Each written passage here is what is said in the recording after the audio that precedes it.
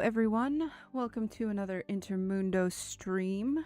This is an exciting stream for me. Oh, I forgot to hit start recording. How dare I? Okay, there we go.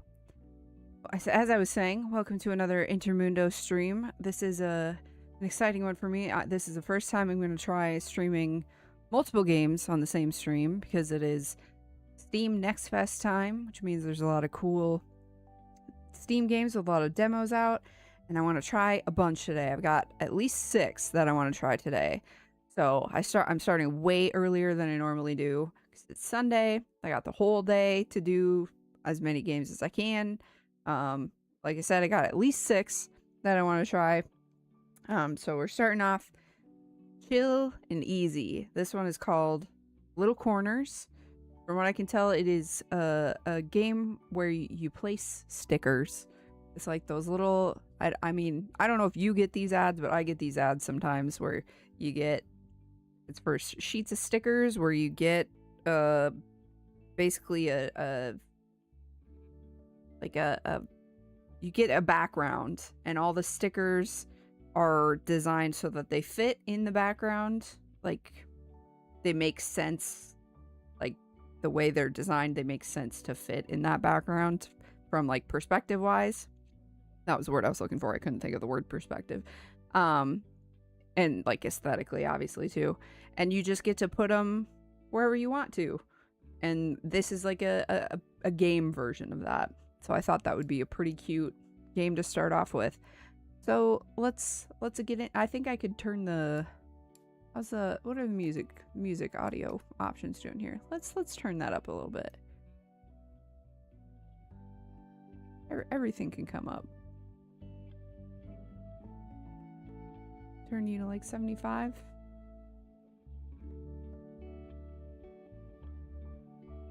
UI. How are we doing? Just crank it? Yeah, that's good. Okay. Alright, maybe not. They're not you guys. In music, I'm good with being higher. You might be a little annoying. There we go. Okay. Let's get into it. Ooh, okay. Corner select. Alchemist lab. Step into a chamber filled with experimental elixirs and peculiar potions. This arcane laboratory is packed with mysterious ingredients, secret tomes, and many other exotic curiosities. Okay, and there's some hidden stickers. They're coming soon. Alright. It looks like there's just 2 levels as part of the demo. That's good, because I was like, I don't know if I'm going to have to cut the demo short because I want to get multiple games in today, or if I'm, like, because there's demos, there's only going to be so many levels and stuff to play. Or the Astronomer's Tower. Explore the mysteries of the cosmos in a room lined with an array of curious contraptions aimed toward the stars. Settle in with a warm drink as your eyes wander toward the night sky. Alright, let's just start with the Alchemist Lab then. Welcome to Little Corners. Would you like to take the tutorial and learn how to play? Yeah, sure. Okay, left mouse button is... Okay, Edgar, you cannot... The cat is trying to help me. I do not want your help right now. I love you so much. You cannot be on my desk at the moment. Alright. Left click picks up or places a sticker. Oh, right click flips a sticker. That's handy. Scroll wheel, change a sticker's layer order. Nice. And scroll wheel plus shift sends a sticker to the front or to the back. Okay. Got it. That's pretty straightforward. Okay. Oh, we just got the whole kit and caboodle here. Oh my. See, I was worried that this would be a touch overwhelming. And it looks like it might be. Okay, let's start with the big stuff. I like fireplaces being centered. So let's put you like right here. And then right click to flip it.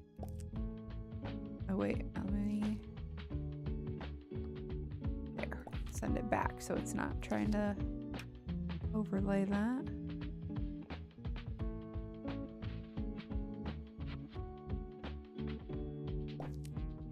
Oh.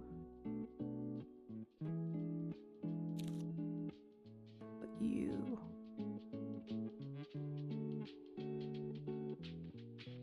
That. I guess that doesn't really, because this like lines up right, but then the door looks like it's weird. No. I guess that's not my problem.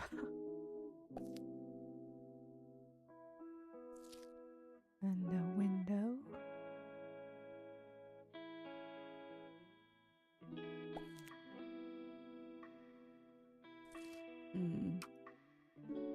What to do with you?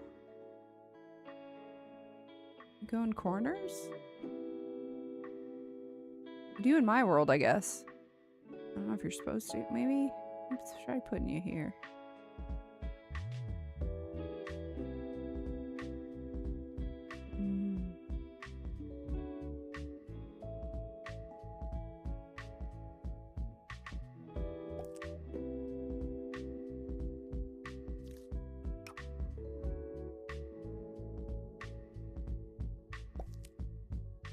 I think my one wish so far is that there was a grid I could line things up to. Okay, I definitely want the cauldron in the fireplace, for sure.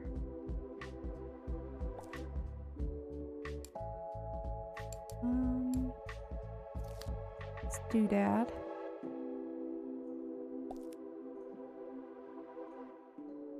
Let's see, so we need the stirring stick for that. Can't really see where you're hanging. You like that there? I don't know. I'll put you over here. It's kind of hard to see where that is, but where it's going because of the thing. Okay, definitely have to have the frog somewhere.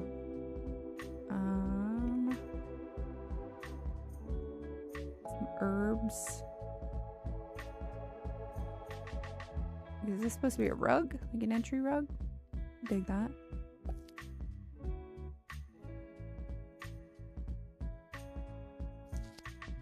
The bellows leaning up against the side over here, maybe?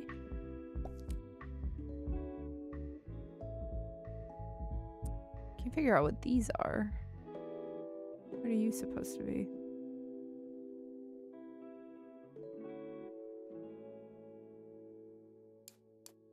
Oriel background music. Screenshot. Okay.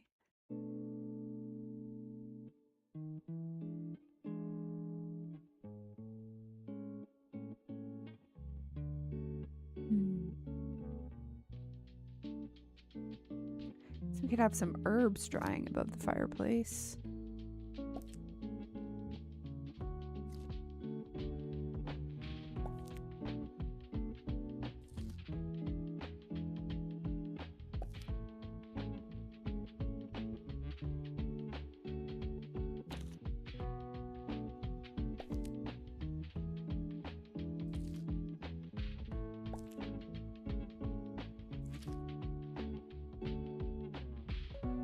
That.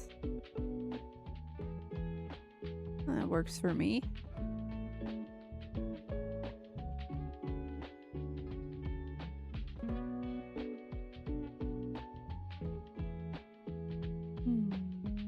Put you in the corner of one of the windows. I don't think it really fits. Where are you supposed to go, little spider web? On the corner over here. Oh yeah, we can put you up there. Good. I want to have a little spider friend.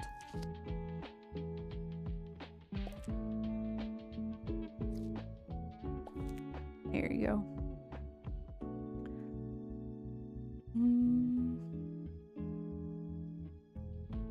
Probably should have some sconces.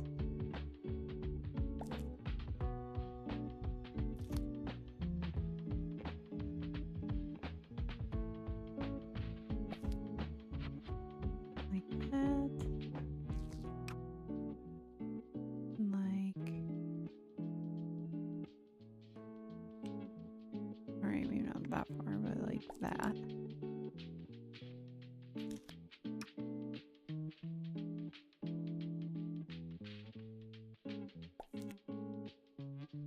No. The spacing feels off over here, but I don't know how to fix it.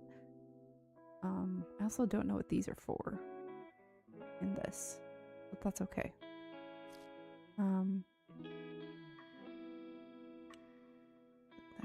Right there.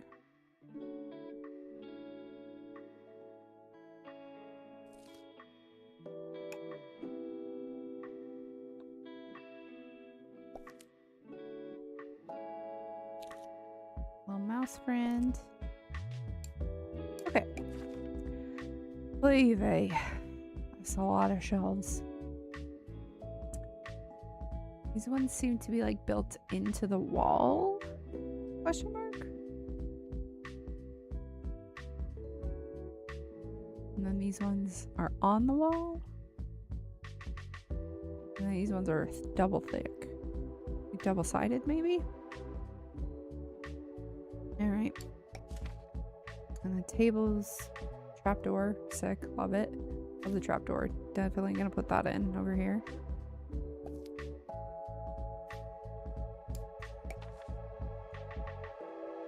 Okay, I want to get ahead of myself.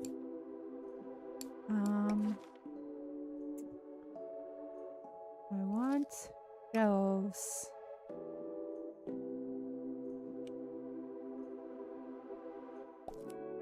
That.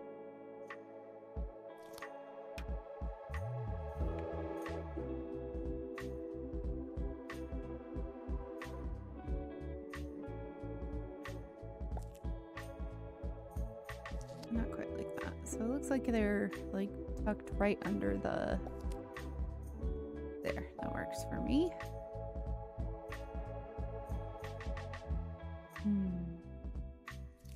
You fit nicely? No, you won't. Dang it. Oops. You go back. Maybe fit one of these under you?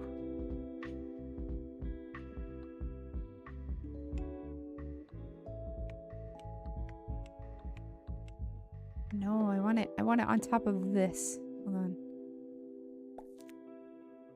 So there we go.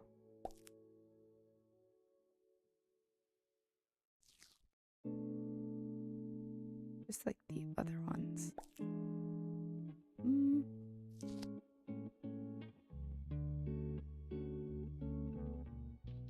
There. And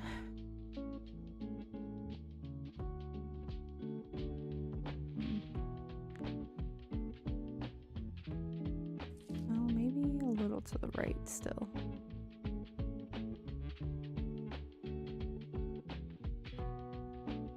That much. Yeah, that's better. Okay.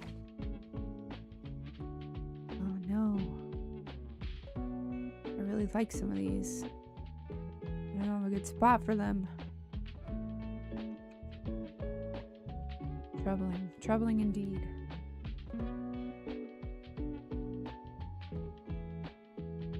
I guess I could... Hold on.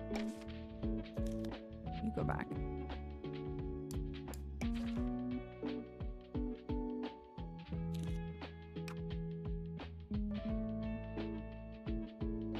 You could go here. I don't like covering up the big window, but, you know, I got two other pretty ones. And then...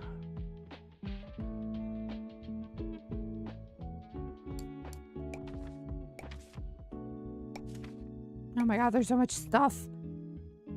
Okay.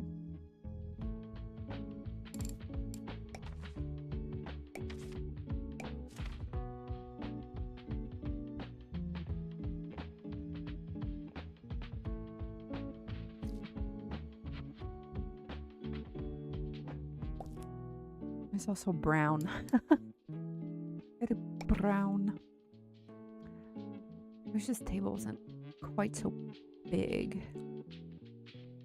This one's so small.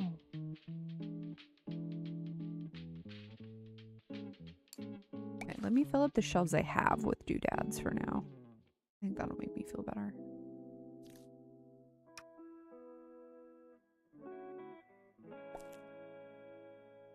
That don't make no sense. Mm-hmm. That work? I think so.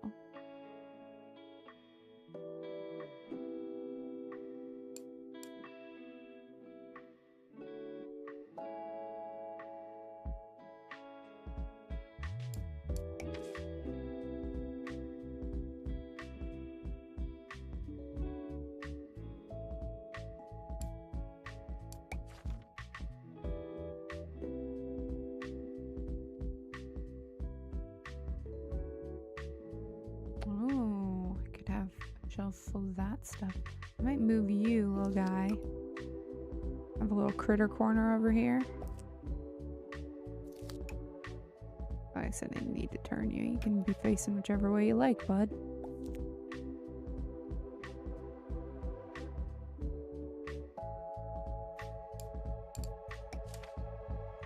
Get out of here. I don't care about you.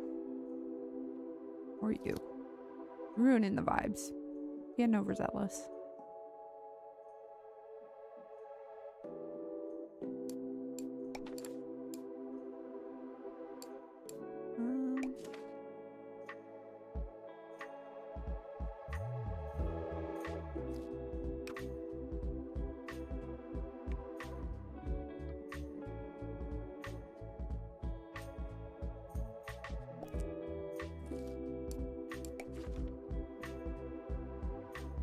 No, it was the second one, wasn't it?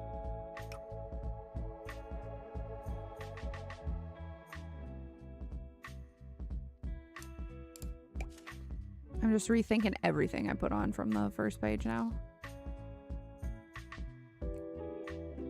Hi, Shauna, you're in the drive-thru? You do not need to be chatting from the drive-thru, but I appreciate it. Thank you for letting me know you're on your way. Let me guess, you're at Dunkin'. If I'm gonna take a stab in the dark, you are at Dunkin' Donuts right now. If you're getting coffee.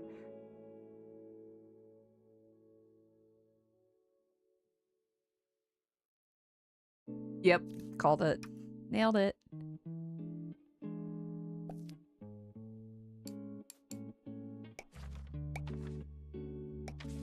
Well, we are just getting started here, so you have plenty of time.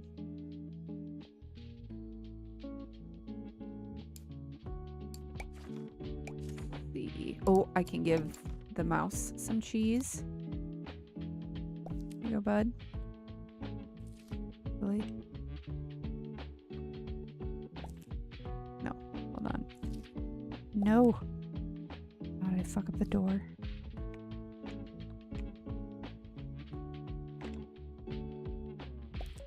There, you can have cheese. A little cheese is a treat.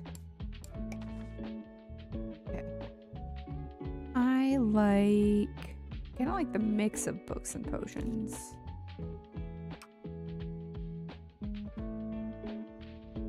I might do this one if I can line it up correctly.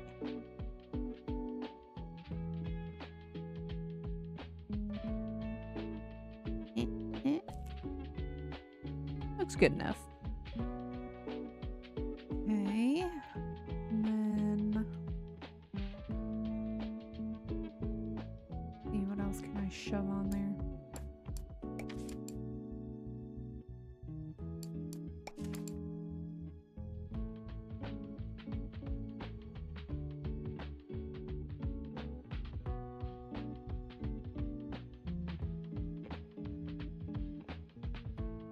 Maybe some like quilts and stuff. Various writing accoutrements. I don't know what these little doodads are. Maybe spigots for the barrels.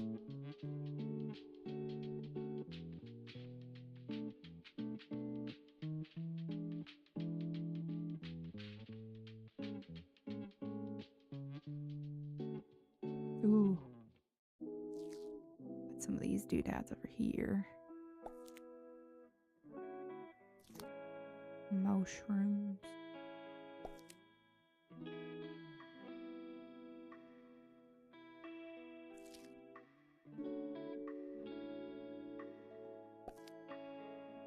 There we go.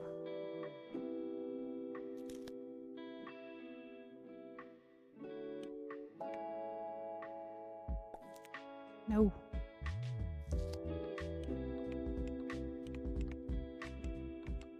Just kind of keep scrolling. Nope. Oh, I can't make it so you don't. You're either behind it or in front of it. I can't make it so it's like partially.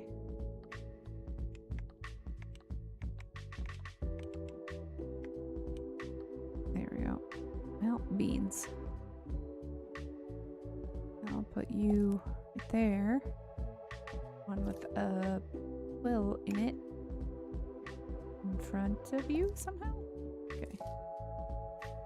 I guess it depends on where you grab the sticker that determines. Looks like this must be like a stamp, like an ink, or not an ink, like a wax stamp. These are smaller books.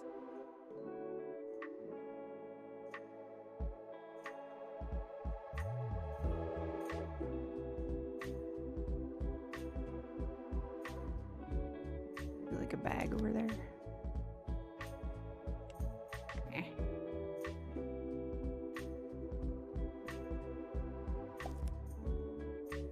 Good enough.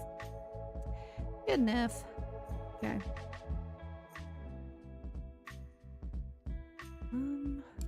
Okay. All its tables and such.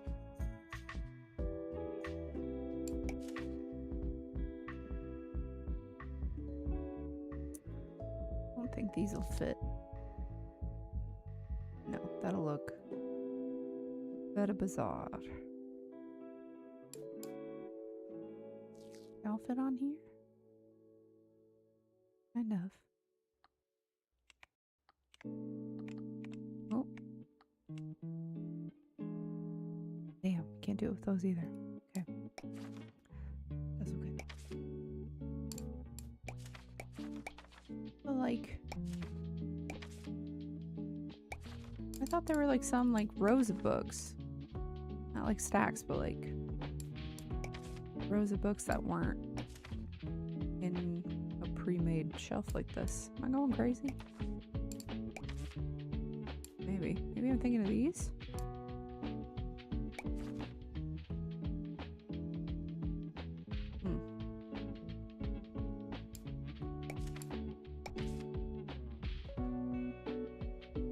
Well, that's okay.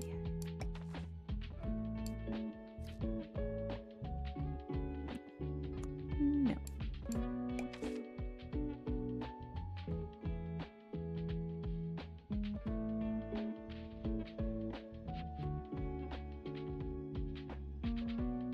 What to do with you then? Y'all don't fit very nicely on those.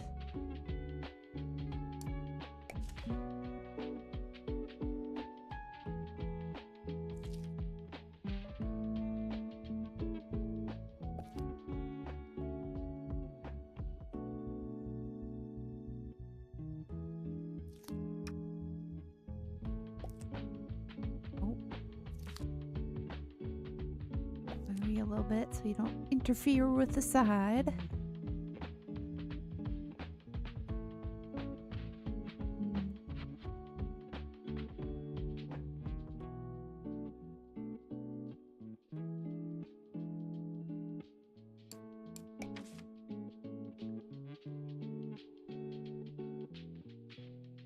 See.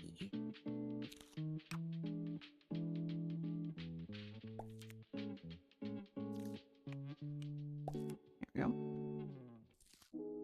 Gotta show off all my wares. Oh, you can't be like that. No. Ugh. It's gotta be short potions then. Too tall too. Almost. Good enough.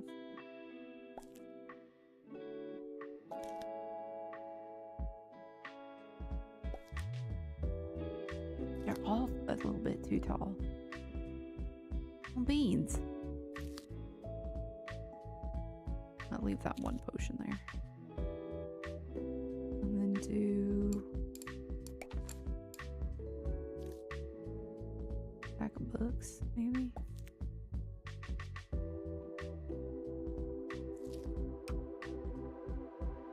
Because you can't, unless it only works for books.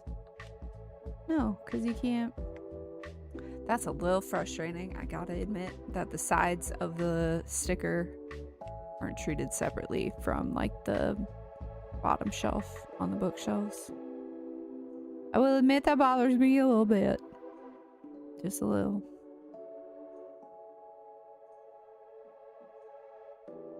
But it is a demo. Maybe they'll change that.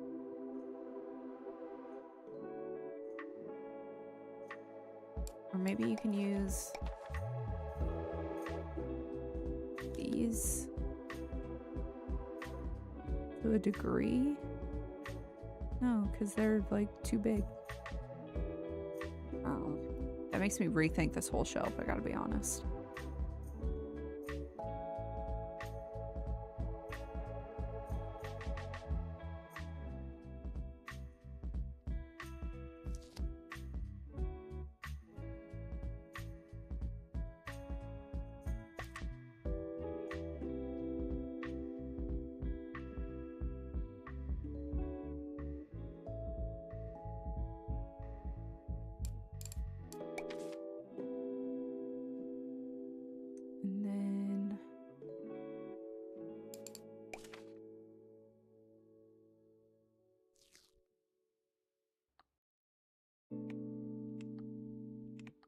Nope, I can't put it back there like that.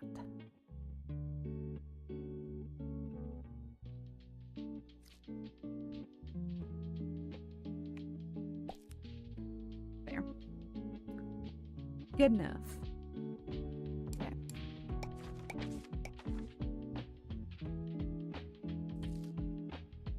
Like these big old brown rugs.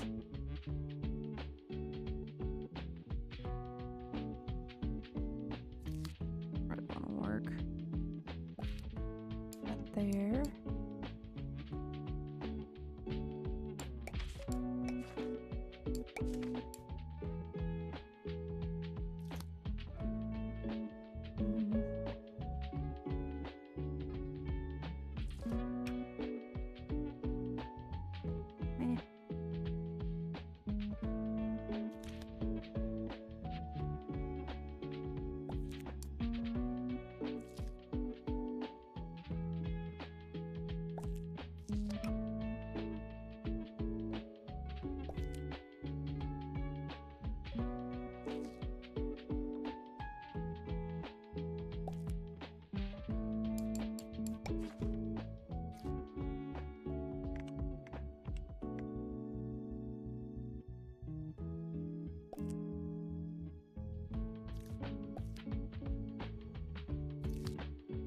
Make sure it's at the bottom. Okay.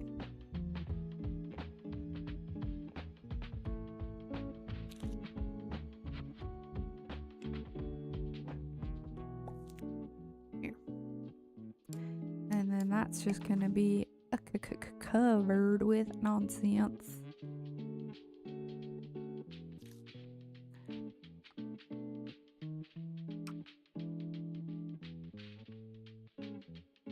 Boxes along the front walls.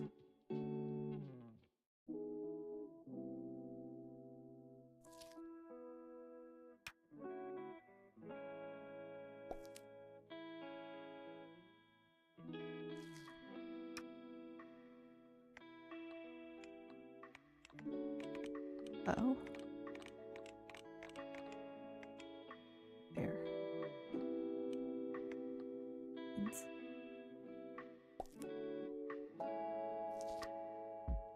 Here.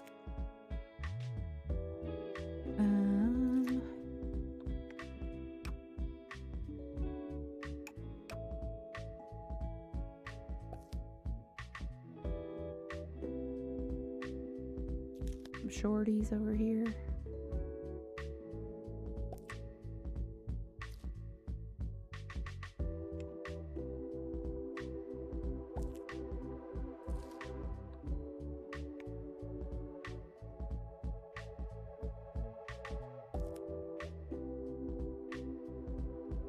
mushrooms. And the flowers.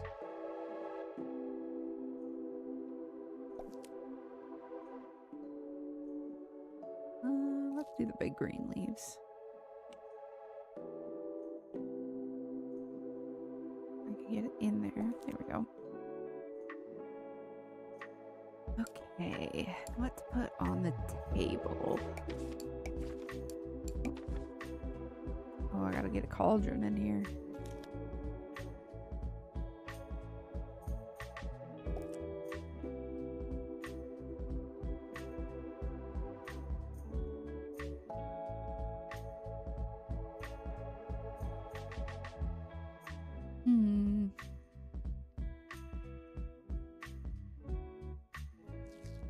But potions, these potions that I was unable to.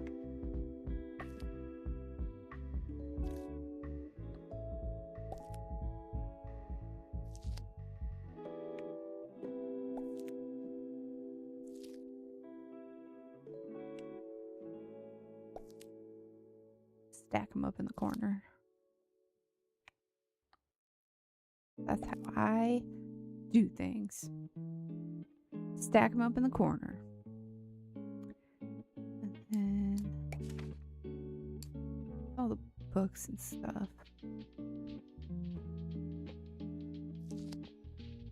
Have some of these over here too.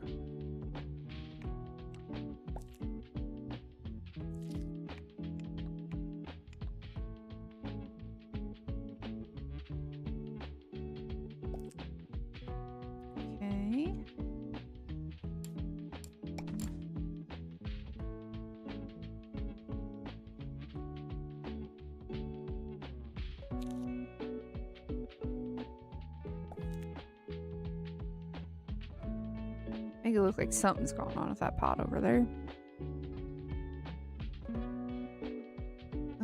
Mortar and pestle for sure. Candle.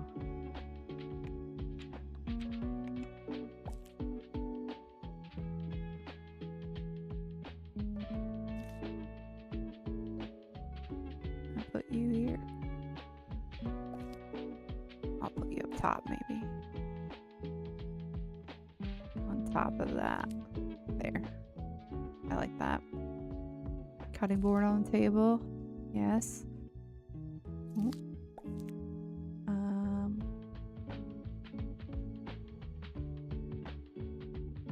I would like to put some of these out, but I want them like sitting in something. I don't know if they would sit on this maybe.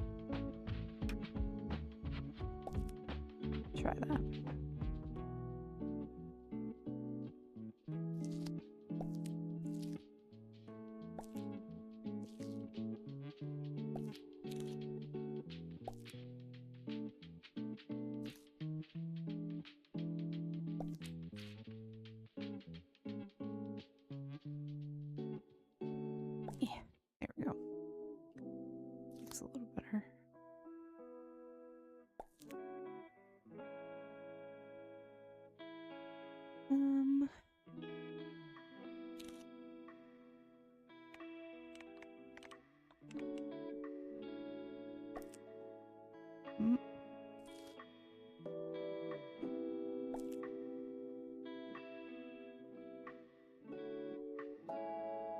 Let's do green and pink.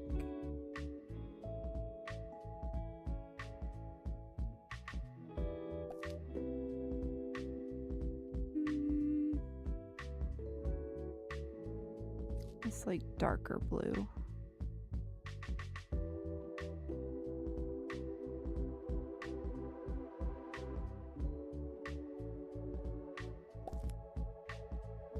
Go.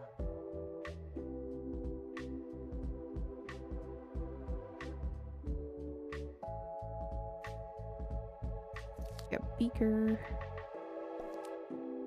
Table. Doodads on the cutting board.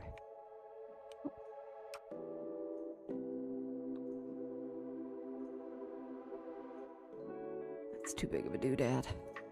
This doodad.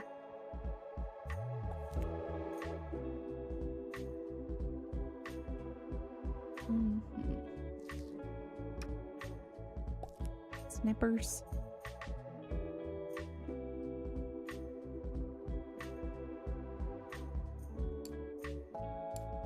There's nothing going on right here.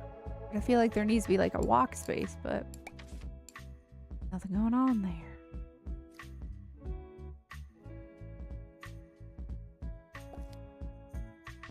Paper on the desk.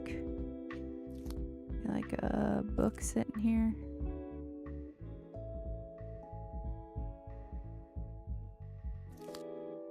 You sitting on the... Oh no, you look like you're standing upright.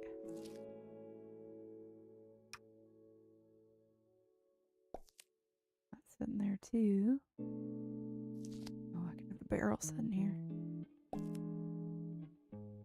Bigot. That don't look right. Right there. Oh, that definitely don't look right. No, not the barrel. No, not the barrel. No. There you go. I'm gonna scooch closer to the fireplace.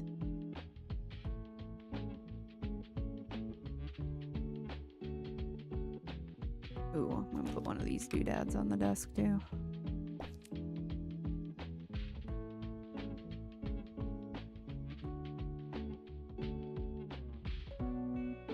And one of these sacks on the floor.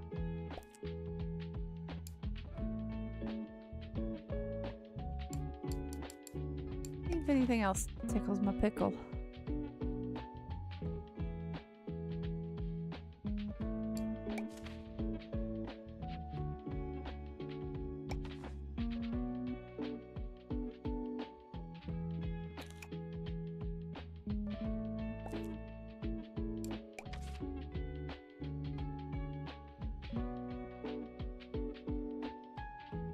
Oh, the frog. Frog on chest. Must have the frog.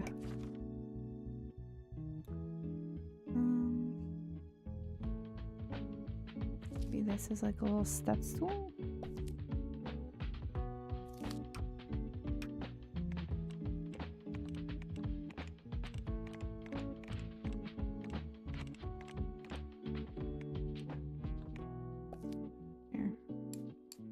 Kind of looked like it was like above or below or above the green thing here, so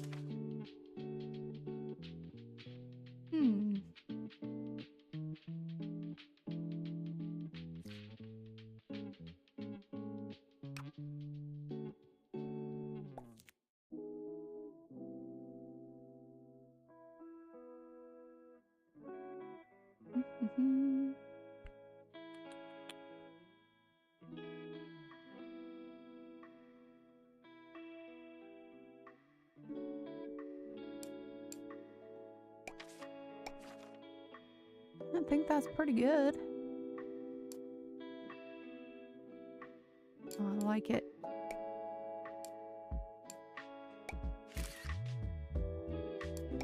There we go.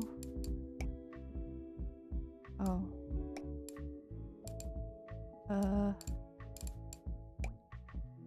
Cancel. What am I doing?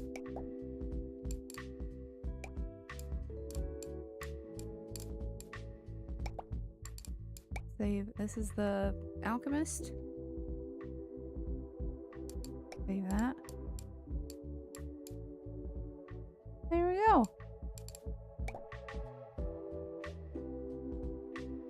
Yeah. So that is little corners. I don't think I'm gonna do the other one. I think this took a little longer than I thought it was gonna, and I don't want to take up too much time on one game, but that was cute. It's very relaxing. It's like a good way to pass some time and just kind of vibe.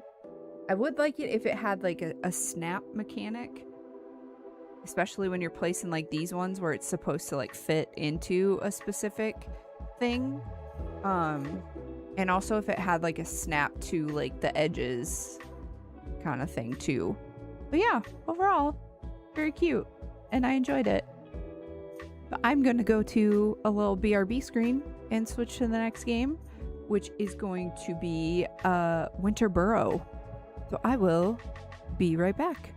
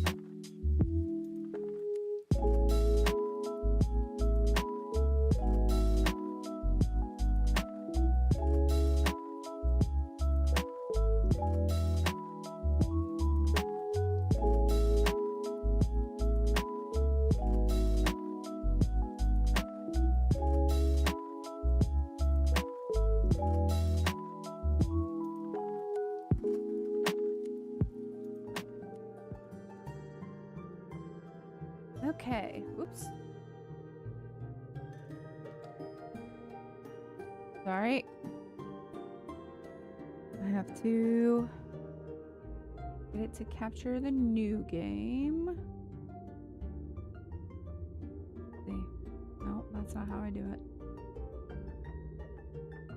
Is Winter Burrow.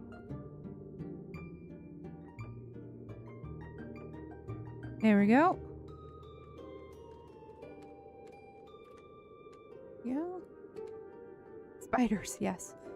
I love that games are doing like an agoraphobia thing now. Yes, Winter Burrow is a little like life sim kind of game. They call it a survival game, but I don't know to like what degree it's a survival game because it's supposed to be like kind of cutesy. But you're like a little mouse who's like trying to go back home for the winter. So you like kind of gotta gather resources and that kind of thing. But I thought this one will be this one. I think I saw this one as part of like a was it a Switch? A Switch thing, maybe? I'm not sure. Yeah. So let's dive into this one.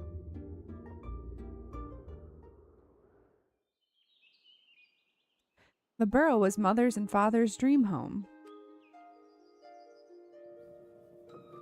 A place where everybody could stay warm and safe. The art is so cute in this game. Aunt Betulina knew more about wilderness survival than she ever got to teach me.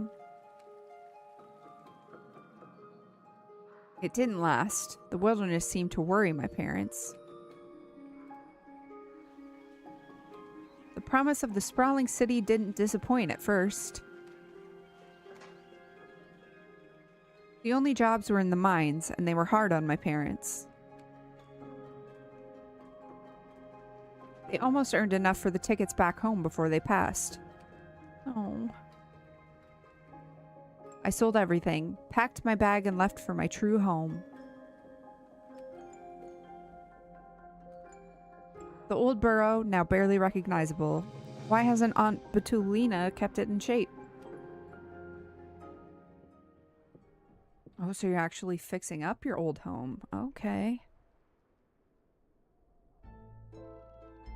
First things first, you have to light a fire. So I assume you need to like...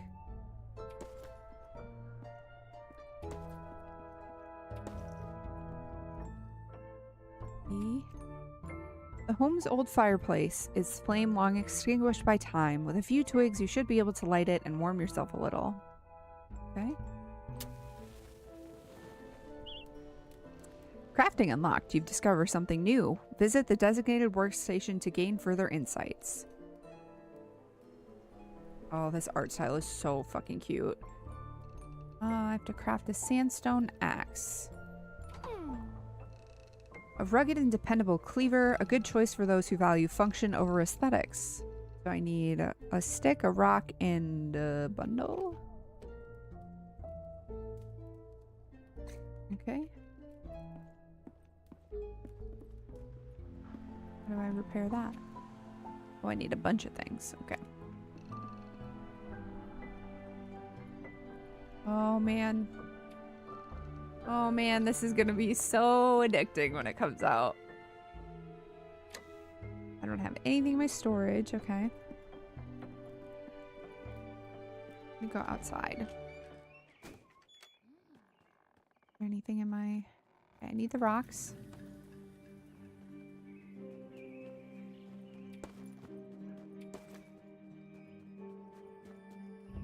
I assume I can start whacking at these once I have an axe.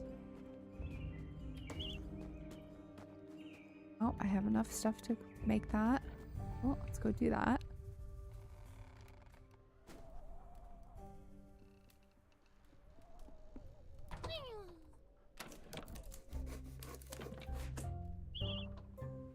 Alright, you've discovered something new. Visit the designated workstation to gain further insights. I wonder if it just says that after free time.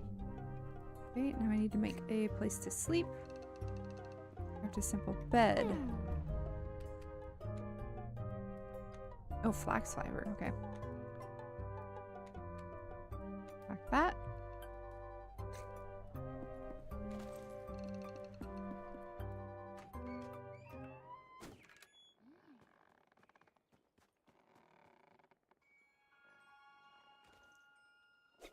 Nope.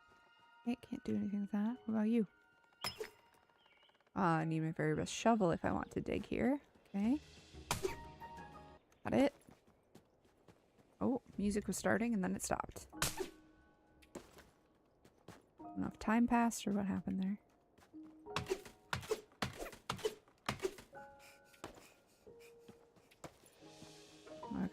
I gotta watch my lungs.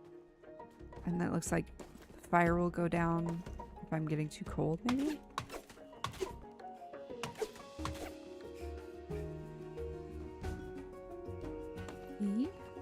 Okay.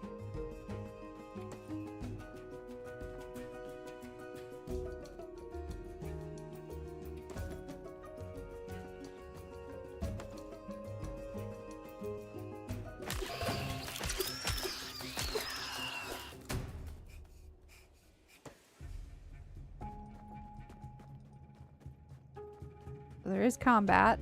Noted. Oh, I'm getting cold. Oh, shit. I'm sorry. I don't have enough to make my bed yet. There. Now I do. Now we can go inside. You're fine.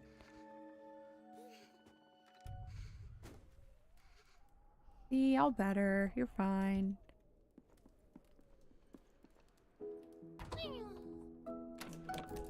No! Oh my god. I've been very annoyed if I fucked that up. Okay.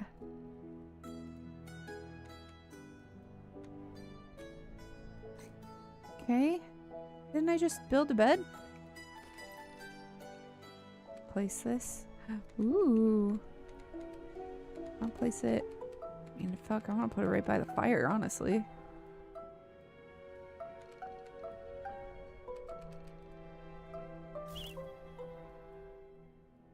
Okay, that must be different types of wood.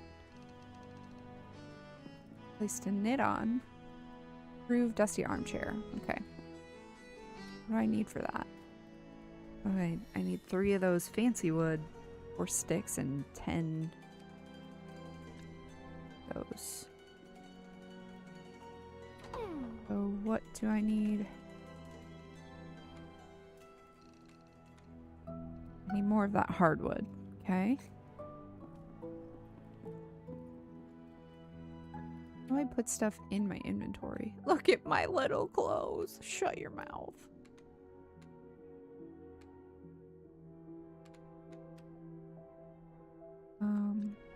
see.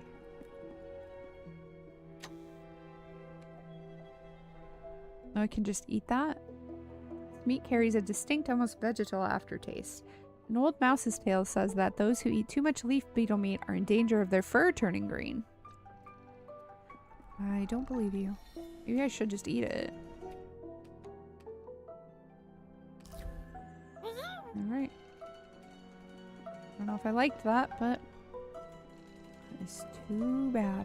Okay, what time is it? Oh, it's still middle of the day. Okay.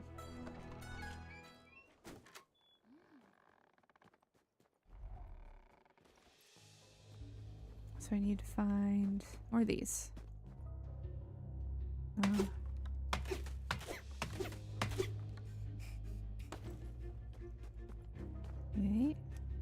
Beep.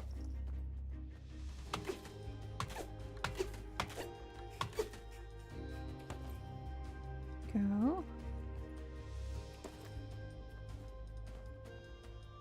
I'm gonna need a lot more sticks and the grass.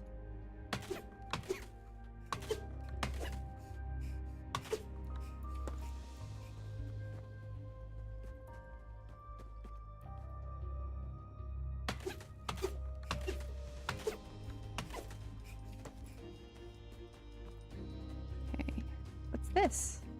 Oh, a berry of some kind, I think. That seems dangerous. Oops.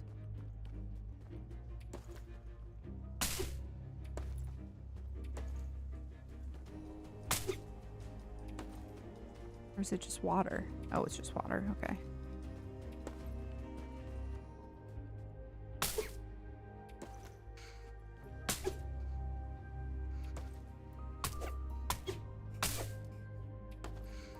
There we go. Got enough of that.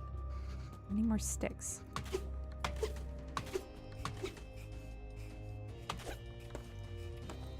Go. Okay, and I don't know if I have enough to... Oops. Make all that special wood that I need, but I will find out. That's not where my house is. This is where my house is.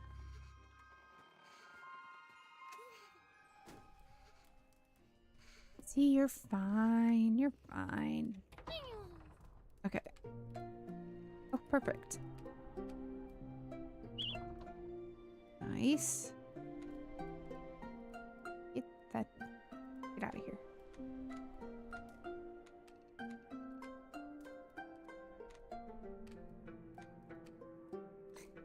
Alright, do I have to go up to it? Yes.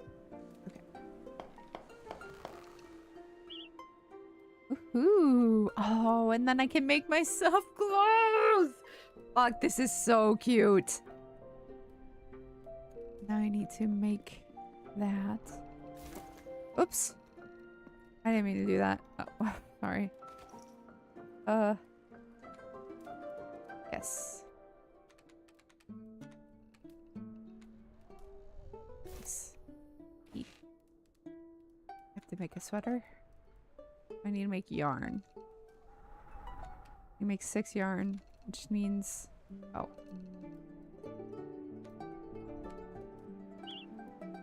Flax yarn, okay. So I need 1 more flax.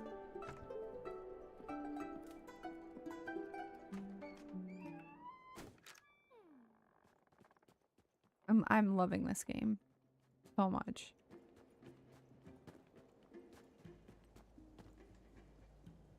Two. Oh. Ew. Can you sprint? I don't know. Oops.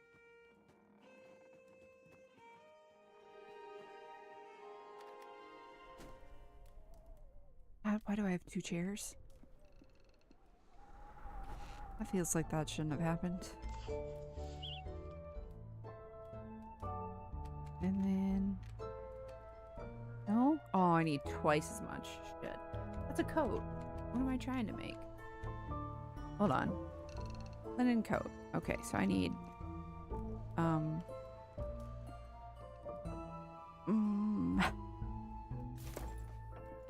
know how I ended up with 2. I'm just gonna go ahead and put one of them away.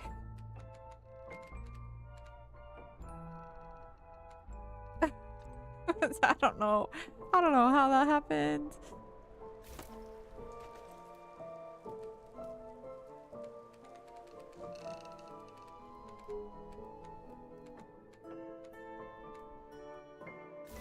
There you go.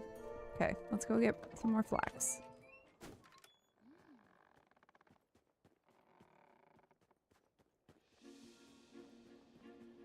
Like down here.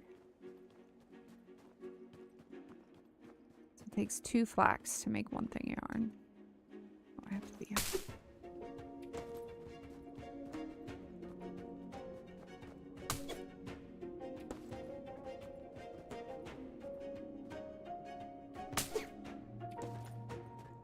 These beetles won't attack me unless I hit them first.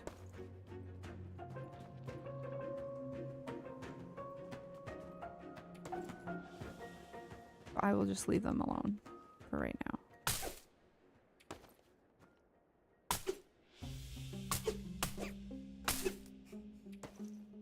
I have 12. That should be plenty. I like that you leave footprints in the snow because then it makes it like easier to find your way back, which is kind of nice. I'm getting hungry. I should probably eat those berries.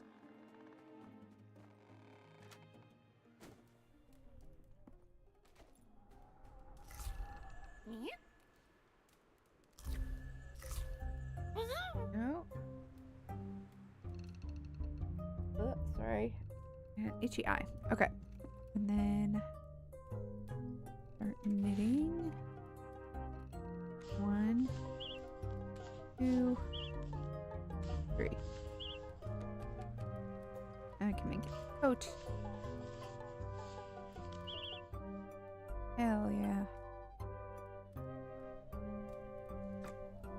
I have to find my auntie. Let me go to inventory. I don't have shoes on?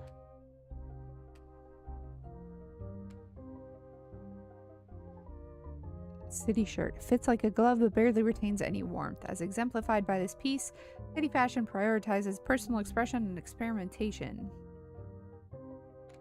What does this say? Cold resistance +5. A coat with a fine weave cape whose surface has a touch of natural luster. Elbows stretch, cuffs fray, but a warm linen coat gets better, not worse with time. Hell yeah. Okay, I still have rocks that I don't know that I need. Quests and auntie. No, I do want to track that.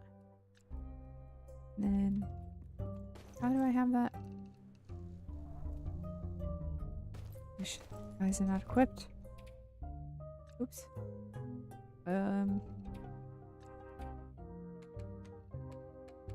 Okay. I still a little borked. There we go. Eat. Get you out of here. And then you should probably sleep first. Sleep until morning.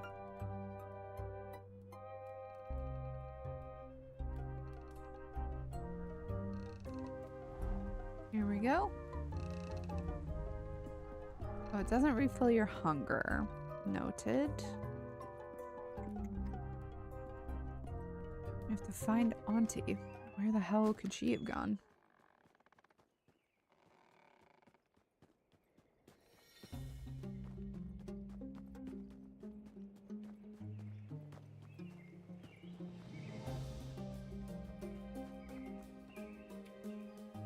Okay, fallen bridge stands in front of you, clearly battered by time. Doesn't seem like you'll be able to cross it until you repair it. Okay.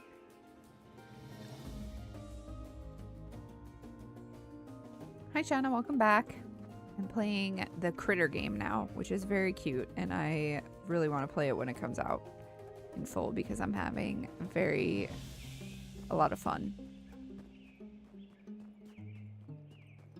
Hi, Say.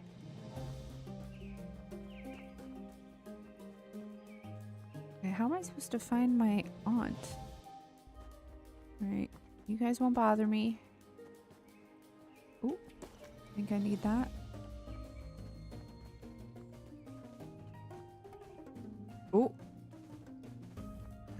important.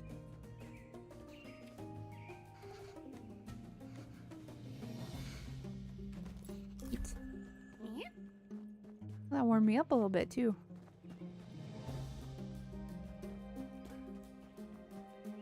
Does that have like any information in it? Forest jam. Beech nut. Well, it's all food. +5 warmth and +5 hunger. It's 50 hunger. Plus, okay.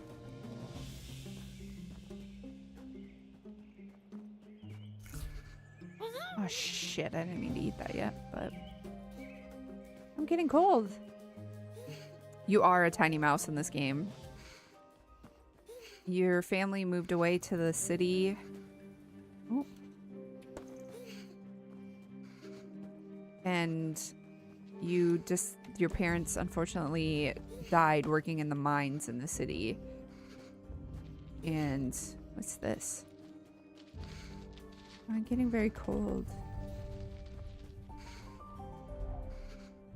And so you decide to move back to the countryside. But your aunt is no longer there.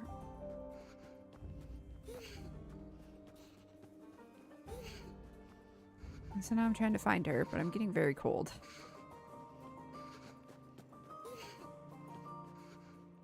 Hold on.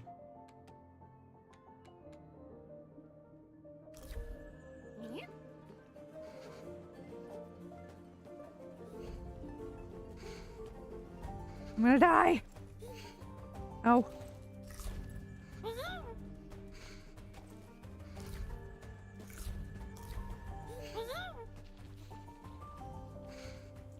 Okay, this is the thing.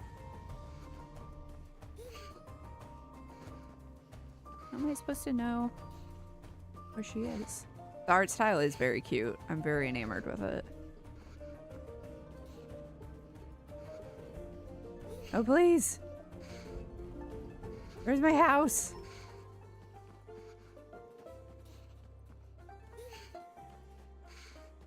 Like right here. Just like find Auntie and don't tell me where she is. Okay, it's right here. My God. Cetus Lapidus.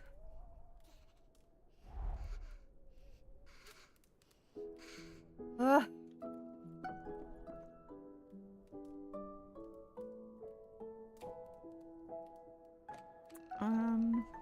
Fur tuft, fallen from the back of one of the forest's larger inhabitants. Hold your snout to the fur and take a deep breath. Can you smell the warm, weathered animal it once adorned?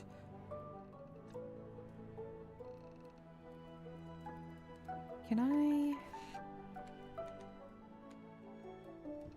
Okay.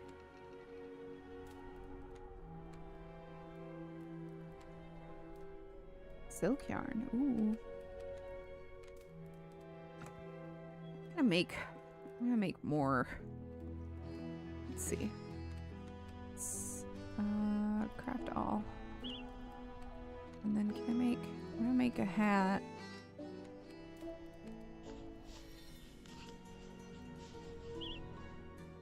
I don't know where this aunt of mine is. Clearly wants me to fucking freeze to death.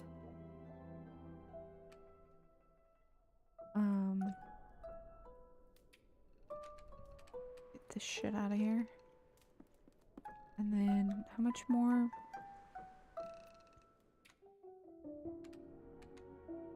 Oops, wrong thing. I need 4 yarn for that. Any, so I need 8.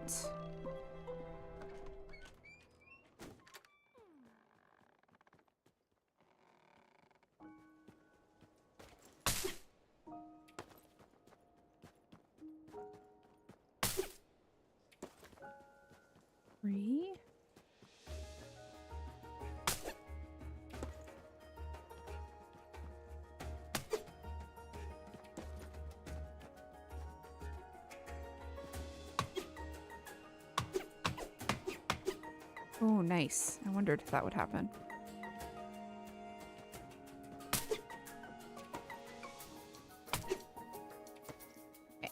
plenty of that. I'm gonna chop these trees down also to get their berries. Alright.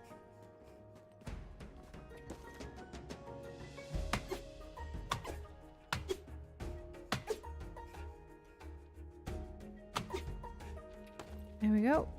I got some berries to eat on the road.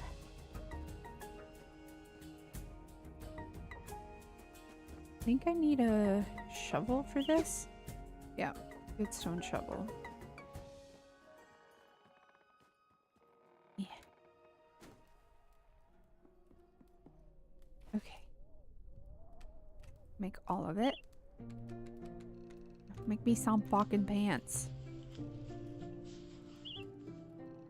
Okay. And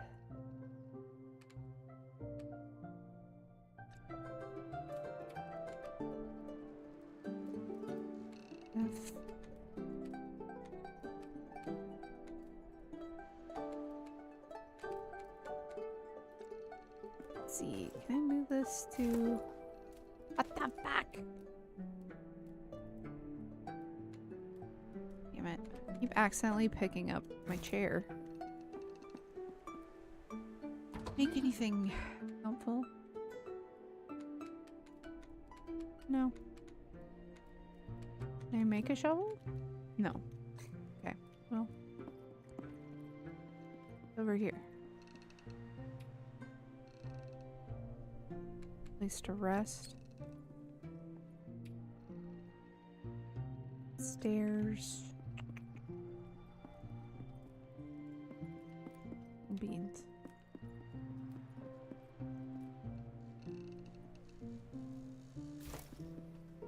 Okay. I thought maybe that.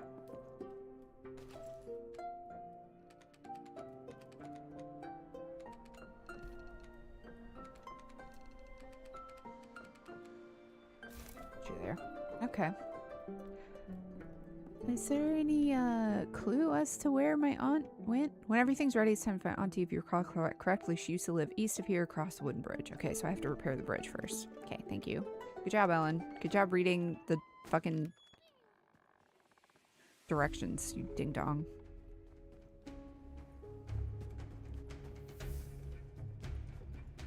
I gotta be able to chop these fucking mushrooms down, right? Yes. I am correct. Yes. It's gotta be good eating.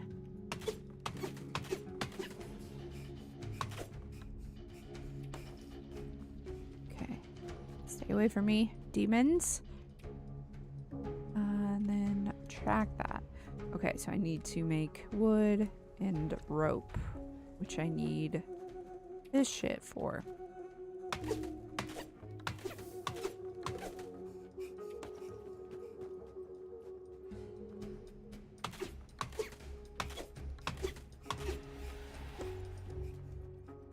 Okay, take you while I'm at it.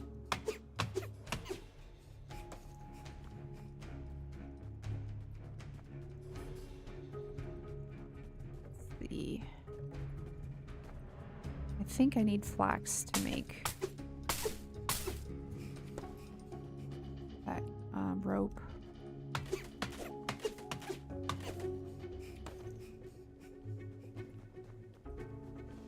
Take a rock, why not?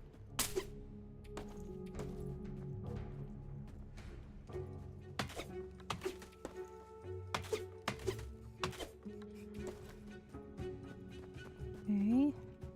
I'm not cold yet. How many games on the docket today? I've played one so far, so besides this one, we have 4 more.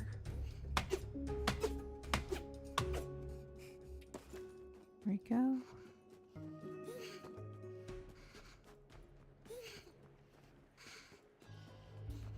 I'm going.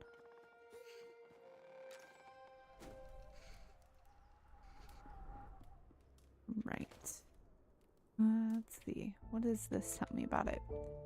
Chanterelle piece. A piece of chanterelle mushroom, most common and versatile snack in these woods. As father once said, there is no better food for a rainy day than a warm mushroom stew. Righty. Gives me 5 food and 5 heart. This just gives me 5 hoot and 1 lung. Okay. Oops.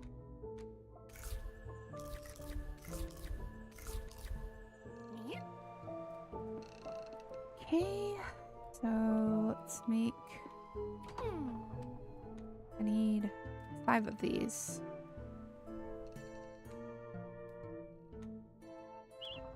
There we go. And wood. Okay, I need way more flax for that. I need 6 more flax. But let's see. No. V.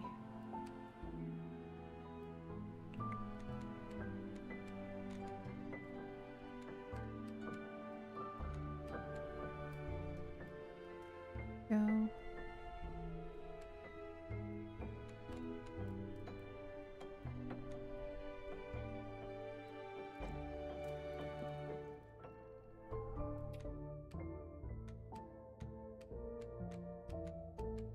Okay.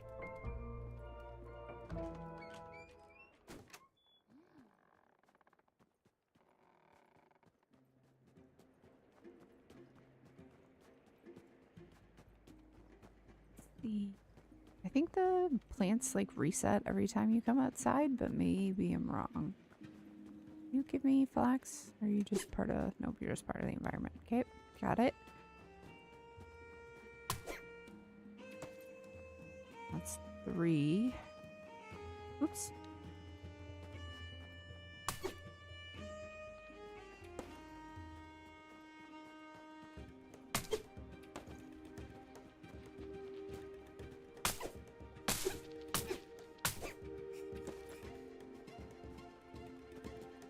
Probably gonna need it for more stuff. Might as well take all this.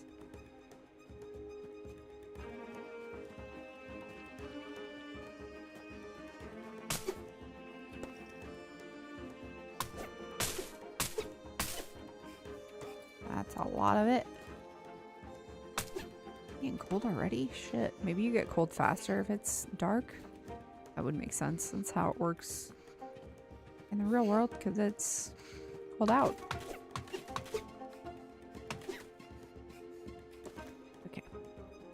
I'm going. What was that noise? That is spooky. You get lost in the sauce collecting everything? Yeah, for sure. If it didn't have the like getting cold mechanic, I also would. Most definitely. Okay. So I only need 3 more. I don't want to make it all into rope in case I need it for other stuff. And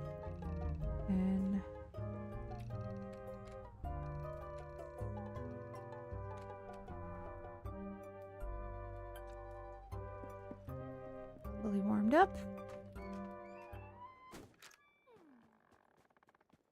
Well, maybe I should go to bed. Just kidding. It's almost nighttime.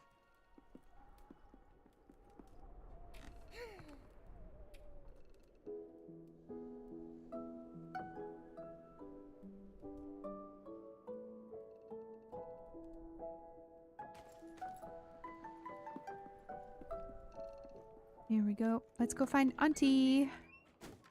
Auntie whose name I don't really know how to pronounce yet. I haven't decided on a pronunciation. It's the name I've never seen before in my life.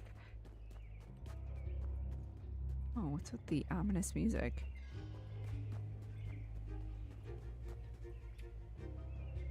Yes. All right. Oh. Auntie! Right? Dear, dear me, who'd be knocking at this time of... Oh! Well, if it isn't a sight for the sorest of eyes. Back home to see your dear old aunt, are you? What a wonderful surprise. But goodness, child, the Burrow. It's hardly fit for rodent residency. Did your mother not think to ride ahead? I might have had a chance to clean it up a little. Now your parents have all that work on their paws, I suppose. Oh dear me. Are they awfully cross with me? My parents are gone. Gone? But how? For Forgive me, little one. I'm feeling quite lightheaded. Coming out of the cold, now brew us some tea. You see a bug? Yes. You, can eat them if you desire. They don't attack you unless you attack them first. So I've left them alone so far. Over tea, I told Auntie everything. How hard my parents worked, how desperately they strived, and how unfairly we lost them. I'm so sorry, little one, she said through tears, but I'm so glad you've come home. She took my paw in hers, the warmth of them chasing away the winter cold, holding the weight of our shared grief. We'll survive this, child, together. I wish I'd known you were coming. I would have got the place ready. I keep meaning to fix up the burrow, you know, but things just get in the way, don't they? And, well, goodness, child, here's a perfect example. I'm here talking about the burrow, and meanwhile you haven't even any shoes on your paws. You'll be needing snowshoes in this weather. Shouldn't take you long to whip some up. Let me just note down what you'll need. Here. You've discovered something new. Yep. Oh, bother, and the larder's bare too, I'll wager. You should be able to sprout some mushrooms in that basement of yours. Your father left me the key so that I could use it to grow some for myself, but, well, I haven't made it over there as much as I thought. And I suppose it's yours too now. Here, take it. Auntie locked the basement when she couldn't keep critters out of it. Wonder what's down there now. Until those mushrooms bloom, you might have to rely on foraging, but for tonight at least, you must let your old auntie fill your belly. Consider it my welcome home gift. Ooh, blackberry pie. Some say the best flavor comes from the blackberries picked in the early morning dew. Aunt Betulina's, that's such a fucking weird name. Pies were your favorite when you were a mouseling. I hope they can bring you some comfort tonight. Please, child, don't forget, anything you need, even if it's just a chat, I'm right here. You'd give your life for Auntie. Yeah, big same. Okay, sick. Now we can go open the basement.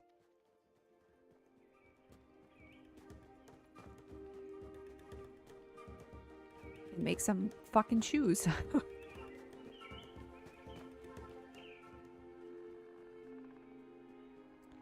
Getting to live in a tree like this is the fucking dream, though.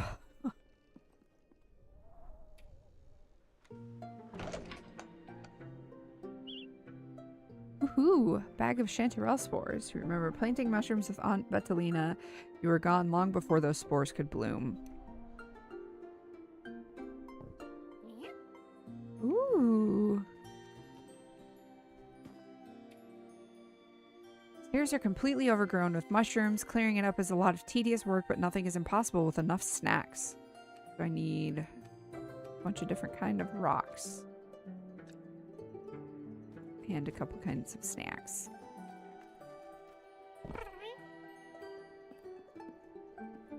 Alright. Let's see.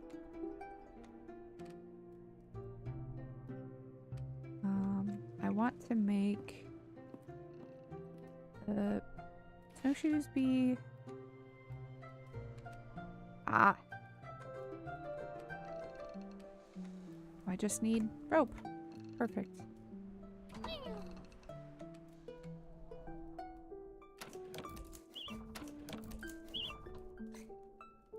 Go.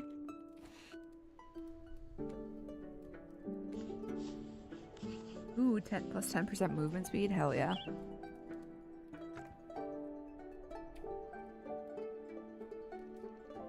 Where did those go? Oh, I put them on automatically. Hell yeah. Okay. Sick. Oh, where am I supposed to plant those?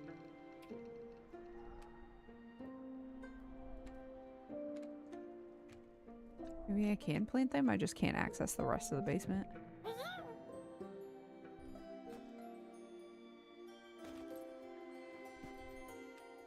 Ah. Okay.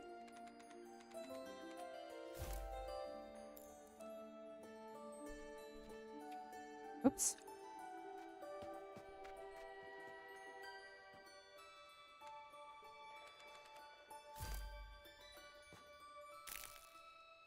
Cute. Love it.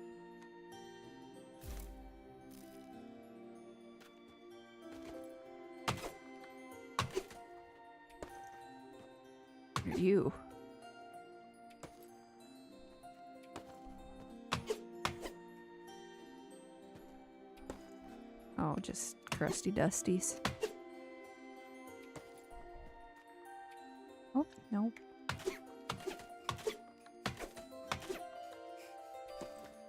Hell yeah.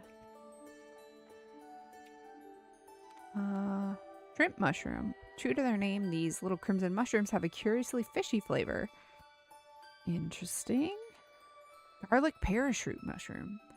Bursting from the dark corners of the gnarled oaks, these delicate little mushrooms are quite Moorish. Alrighty. Okay. Oops. Learn from Auntie.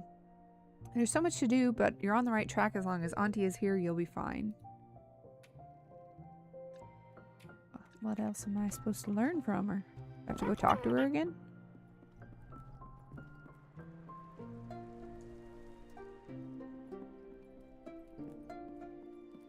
I wish I could make a shovel. There seems to be stuff I need from...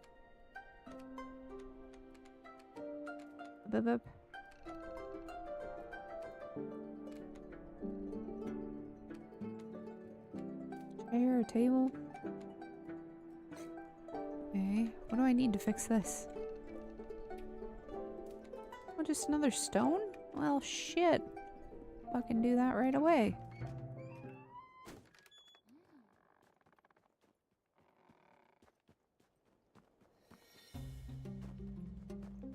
I got any rocks out here?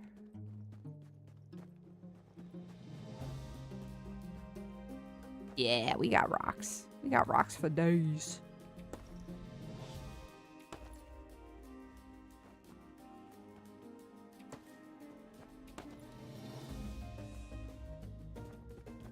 What's up with all these books? Oh, ooh, what's that? Recipe, perhaps? Discovered something new. Okay. Ooh, that looks like a hammock. I want a hammock. I wonder if in the full game it'll progress so it's not winter anymore. Or if that's like an end game kind of thing. Don't attack me. I'm not bothering you.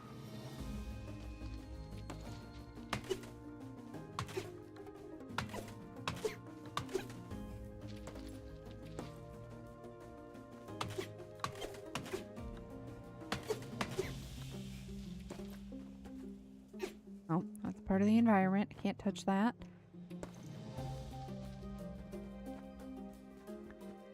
I like that the beetles don't bother you unless you smack them first. I'd feel bad if you had to fight.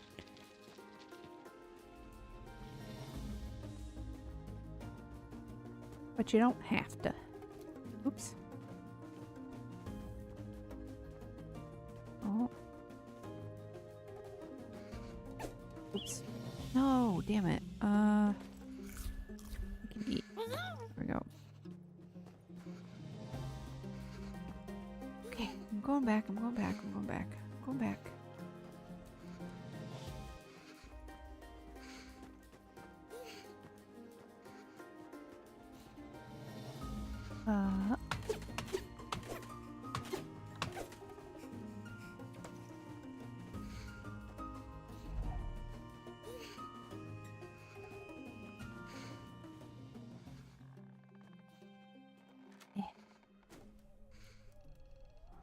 Okay.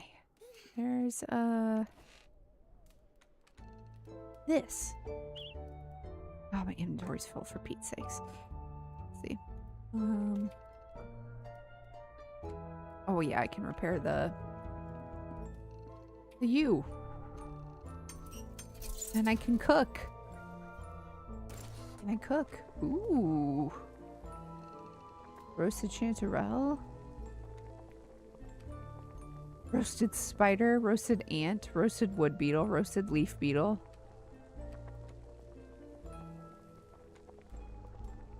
Nice. Oh, I can make the... Oh, I need 2 of those to go downstairs. Got it. Got-y. Okay. Noted. Oh, I need to repair this. Ooh. A lot of yarn. And some wood. Okay, I need... How many of these? I need 3 of the blue green woods. Okay, hold on.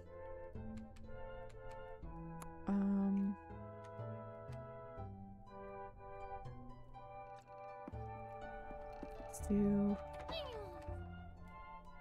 Oh, I need a special kind of wood for that. Oak wood. Okay, so I can't do that yet. But I can make that. Voila. And I'll put that away. I don't think I can do anything with it yet. Can I, like... No. I was hoping I could, like, unmake it. Maybe in the full game you can do that.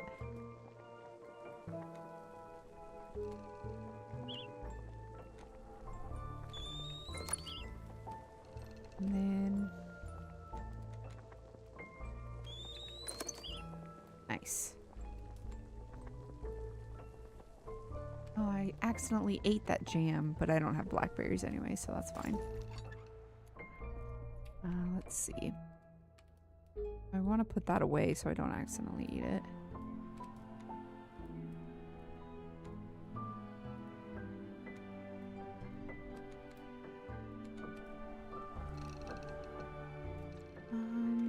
Can I repair the stairs? What do I need for that? Oh, I need way more of the special wood for that. Okay. And then...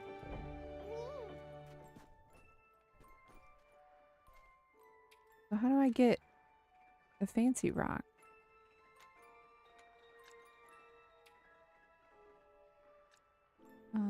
Tab. Oh, you won't let me. Alright. Well, see if I can talk to her. Let's see what she's got to say. I do need... Because I need a shovel. I think this is the other wood I need, but I need a shovel to get that. And I don't have the crafting recipe for the shovel.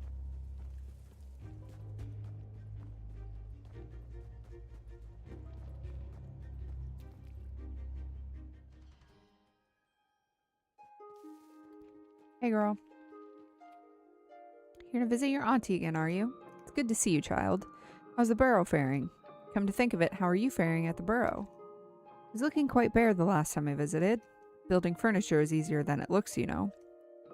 Here now, I even have some guides around here somewhere. Yes! Yes, these are the ones.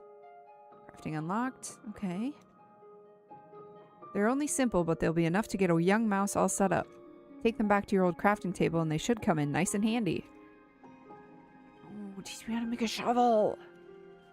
Auntie, please.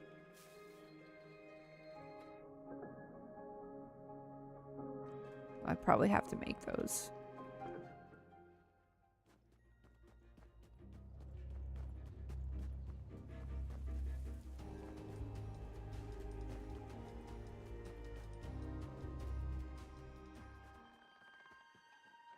Hold on. Let me get this other tracked thing off my screen since it's not, well...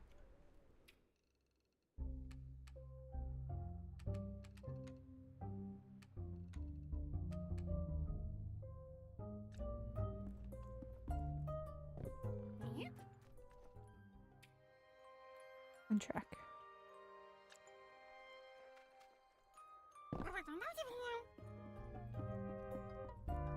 Okay. Twig side table. And a twig sofa. I need 2 more beech plank. 1, 2. I guess I didn't need to exit. My table. Ah, I don't have enough. Okay. Oops, I almost chopped my fucking door down.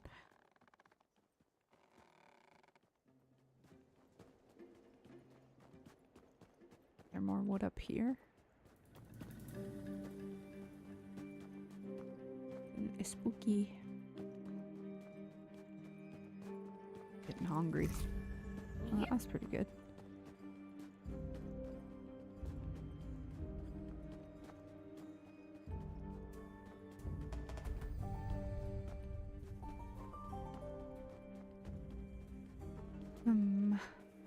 Oops.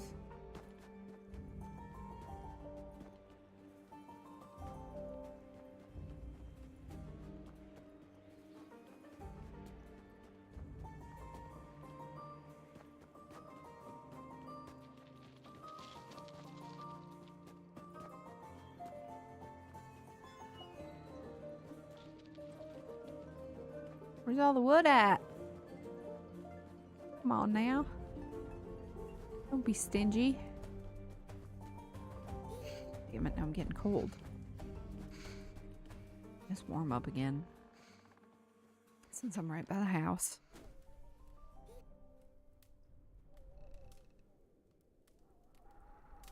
Just take a little minute. There we go.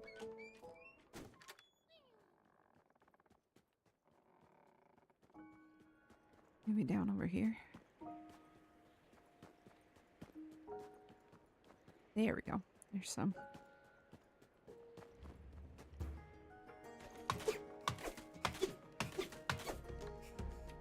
I think I need 3.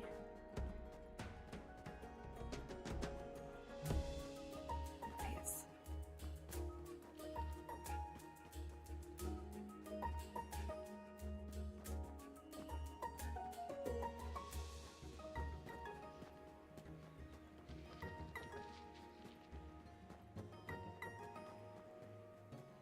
Ooh, I can take this.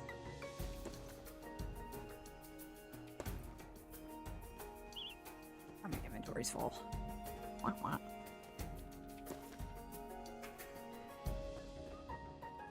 Oh my god, there's so many rocks. Oh, there's stuff up there. There's no more fucking wood? Maybe I have to go to bed. Oh, it's nighttime. It's spooky. And I'm getting cold. Shit, I'm really getting cold. My bad. My bad. My bad. Goddamn. Okay.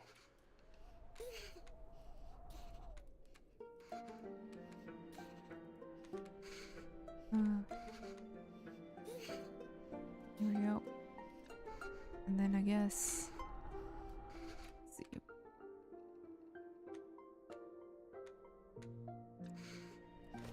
I put you there. Okay, you're a little hungry. Let's eat that. Here.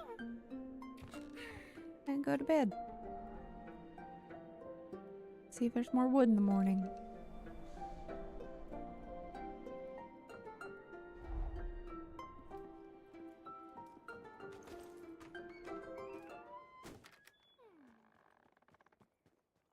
Yeah, there is. Okay, hell yeah.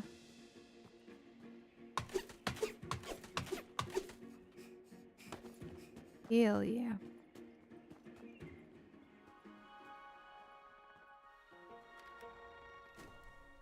Okay, let's make us a sofa.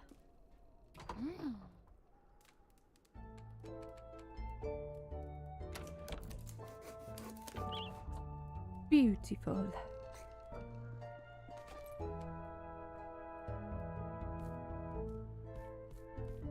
Oh man.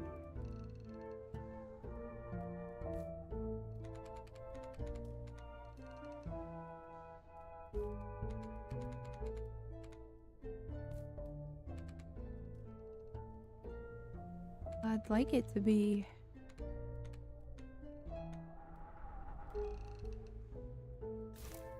I guess I don't need to access the fireplace for anything.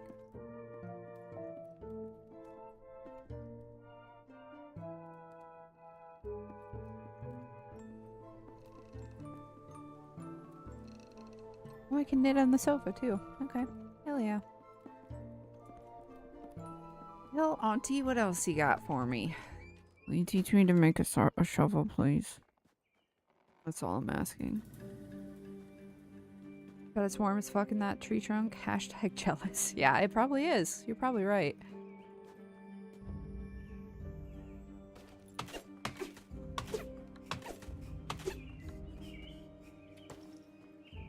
Oh, I probably need to water my mushrooms again.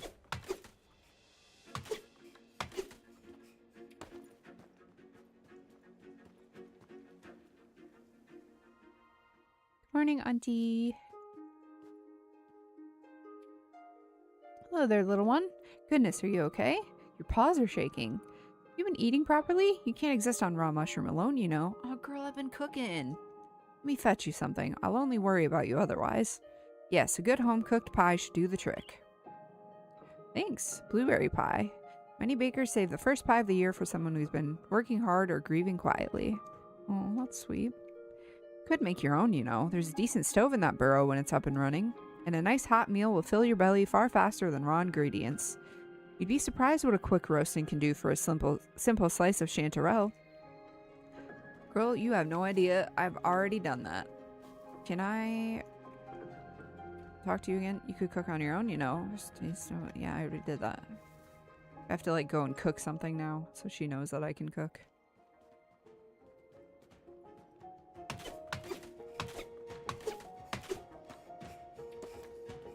Probably.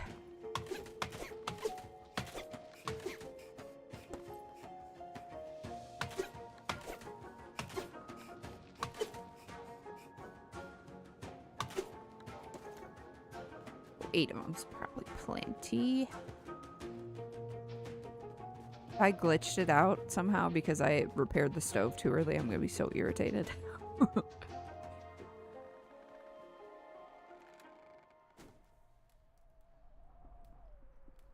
Alright, let's do some cooking. No. No. Shit, am I too close to the fucking... God damn it.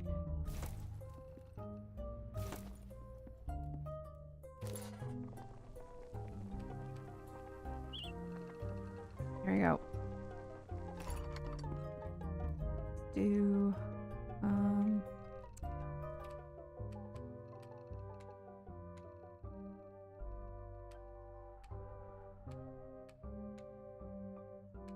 Nope.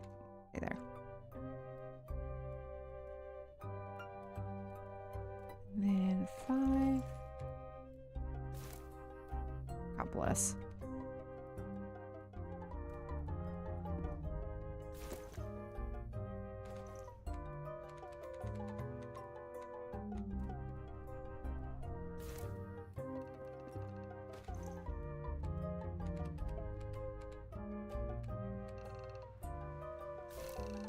There. Okay. And that'd be...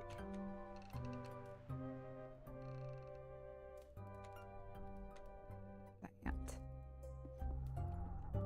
Oh, let me check on my mushrooms.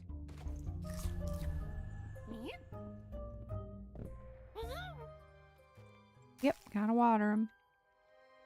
Hey, Sha, welcome in. I started super early today, so don't feel bad. You are never late. Especially since you don't have to be here. Can I move my rug? No. Damn it.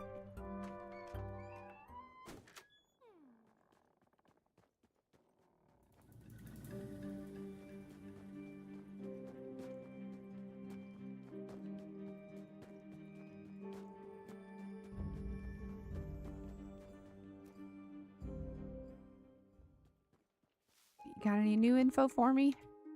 Little one, I'm surprised you weren't swept away on your journey over. Just look at all this snow. The drifts drag in all sorts of treasure, you know. Shovel.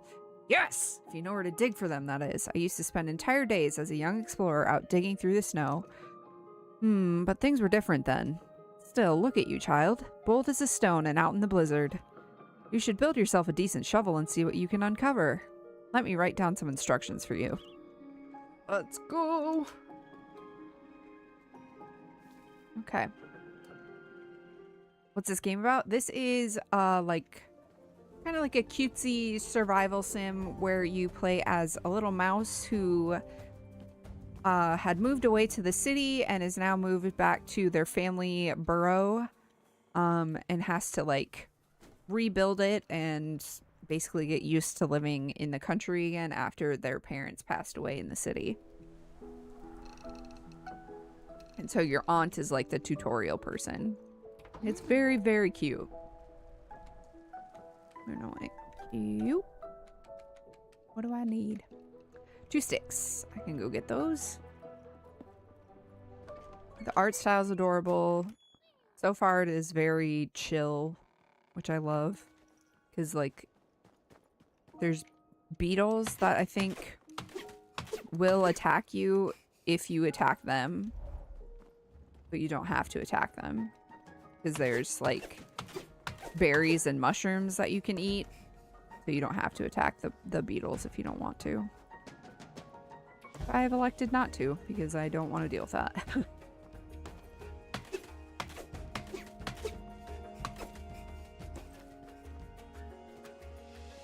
Right.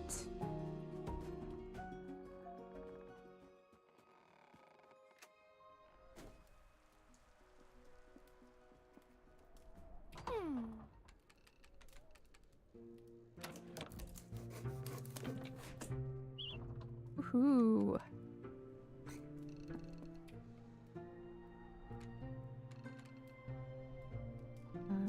Move that here.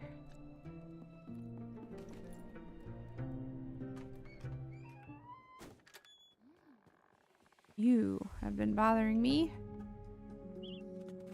I need my very best shovel. Oh, so I have to upgrade the shovel in order to do that. Pish posh. Ooh, what is that? See? Blue tea. The saccharine tea is excellent for the constitution. Me 10 warmth and 5 hunger and increases my movement speed, it looks like. Well, well, well. Well, well, well, well, well.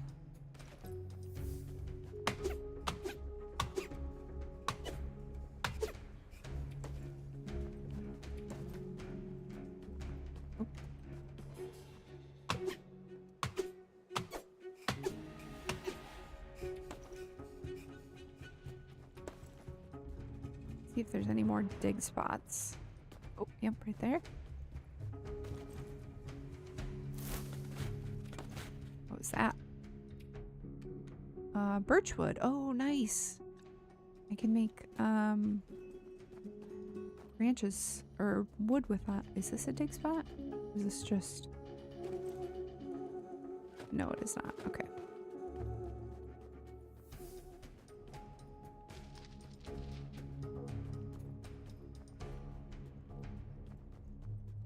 Oh. What's this? Oh! Oh, it's a new area!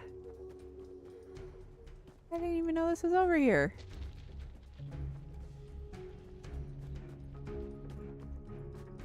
Well, geez Louise. Oops. Oh, I'm getting cold. No beans. I'm sorry. Hold on.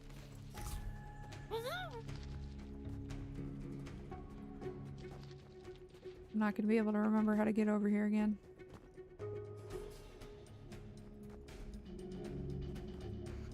Too many roaches. Thankfully, they don't do anything unless you start it, so... Oops.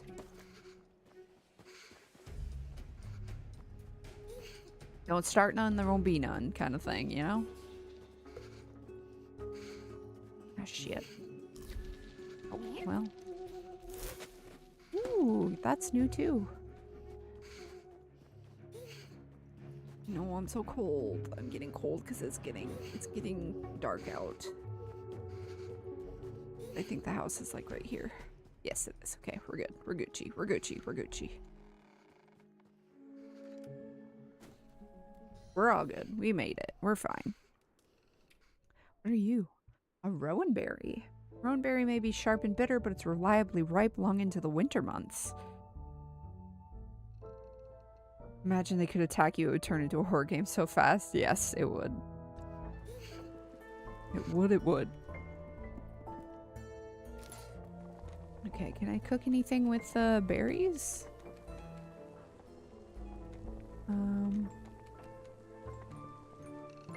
Oh, I can make elder tea. Oh, I need that. Acorn biscuit, pine nut biscuit, nut biscuit, forest jam. Oh, I need blackberries for that. Okay. Make elder tea. Growing tea.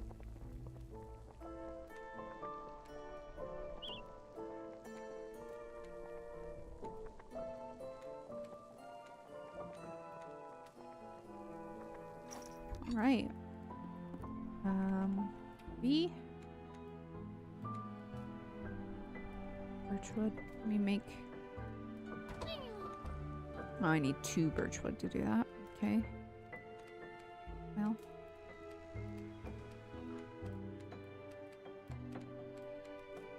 And I'll move that down here.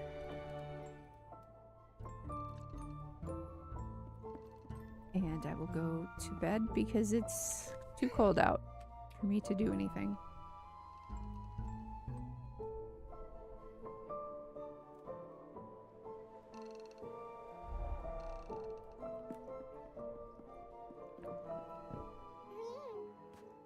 And then water.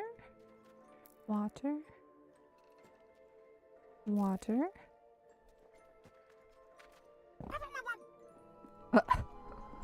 Make some fucking weird noises sometimes.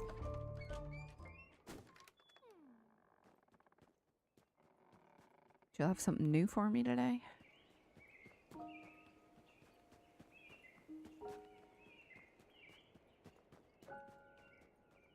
See if there's any dig spots up here.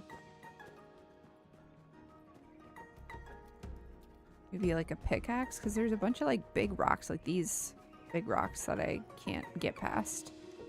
But that also could be like a game mechanic for the demo for like areas they haven't finished yet.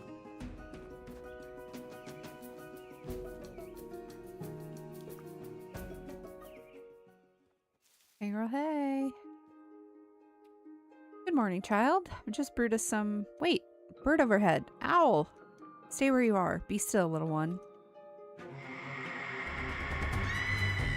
There was no time to run or hide before sharp talons bore down on us. I felt certain I was the bird's target. Jesus, this took a turn. No! But before I knew it, Aunt Bettelina threw herself between me and that owl. By the time I woke, alone in the snow, Aunt Bettelina and the owl were long gone. Girl. Oh, that's the end of the demo! Well, shit. Okay. Oh, bad bird PR. Well, that was super cute. I think I already put it on my wish list. We'll escape to go to the main menu. Okay.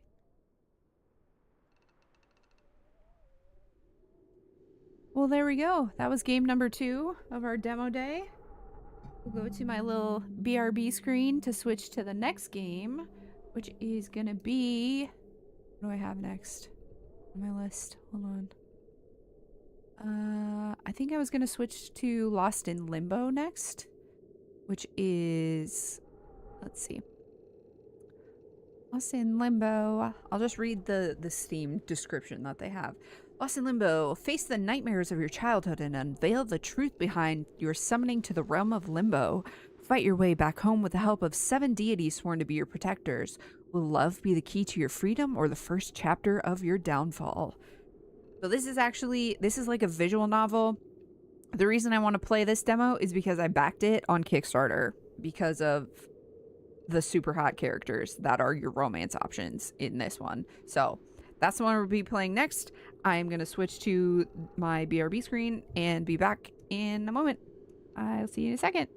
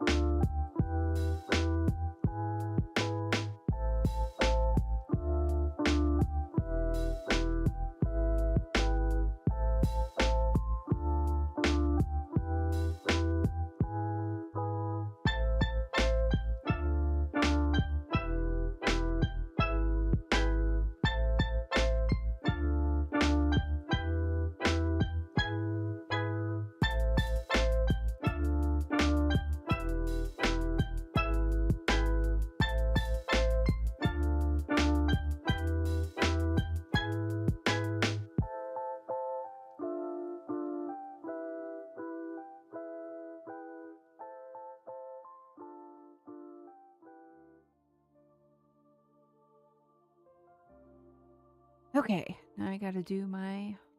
Gotta have it capture the gameplay again. Sorry, just a second. Pacific window. No.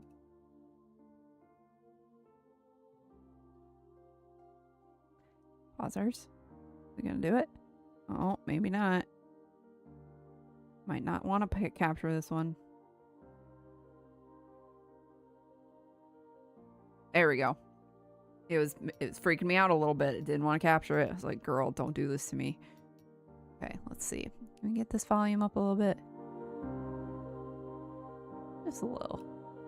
Just a little bit. Okay.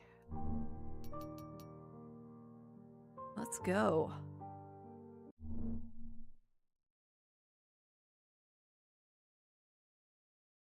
Okay, got flashing lights warning.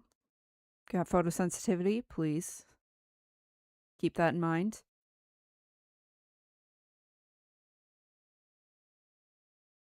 Pausers. Pausers. Oh. Leaving the name empty will assign the MC a default name. Okay. Don't want my first name to be River. I'll do Els. Winchester? What is this, a fucking supernatural MC? What should my last name be? Els. Girl, I know. Don't start.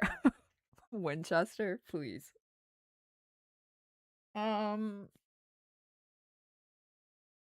I'll just fucking do Winchester. Who cares? PTSD for real. All right, I'm a she, her girly. Let's go. Yes, I am sure. Your childhood too?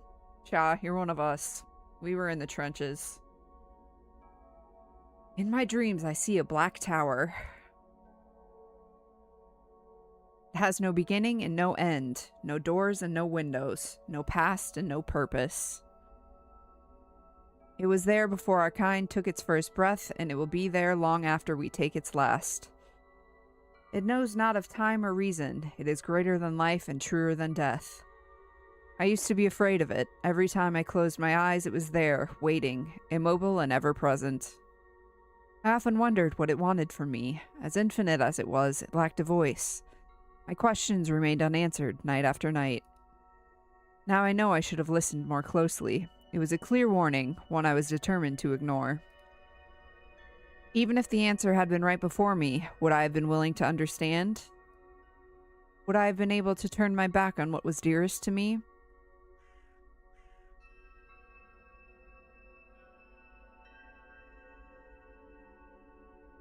Ooh.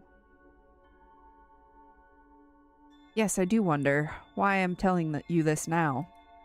Maybe, even after everything, I still harbor love for you in my heart.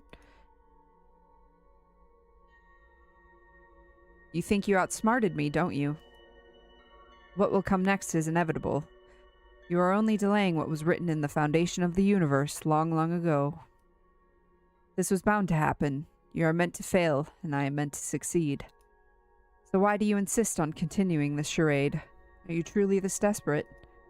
Or have you finally gone mad? I see. You think of yourself as special, don't you? The chosen one, the savior, the hero. It must hurt knowing you are none of those things. It must make you lie awake at night knowing someone else now has what once was yours.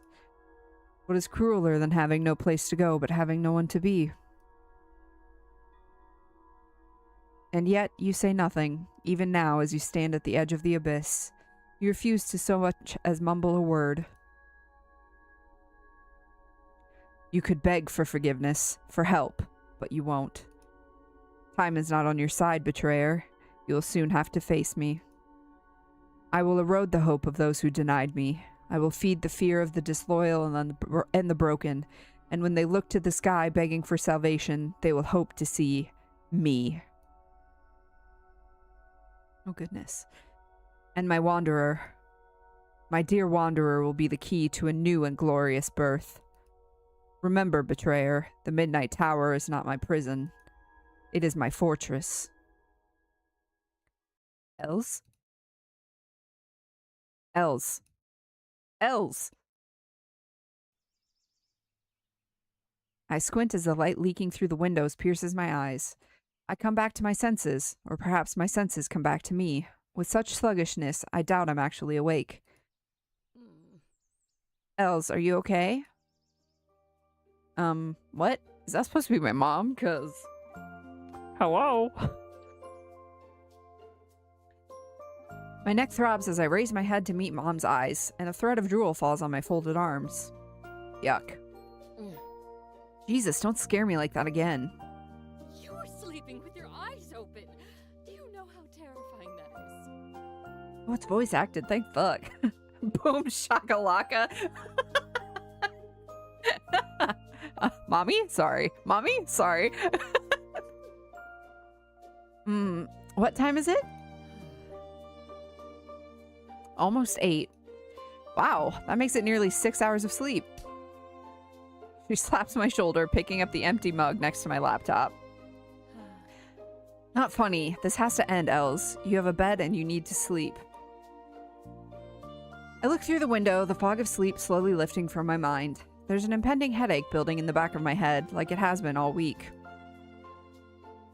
That dream is getting longer with each passing day, more detailed, more permanent. I can remember it all, like when I was a kid. If I close my eyes... Spooky. You're pale. Mom brings a hand to my forehead. The scent of ground coffee reaches my nostrils, bringing a half smile to my face. You won't guess the dream I had. She yanks her palm away from me as though I'd caught fire. No. This makes it 5 days in a row. We can confirm it's back to haunt you. Ooh. Don't joke about that. Do not joke about that. Don't tell me it still scares you. It's just a nightmare, Mom. Don't tell your grandma that. In fact, let's continue never mentioning it to her. I know you are way more worried about it than I am. You know that, right? Well, I'm your mother. I'm supposed to be. Also, my child has had creepy dreams about an evil talking tower since she was able to speak, was not in the parenting manual. It'll be fine. It's just the stress, like last time. You have to take care of yourself. And that's what I'm doing. No, this right here is exactly the opposite of taking care of yourself. She points to the plethora of papers scattered across the kitchen island, a myriad of job postings, my own CVs, and flyers I've collected since I moved back in. You know what Miss Vaughn said back then, right? About stress and anxiety and trauma? Yes, I know, Mom. Maybe we could make an appointment, see if, I don't know. You know Grandma wouldn't like that. A shiver visibly runs down her spine at the thought. She looks over her shoulder to the kitchen doorway, but the ominous shadow of my grandmother hasn't been summoned. Yet. No, she wouldn't. But I don't care. If you need it, we do it. Dad can cover for us. He called, by the way. He said he'll let you know when he lands. Great. He owes me 2 souvenirs this time. Get in line, darling. Changing topics. Breakfast? Sure. Rolling my sore shoulders, I turn the laptop on with no intention of standing up to eat. I still have some time until Evie comes to pick me up, and I intend to be productive. Els. I open my inbox. It's as empty as it was last night. Earth to Els. The last rejection email I got yesterday greets me. I sigh. Els, come on. What do you want? She lowers the screen, almost closing the laptop altogether. Her eyes find mine, fixing me with a sharp, determined glint. Coffee, black, cappuccino, black tea, chocolate milk, juice. Ooh. I'll do a cappuccino. Put some milk on that and we're good. I point at the coffee she's pouring in her mug. I don't know how you can drink that straight. Tastes like dirt. Blame your dad. You can't blame Dad for everything. Try me. He's not here to defend himself. That's why I do it. We share a laugh. Mom picks up her mug and sits next to me, her eyes softening as she strokes my hair. There's no rush, Els. You know that, right? You just left that terrible job. Dad and I talked about it. We're worried about you. You've got to take care of your health first. And that includes this. Her finger taps my temple. I straighten my laptop screen as if the pixels could make the uncomfortable knot in my chest disappear. You can stay here as long as you need. Take things slow. Talk to us when you need it.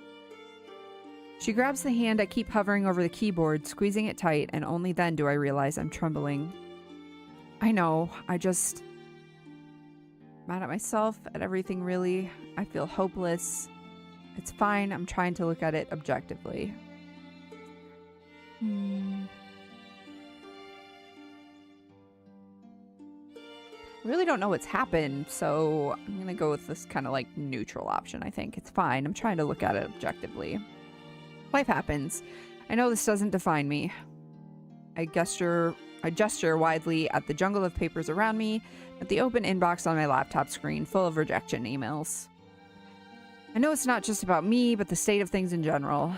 So as long as I don't give up, surprisingly, analyzing the situation doesn't make me feel better. Mom squeezes my hand tighter, and I squeeze back. This is what coping means, by the way. I know what coping is, silly. Hells, I didn't start working on what I prepared myself for until I was 30. Don't compare yourself to others because you'll only do it negatively. It's okay to do things at your own pace. It's okay to step back. It's okay to change your mind. Can you guys hear their voice lines okay? I'm worried that the music is like a little too loud for the voice lines.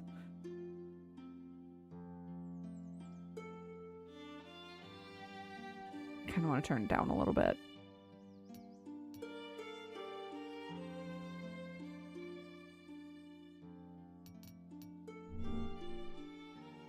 Voices are too quiet. Okay. They don't talk on every voice line. It's just like some voice lines that they do. Turn it back down a little bit.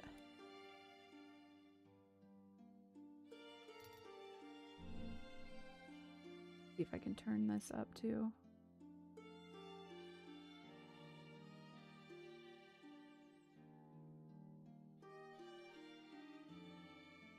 Because the voice lines are at max.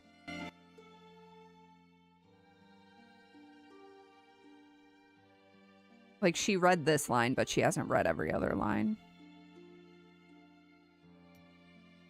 I know. Thanks, Mom. Don't be so hard on yourself. Life is already a pain as it is.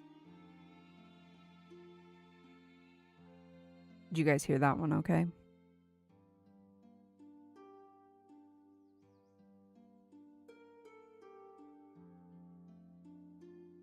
I did turn up my desktop audio as well.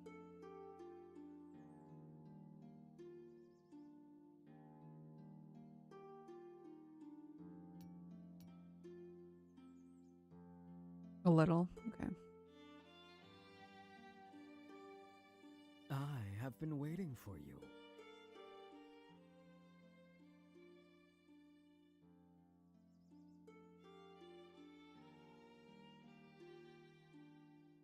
Okay. Gotta do some finagling. Because even I'm like, damn, that's quiet, so. Let me do some nudging.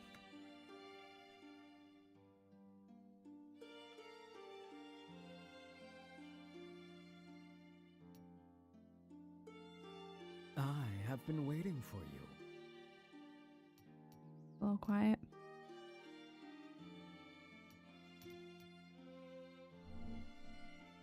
Okay. She steals a kiss to my forehead before standing up, picking up her purse from the counter. Your wise and good-looking mother has to leave now. Be a dear and finish with the boxes today, would you? Yeah, I'll see if I can bribe Evie into helping. That's way better. Okay, good. Smart. You were hanging out today, right? Yep, going to visit a new seer in town. Huh? Again? You went to that old lady on the pier last week. It's Evie, Mom. Why are you surprised?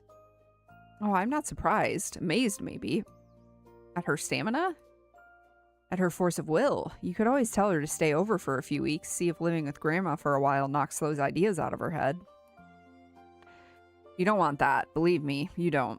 Mm-hmm. Who knows? Maybe she can match your granny's energy. Don't let her catch you calling her that. She won't. She shoots me a wink before breezing through the door. See you later, honey. Bye. The door closes with a loud thud, making the house tremble. Then it's only the low buzz of the laptop, the chirping of the birds, and me. I heave a long sigh. Another day of applying for jobs awaits me, just like yesterday and the day before and the day before that. Soft breeze waltzes in through the open window. I pick up the pen next to me and start mindlessly doodling on a paper. I know things could be worse. They could be better, too. Maybe I should read one of Evie's mindfulness books, or join a yoga group, or actually go back to therapy. I'm doing what I can, but after all these years, after everything I've given up, there's this gnawing fear that I made a mistake so far back in time it's too late to fix it. All that I have to show for my struggles is the ominous nightmare stuck in my brain once again. The long tendrils of grotesque darkness, the stench of blood and decay, that familiar voice, they've just been waiting all along. That is spooky. Yes, waiting. Waiting for the tides of time to change, for the one who will tip the scales, for the inevitable consummation of a destiny that cannot be denied any longer. Waiting for you, Els. Oh. You are up early. Grandma. Ugh. Ouch. The pen snaps in half in my closed fist. Ink sputters out, slipping between my fingers and dripping down my wrist. Huh? Child, what did you do? Thick droplets fall on the white paper, and a dark silhouette slithers up to its surface, made of scrawls and scratches. I don't... Oh. For the... Grandma erases the distance between us in 2 long strides, tearing the drawing away from me. Hey! I watch helplessly as she straightens the page with a slap, shadows surrounding the wrinkles on her forehead. Like a bolt of lightning, she frantically darts around the kitchen, opening cabinets in search of something. So, the travelers were right. You lied to me. I lower my head, concealing a deep breath I know will only piss Grandma off. I didn't. I asked you if that thing was back and you said no. That is lying. We didn't want to worry you. You just came back from the hospital and... What? We? Of course Olivia's behind this. Stubborn child. She's not. Both of us thought it was better not to tell you. It's nothing to worry about, Grandma. I'm going through a hard time and... No. You are back, and the curse is, too. She glares at me, and then at the drawing. There's a matchbox in her free hand. Grandma, don't... The flames, rabid and starved, quickly eat away at the paper, illuminating Grandma's face in a reddish glow. I cough and wave my hand about as smoke billows out, thick and pitch black. Grandma lets the ashes fall to the floor without flinching, watching them gather in front of her. You won't claim my family, nor my house. This is my home, and you are not welcome. Hell yeah, Grandma. She murmurs something under her breath, a prayer most likely. The gray and red ashes build up at her feet, and from the pocket of her apron she takes out a small bottle full of liquid. I watch as she pours it onto the ashes, and a new kind of smoke erupts from the pile. It scratches my throat, forcing a gag out of me at the sheer indescribable stench. God, what is that? There are no gods here. In the blink of an eye, she sweeps up the ashes and throws them away. Another prayer follows as she holds her ever-present pendant in both hands. There's no curse either. How many times must I tell you? Your mother won't understand. I deflate with a long sigh, looking down at my ink-coated hand. Something itches underneath. Great, what a mess. Wash your hands, then I'll cleanse you. I don't argue. I did lie to her. I just didn't expect to drift off and out myself like this. Just what the hell was I thinking? No, it's okay, Els. Take a deep breath. This was just a slip of the mind. Now go wash up. The sting of the water alerts me to a small scratch on my palm, now revealing itself as the ink washes away. Come. She produces a familiar red ribbon. I drag my feet to where she stands, trying not to make any faces while she ties the ribbon around my chest. Breathe in. The ribbon squeezes my ribcage. Grandma walks backwards, stretching the ribbon taut.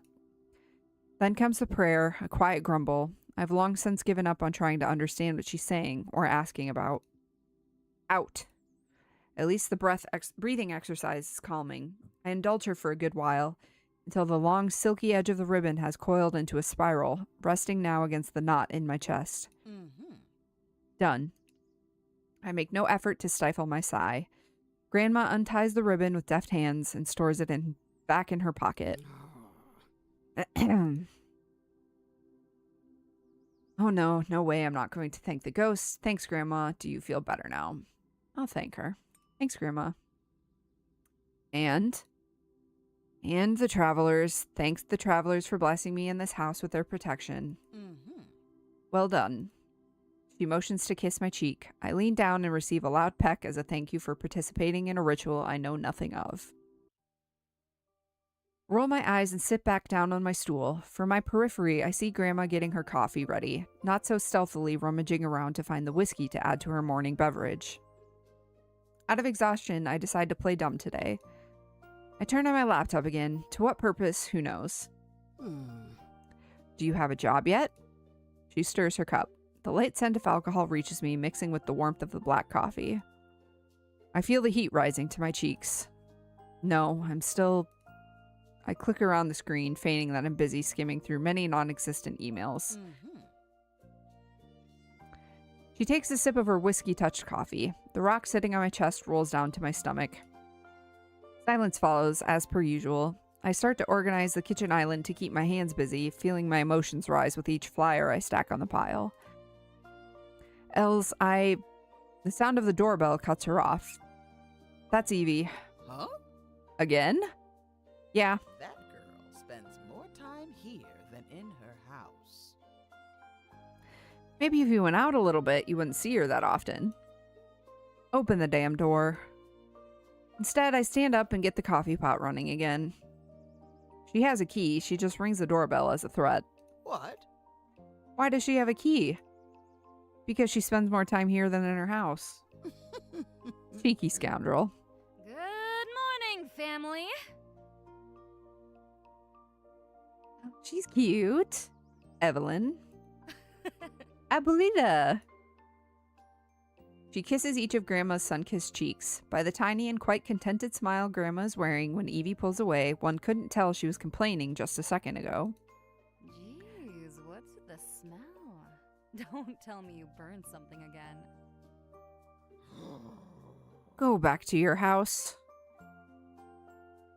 I'm gonna go in for a hug. Hello, beautiful. Shut up. We laugh as we fuse into an embrace, tight and sweet and warm. Aww. Missed you. We saw each other last week. We've been living in different cities for years. Point taken. Sit down and eat already. Huh? Bringing a hand to her chest in a dramatic fashion, Evie's eyes dart between us. What did you do to her? Her eyes find mine as I pour coffee into the oldest mug we have, her favorite. Me? She's clearly pissed. You did something. She lied to me. I throw my head back, hoping whatever gods exist out there can see the whites of my eyes as well as Grandma can. Oh, about the tower? Evie! You knew? The rattle of cups and stools mixes with the ear-piercing sound of our shouts loud enough to physically push Evie away in sheer terror. I mean, I didn't know. Well, yes, I knew, but...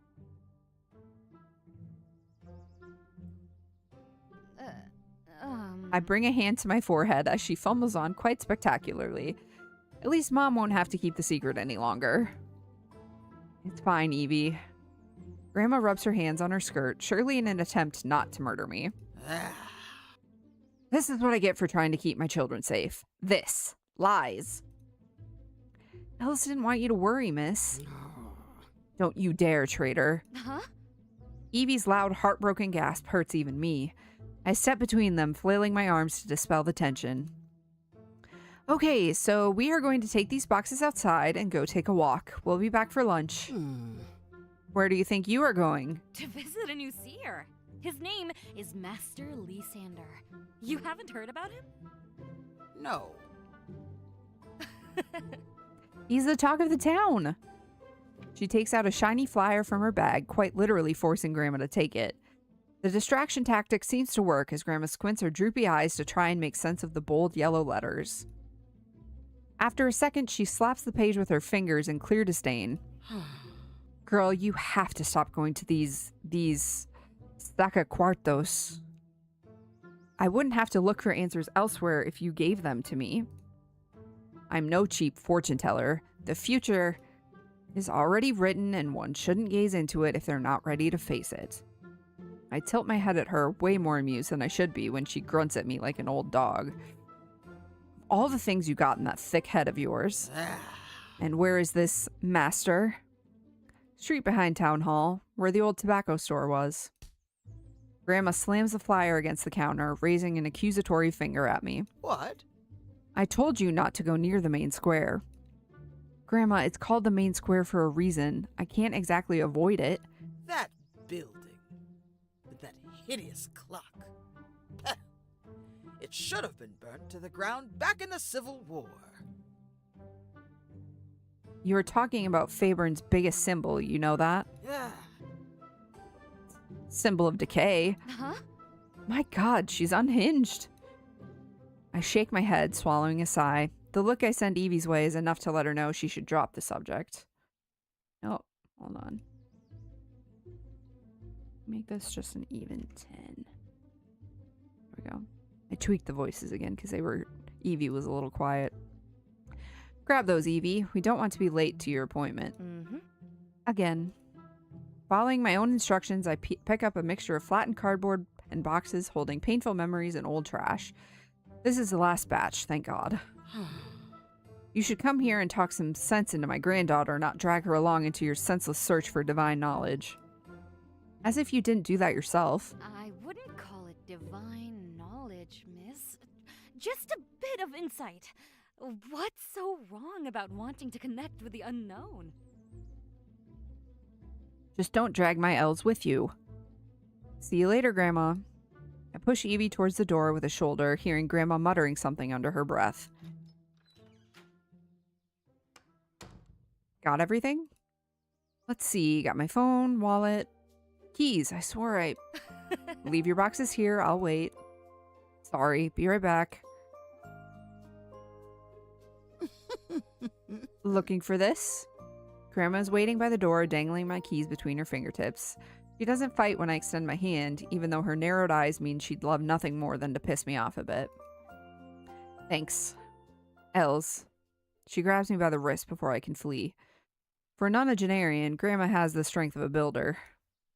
Not now, please. I promise when we come back Oh. I'm sorry.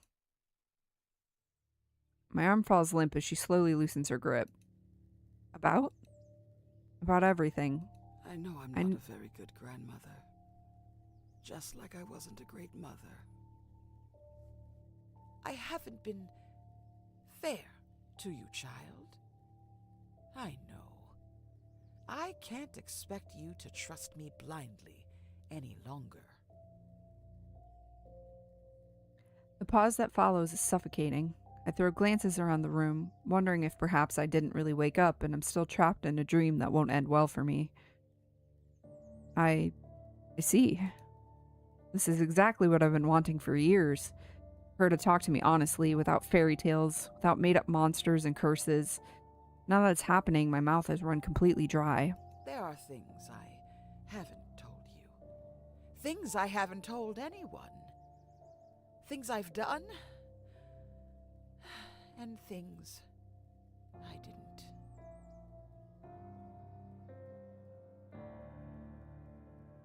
You are right.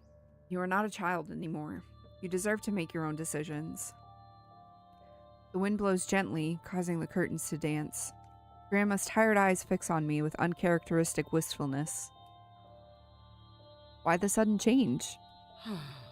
You know why. The acrid stench of smoke singes my nostrils, revived by her words. On the kitchen floor, a subtle dusty stain is the only thing that remains of my accidental artwork. We can't hide forever. It's time we face the consequences. A blunt shiver runs down my spine. The idea of checking if she has a fever crosses my mind, but I'm frozen to the spot, unsure of what to say or do. Okay? We'll talk when you come back. She reaches out for my hands, but pulls away. Saliva pools in my mouth as I forget how to swallow, and I dumbly nod instead. Sure, I'll be back home soon, okay? You should lay down a bit, watch TV. Or something. She nods and turns away to the counter. The usual ferocious look in her eyes is nowhere to be seen, replaced by a veil of absence that tricks my brain into thinking I'm sharing a room with a complete stranger. The moment I manage to get a grip, I scurry away, heart hammering against my ribs. The carefully whispered notes of a prayer reach me as I press myself against the wall of the corridor, feeling it closing in around me. Huh? Els, we're gonna be late. Coming. Taking one last calming breath, I sprint to the front door.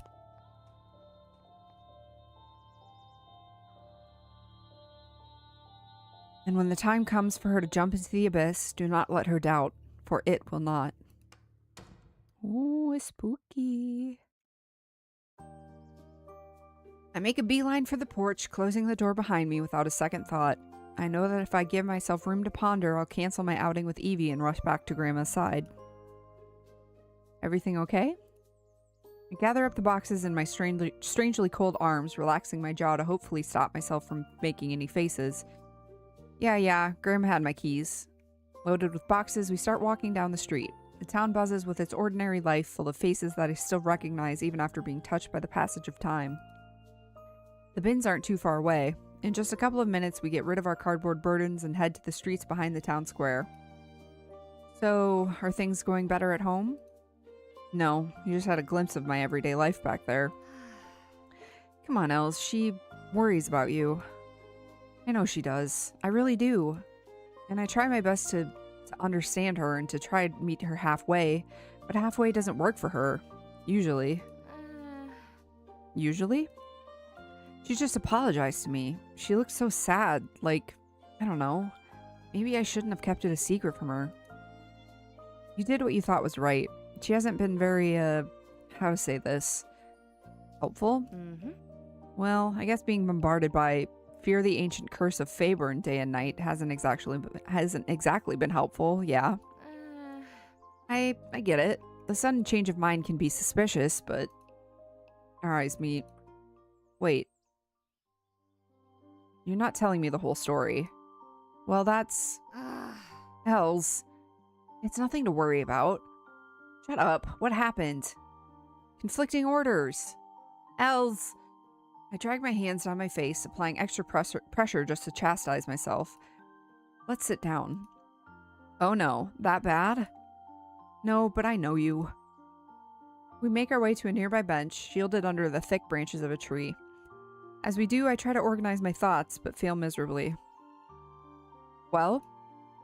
I didn't sleep well. You know I haven't been catching much sleep lately, right? Mm-hmm. Uh-huh. And I was exhausted. Uh-huh. So I started doodling a bit, you know, thinking, drawing lines and circles and whatnot. That's the definition of doodling, yeah. My mouth opens and only a croak makes it out. There's no way of describing what happened this morning without sounding like a lunatic. I made this drawing. Damn it, there's just no right way of saying this. Oops. I drew the tower, you know, the thing, for my dreams. I drew it. And Grandma caught me and burnt it. That's why the kitchen stank. The whole world stills. A leaf falls from a nearby tree, and Evie doesn't make a sound. You drew the tower of your nightmares. Unwillingly. Unconsciously. Maybe? Her tongue darts out to wet her lips once, twice. She fixes her hair, her mouth opening and closing again as she fights her emotions and thoughts so vividly I could very well be inside her head as I watch her. You know what?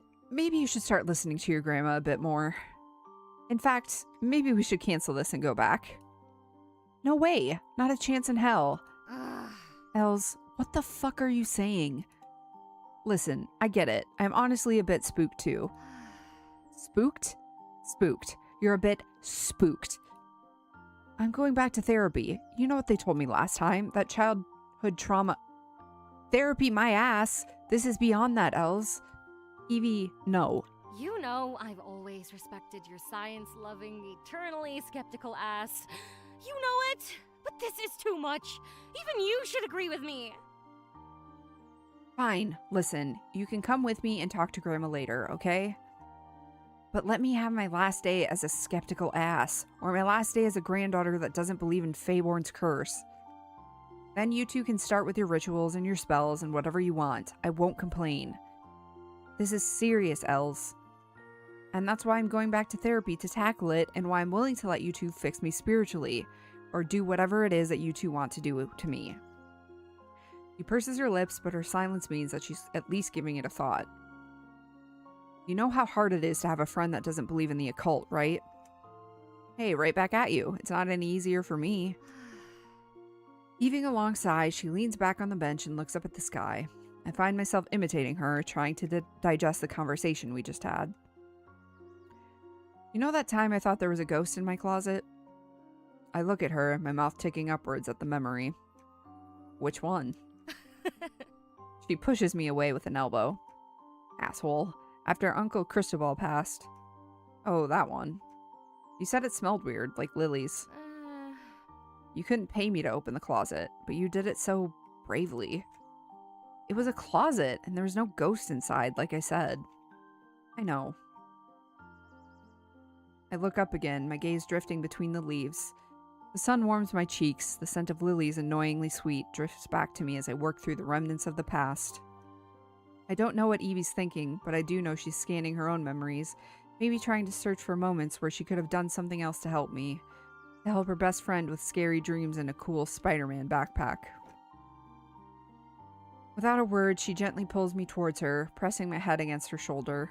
From her bag, she produces a cereal bar, handing it to me with a silent smile. Aww. Her hand moves to my arm next, holding it steadily. I offer her a little clump of honeyed cereal, and she whispers a thank you. But the smell stayed, didn't it? Yeah, it did.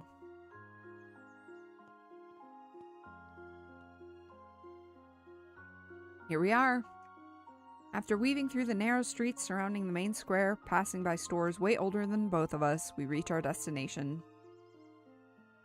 Evie stops with a bounce and daintily bats her eyelashes at me. In front of us lies... nothing like the old tobacco store I remember. The one-story building looks as though it was forcibly wedged between the other two. The facade is pristine, untouched by weather or time, completely out of place. When did you say this place opened? I don't know. A while ago? Evie, this wasn't here last week. Not even close. Facelift of this caliber would have taken months. I don't recall ever seeing the place under construction, or so much as a single machine in the area, or anything that would suggest a change like this. Come on, Els. It didn't spawn out of nowhere. Ooh, is the skeptic finally letting her sixth sense talk? I can't believe it. No, this has nothing to do with the Costa's ugly store. This is a completely different building. Isn't that what renovations are about? I clamp my mouth shut. My eyes dart between Evie and the shop behind her. We still have time to go back. No. I can't believe I'm the one being obnoxiously rational here. This place was here last week, and the week before, if a little less pretty. You've not left the house much. It's natural you didn't notice. She's right, isn't she? I'm just a bit on edge. Look, if you want to go back home or wait here... No, I'm going with you. So you can protect me if something happens?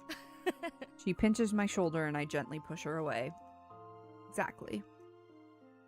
Let's go, my knight in shining armor.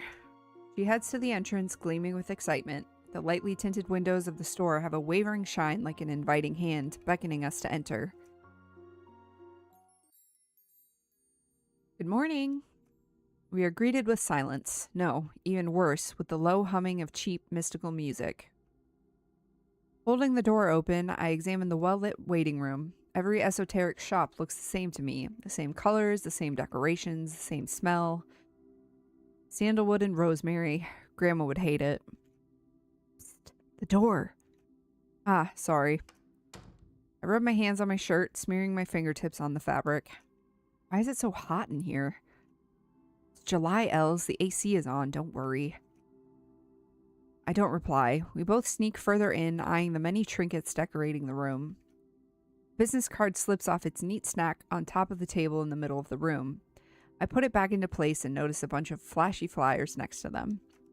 Glitter falls from its pages and onto the floor when I open the thick, glossy fold-out paper. A wandering mage seeking knowledge and offering enlightenment. The solution to break the curse that falls on the city lies nowhere else but in my powerful mind. No way. This man also thinks the town is haunted. That makes 2 people in all of Faerun, which isn't much, but it's weird enough. Wait, there's a 2-month waiting list? That's ridiculous. Mm-hmm. Master Lysander is a busy man. Huh? We both jump at the screech of the door's hinges. We turn towards the noise, watching as pale smoke emerges from one of the rooms and gently floats up to the ceiling in neat spirals. Master Lysander, is that you? Whispers seep through the fog. A chill pulls at the back of my neck as the mist embraces each step Evie takes towards the room, enchanted by whatever is inside. She leans through the door frame, taking a peek, and chuckles before turning back to me. Don't get too bored. I won't. The last thing I see before the door closes is her radiant smile. The silence is unnerving. Unsure of what to do with myself, I sit down on one of the couches, gasping when I sink down in the mushy pillows. Guess I'm just left to wait about 2 hours, or until Evie gets bored of asking all the questions she can come up with. I almost pity Master Lysander. I sit back and lace my fingers on top of my belly. Taking a nap seems like a wonderful idea right now, and I close my eyes and breathe in. Not a terrible place.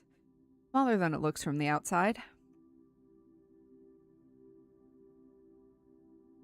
I can't relax. There's an annoying tingle in the back of my head, mingling with the remnants of this morning's headache, slowly returning now that there's some peace and quiet around me. My brain starts to wander places I would rather not go right now. My attempts to pull my thoughts away from there are useless. Why is Grandma apologizing now? I know I lied to her. That must have hurt. She most likely thinks I don't trust her anymore, which is fair. Not an unreasonable thing to think. But do I really want to know what she has to say this time around? I've been trying to steer away from all the superstitious nonsense for so long that I can't imagine just sitting down and hearing more of it. What do I want to do? Text from Evie, who should not be texting while she's getting her fortune read. Attached to the text is a poorly taken photo of what seems to be a bunch of rocks thrown on top of a round table. SFL, save for later. I don't think you were supposed to sneak a photo of... Anyways. Yeah, I think I have enough magic and mystery in my life as it is. Bye, Say. Have a good night. It's nighttime for you, but middle of the afternoon for me. Hope you have a good night. Oh. He's hot. Say, look at the hot man before you leave. If you're still here, look at the hot man.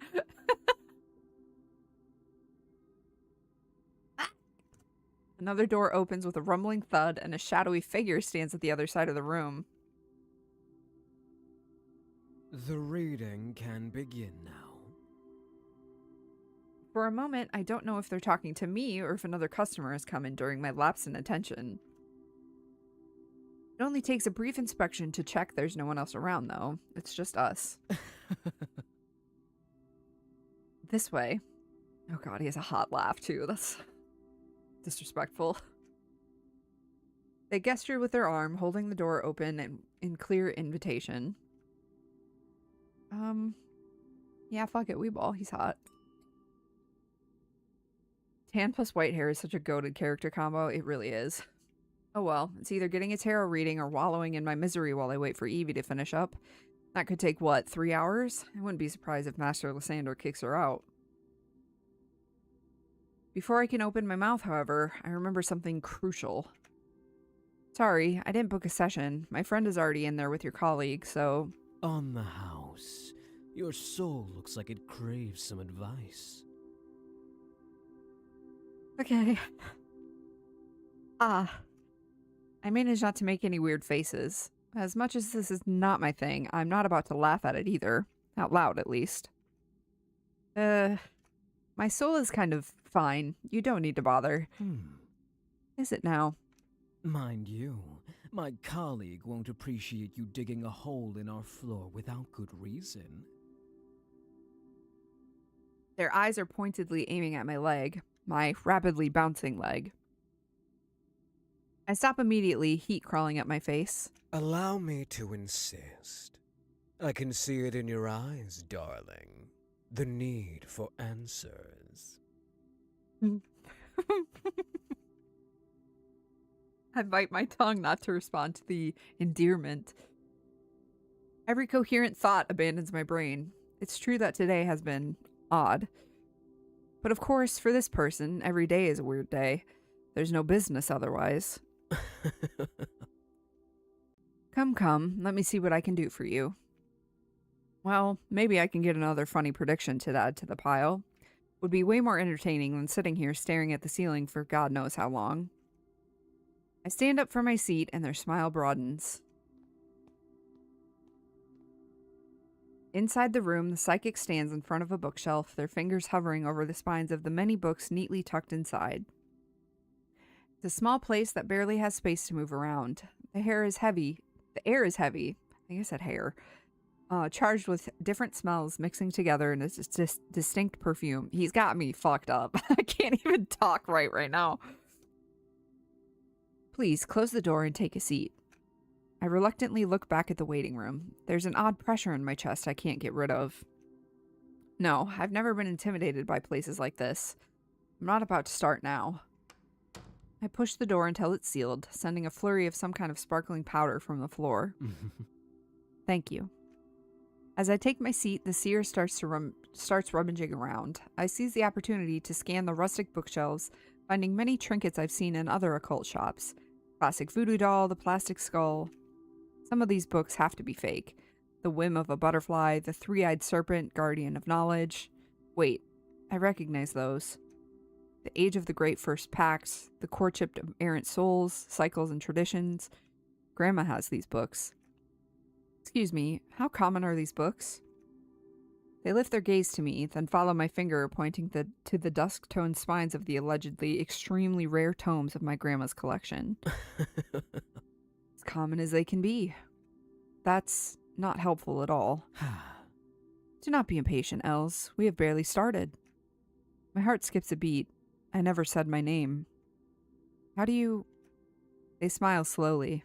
The one between told me about you. They knew you would come to me today. Okay. The one between. That's a new one. When they finally sit in front of me, they place a small notebook near the edge of the table. It's shabby, to say the least. The faded cover still has some visible white lines, but I can't make any sense of the drawings they used to form. I have been waiting for you. Okay. Quite impatiently, may I add. Mortar and pestle join the book on the table, as well as a slim wooden box and an ink bottle with a brush seated on top. Today has been quite an eventful day, has it not? My face drops a bit, but I'm quick to cover it up. By the way their grin widens, I can tell I've failed. No need to be so surprised. You, more than anyone else, should be familiar with the ways of the occult. There's no way they know about me or my family. They're surely only reciting a speech they use to impress every client that steps into this room. Discomfort worms its way into my chest, but inside it, there's the slightest spark of curiosity. Share your thoughts with me. My thoughts? You have some, don't you? Who are you? How do you know that? What do you want? Choose the first thing that crosses your mind, whatever that may be. You see, the key to getting acquainted with one's psyche lies in spontaneity. Your mind, your inner self, knows more about what haunts you than you do yourself. Wait, before we start, I have to warn you, I don't believe in this kind of thing. I don't mean to disrespect your work in the slightest, but you may be wasting your time with me. You don't really believe that, do you, Miss Winchester? There's a deliberately crafted balance inside you. You refuse to believe, but I can see you are quite sensitive to the ways the common folk consider unorthodox. There's a pointed pause as they tilt their head. Ah, yes, that makes sense. Your family's influence, yes? My mouth opens to ask, but I stop myself. They know what I'm about to say, and I know what they would answer. The one between told me. You must know, then, how the minds of a chosen few are prone to connecting with unusual places and forces. The air becomes stiff and dense around me, and the shadows behind their figures seem to elongate until I can make out the shape of the tower. Just who the hell are you? They know me as the guide. Consider me a friend of yours, or an ally. Yes, that may suffice. Okay. Who knows you as that? Their demeanor shifts from slight caution to a veiled challenge, fingers lacing on the table. Those I aid, of course. A guide provides guidance, Els. It is your task to find the answers. If you are set on walking this new path, you have to start from the beginning, and with a well-forged conviction. I don't think I follow. It's only natural, darling. It's my duty to help you understand. Please, don't call me that.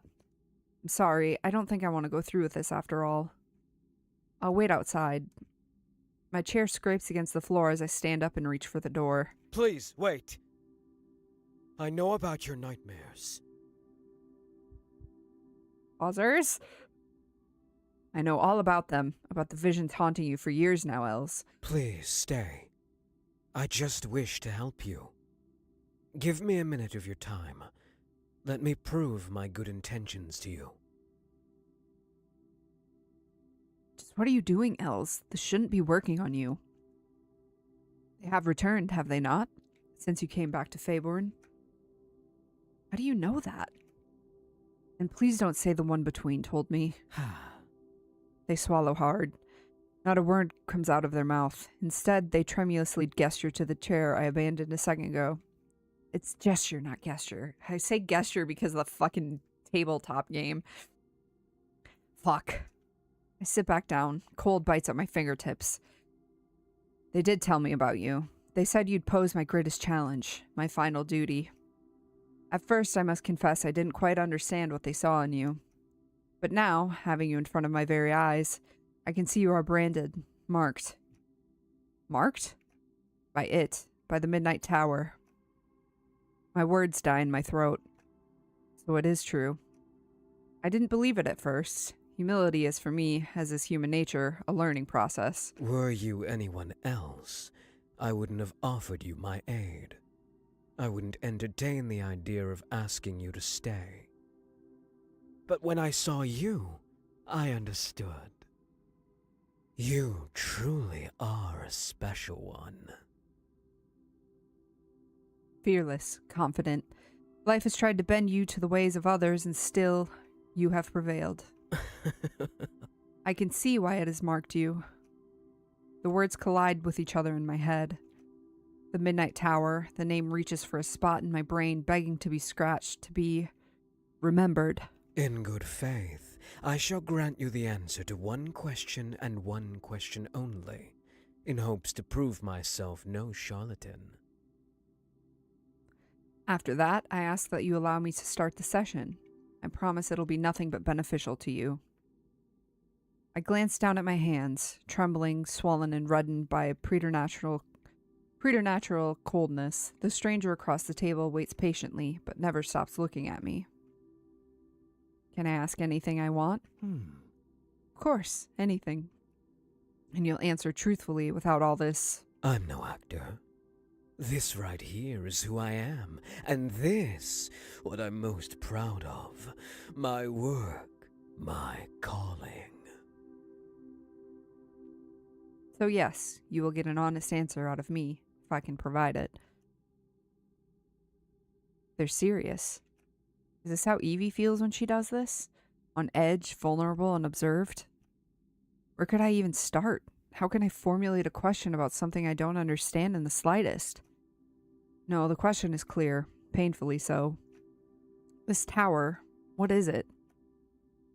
I don't know. Really. I'm being sincere. I know as much about it as you do, and I can promise you it embarrasses me to admit that. I know of its name, the name it was given, the Midnight Tower, ancient, alive like you and me. But I know nothing else.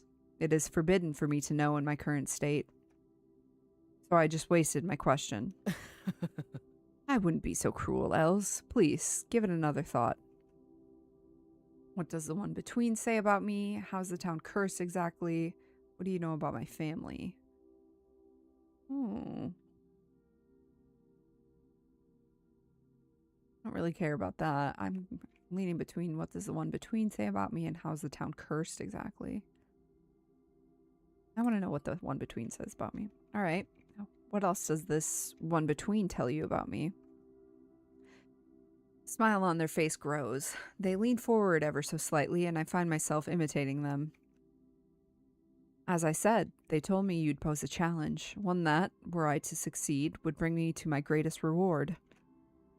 I was warned to tread carefully, as you are gracious and kind, but you are not easily moved and must not be angered.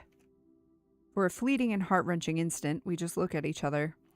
I can see it in the faint glint of their eyes. They are carefully minding their words, lest something slip. My, some would think that you're flirting with me. They laugh, boisterous and carefree, breaking their carefully studied rule. Oh, I wonder. You are not here for love, however, are you? Definitely not. I'd say I'm here by pure chance. The one between doesn't believe in such a thing. That you are here today before me, just like they predicted, can be nothing if not a matter of divine providence. Decide right here and now what's crossing my mind. All right, color me interested. Tell me about this patron of yours. They reach up to lower the veil over their face, but I can catch the concealed dart of their tongue. My patron, the one between, they were once appointed as the watchtower of the universe. Infinite turned their knowledge as they learned, grew, nourished, as they observed. They constructed a world akin to ours. Having witnessed the many sins of the human race and our vehemence to stride away from the true meaning of life, the one between swore their realm would never walk that path. They knew they could create something better, something grandiose. There's a but somewhere. Staring at them, I can feel the words stuck in their throat, as if they were in mine, keeping me from breathing. I should not talk about them lightly, however. By contract, I'm bound to share only what they give me permission to. In other words, Master Lysander hasn't really written down the one between story, and if you say something you shouldn't, you may get fired. Fuck, I didn't mean to say that out loud. Sorry, Yes, you could very well say so. Ha, they were right about you. Care to share? They said you wouldn't have trouble speaking openly. That is very generous of your patron. I usually get mouthy instead. I'm afraid I would have to agree. The chuckle we share thankfully dissipates the tension that lingers in the air. Without another word, they open the last page of the notebook and pick up a silky red ribbon resting in the back cover. Oops. Now I've indulged you, so please, indulge me. Under my vigilant stare, they tie one end of the ribbon around their wrist. They extend their hand to me, next, leaving it on top of the table. Your hand, please. I hesitate. Something doesn't sit right with me. It hasn't for a while now, but you must realize that knowing so much about me is unsettling and suspicious. Correct. They say nothing more. So I'm supposed to believe there's a spirit or higher being that has branded me? And what the hell does that even mean exactly? What do you win with this? If I stood up and left now, what would you lose? My patron would be disappointed. I don't expect to recruit you or convert you. I merely wish to give you insight, to give you the choice you've never been granted. Let's make a deal then. If I go through with this, you'll let me ask you as many questions as I want. Not just one, and you'll answer them. Their shoulders relax with a timid exhale. I give you my word that after this whole ordeal is over, You will have the answers you seek. Good. Not that their word means anything, but I'll take it, for now. I place my hand on theirs, and to my utter disbelief, they flip it over. They don't seem interested in the lines of my palm. Instead, they tie the other end of the ribbon around my wrist with delicacy, and then dip the brush in the ink. As they do, I sneak my other hand into my pocket where my phone is. Something happens, I just have to press the power button 5 times, and it's 10-second of countdown until emergency services are notified. I sound crazy. Nothing's going to happen. The seer stops before the tip of the brush can touch my skin, their eyes finding mine. I give them permission with a curt nod. It's oddly fascinating. I thought I had seen everything. Oil, water riddles, ashes, needles, but this is new. I close my eyes, focusing on the almost soothing sensation of the brush caressing me. Yes, relax. Let your mind wander far, far away, to places you never believed you could go. Their voice is so captivating it's impossible not to melt on my seat, concentrating on the feeling of the ink coating my skin. You've been granted a glance into the fabric of greatness, Els. My hand is left on top of the table as they draw theirs away. The wood pressing under my fingers throbs. On the black, empty canvas that covers my eyes, I see something slithering up high in the sky. See it.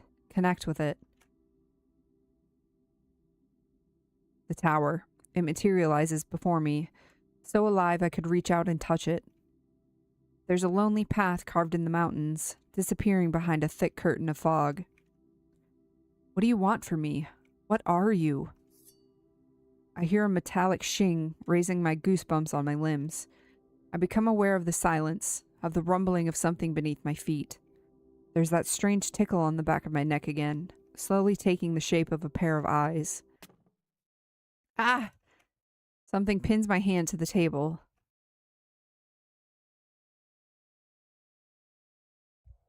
My hand.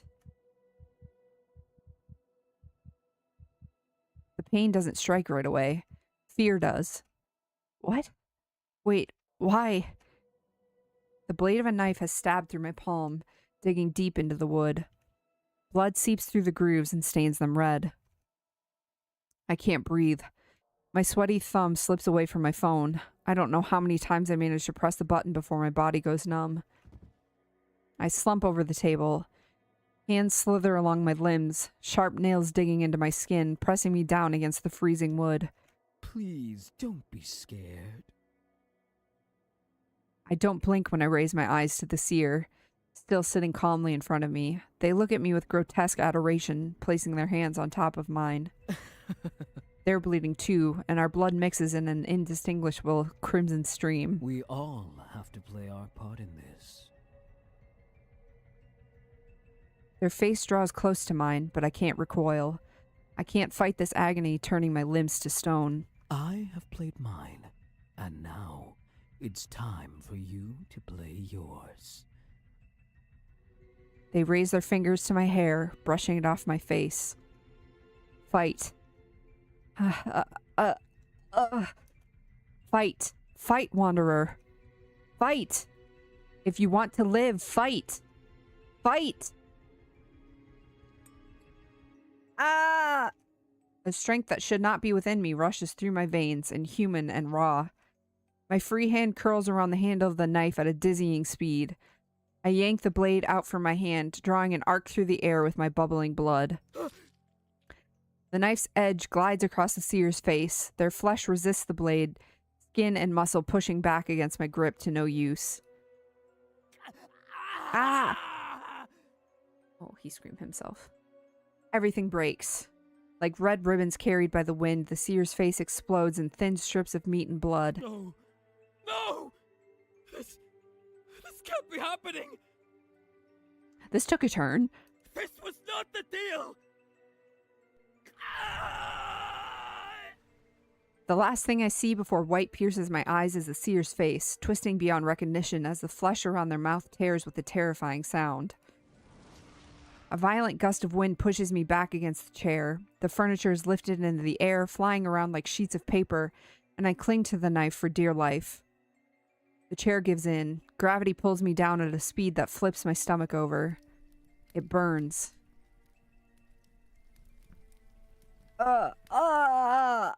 Flames lick my skin, burning past my clothes and flesh until they reach bone. I try to open my eyes only to screw them shut again with a wail, afraid they'll turn into ashes like the rest of me.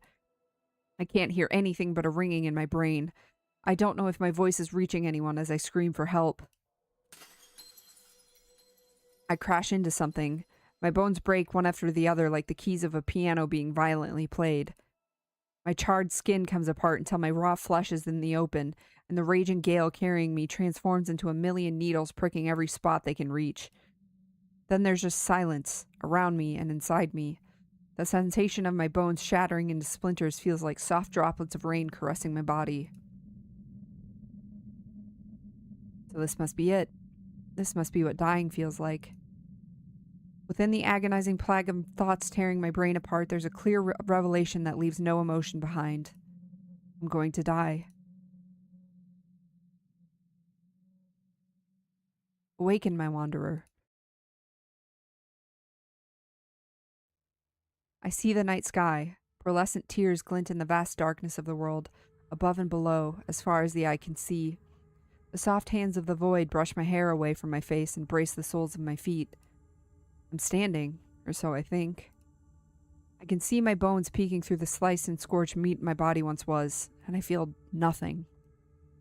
You are here, but you are not. There is no sense of direction. Left and right merge with up and down, and the only points of reference I have are my useless limbs. You are not complete. Something warm touches my hand. When I look down, there's nothing but the pitiful sight of the thin bones that remain attached to my arm. It's not my body that's being touched. It's me. This is most disheartening. I had hoped you would. Yes, I had hoped. That is all I could do. Do not fear, my dear wanderer. I will take care of you. All of them have failed me. All of them. But you won't. You won't fail me. Gentle fingers caress my cheeks, soothing to my aching skin. The words tickle my brain, begging to be released. I won't fail you. Say it. Manifest it. Feel it in the depths of your soul. Oh, it does not want me to pick any other option.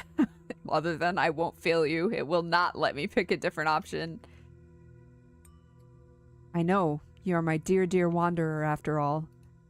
Our last beacon of hope. The one that carries my will. A kiss falls on my forehead. The world lays me down ever so gently, and in its navel, brimming with life, I am left to rest. I'm cradled in vaporous waves laving at a shore that is yet to heal from the storm. But one day it will heal. One day it will heal, and it will be glorious. This will be my parting gift to you. Shooting stars descend from above, sinking into the empty husk that I am. Inside me they stretch and twist, sewing me back together stitch by stitch. Then there is light. My eyelids, still sticky over my unfinished and hollow eyes, part to reveal a shining silhouette. The world groans with animosity, with hatred. The sky turns red for the briefest of instants before it settles back into a deeper blue. You never give up, do you? Breaking into my sacred chest, taking my wanderer away from me. Your cruelty knows no limits. A gasp tears through my body as life is breathed into me once more. The pain is numbing and suffocating, but there is no chest for me to clutch. Our time together comes to an end. I will see you soon, my dear wanderer. I will see you soon. Ooh. A dream? It all was... fuck. The red and black dots burned into my corneas mixed with the tears glazing over my eyes, making it difficult to focus on what's in front of me. I catch the faint chant of crickets in the distance. My skin shivers as I look at the clogged sky. It's freezing. I prop myself up on my elbows, coughing and spitting the patches of grass from my mouth. Ugh. Suddenly, every sensation crashes into me at once. Everything. It burns. I ball my hands into fists, only to be rewarded with a wave of sharp, white-hot pain. I try to gulp down every breath, but the air gets caught between my wheezing ribs. Under my skin, something's moving. Irk. I claw at my arms, at my throat, trying to tear off the lumps my nails turn into. The pain, I can't. I collapse on my side.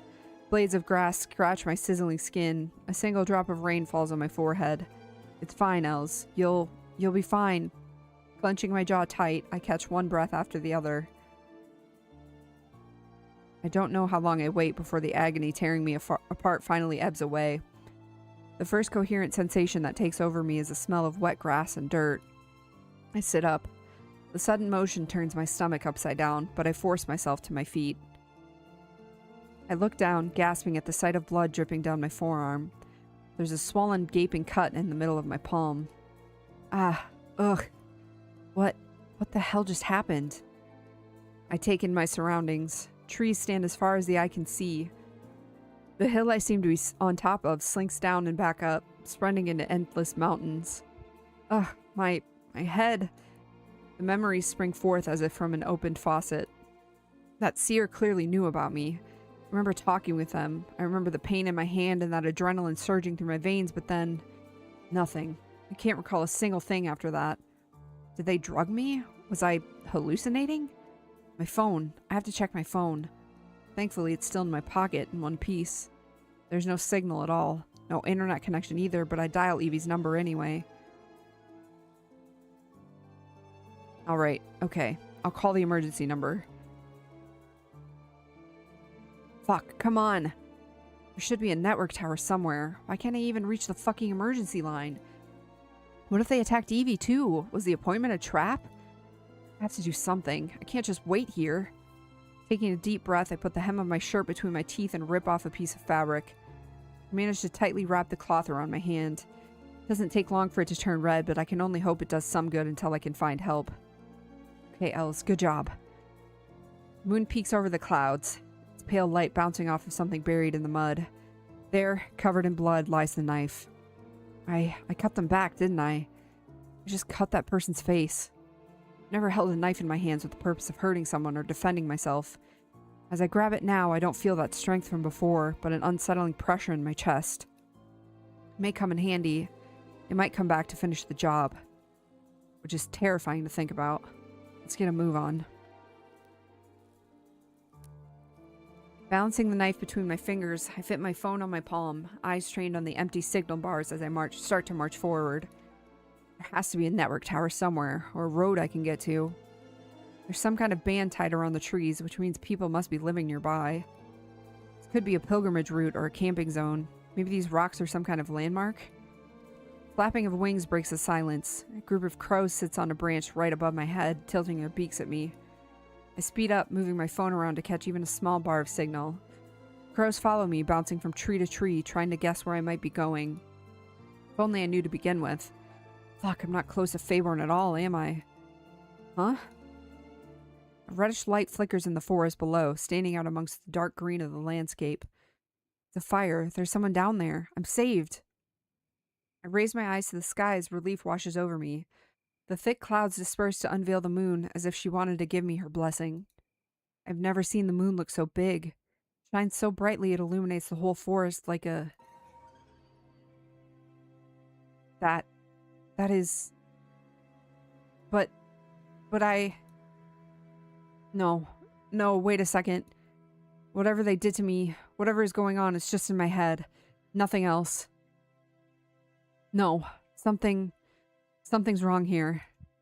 My heart starts pounding loudly in my ears. The tower is there, just like in my dreams, standing infinitely tall right before my eyes. It exists. The tower is real. Magnificent, isn't it? Ouch! A sharp flash of pain drills the insides of my skull. The light of the moon becomes unbearable and I turn away, clutching my forehead. What the hell did they do to me? Frigid sweat rolls down my spine. There's a suffocating pain in my chest. I need to find help soon. I glance back at the fire, trying not to let the massive tower on the horizon drag my attention away. There's definitely someone down there, but I don't know if my body will hold out long enough. Yeah, keep walking to the fire. No, I'm almost there. I can't give up now.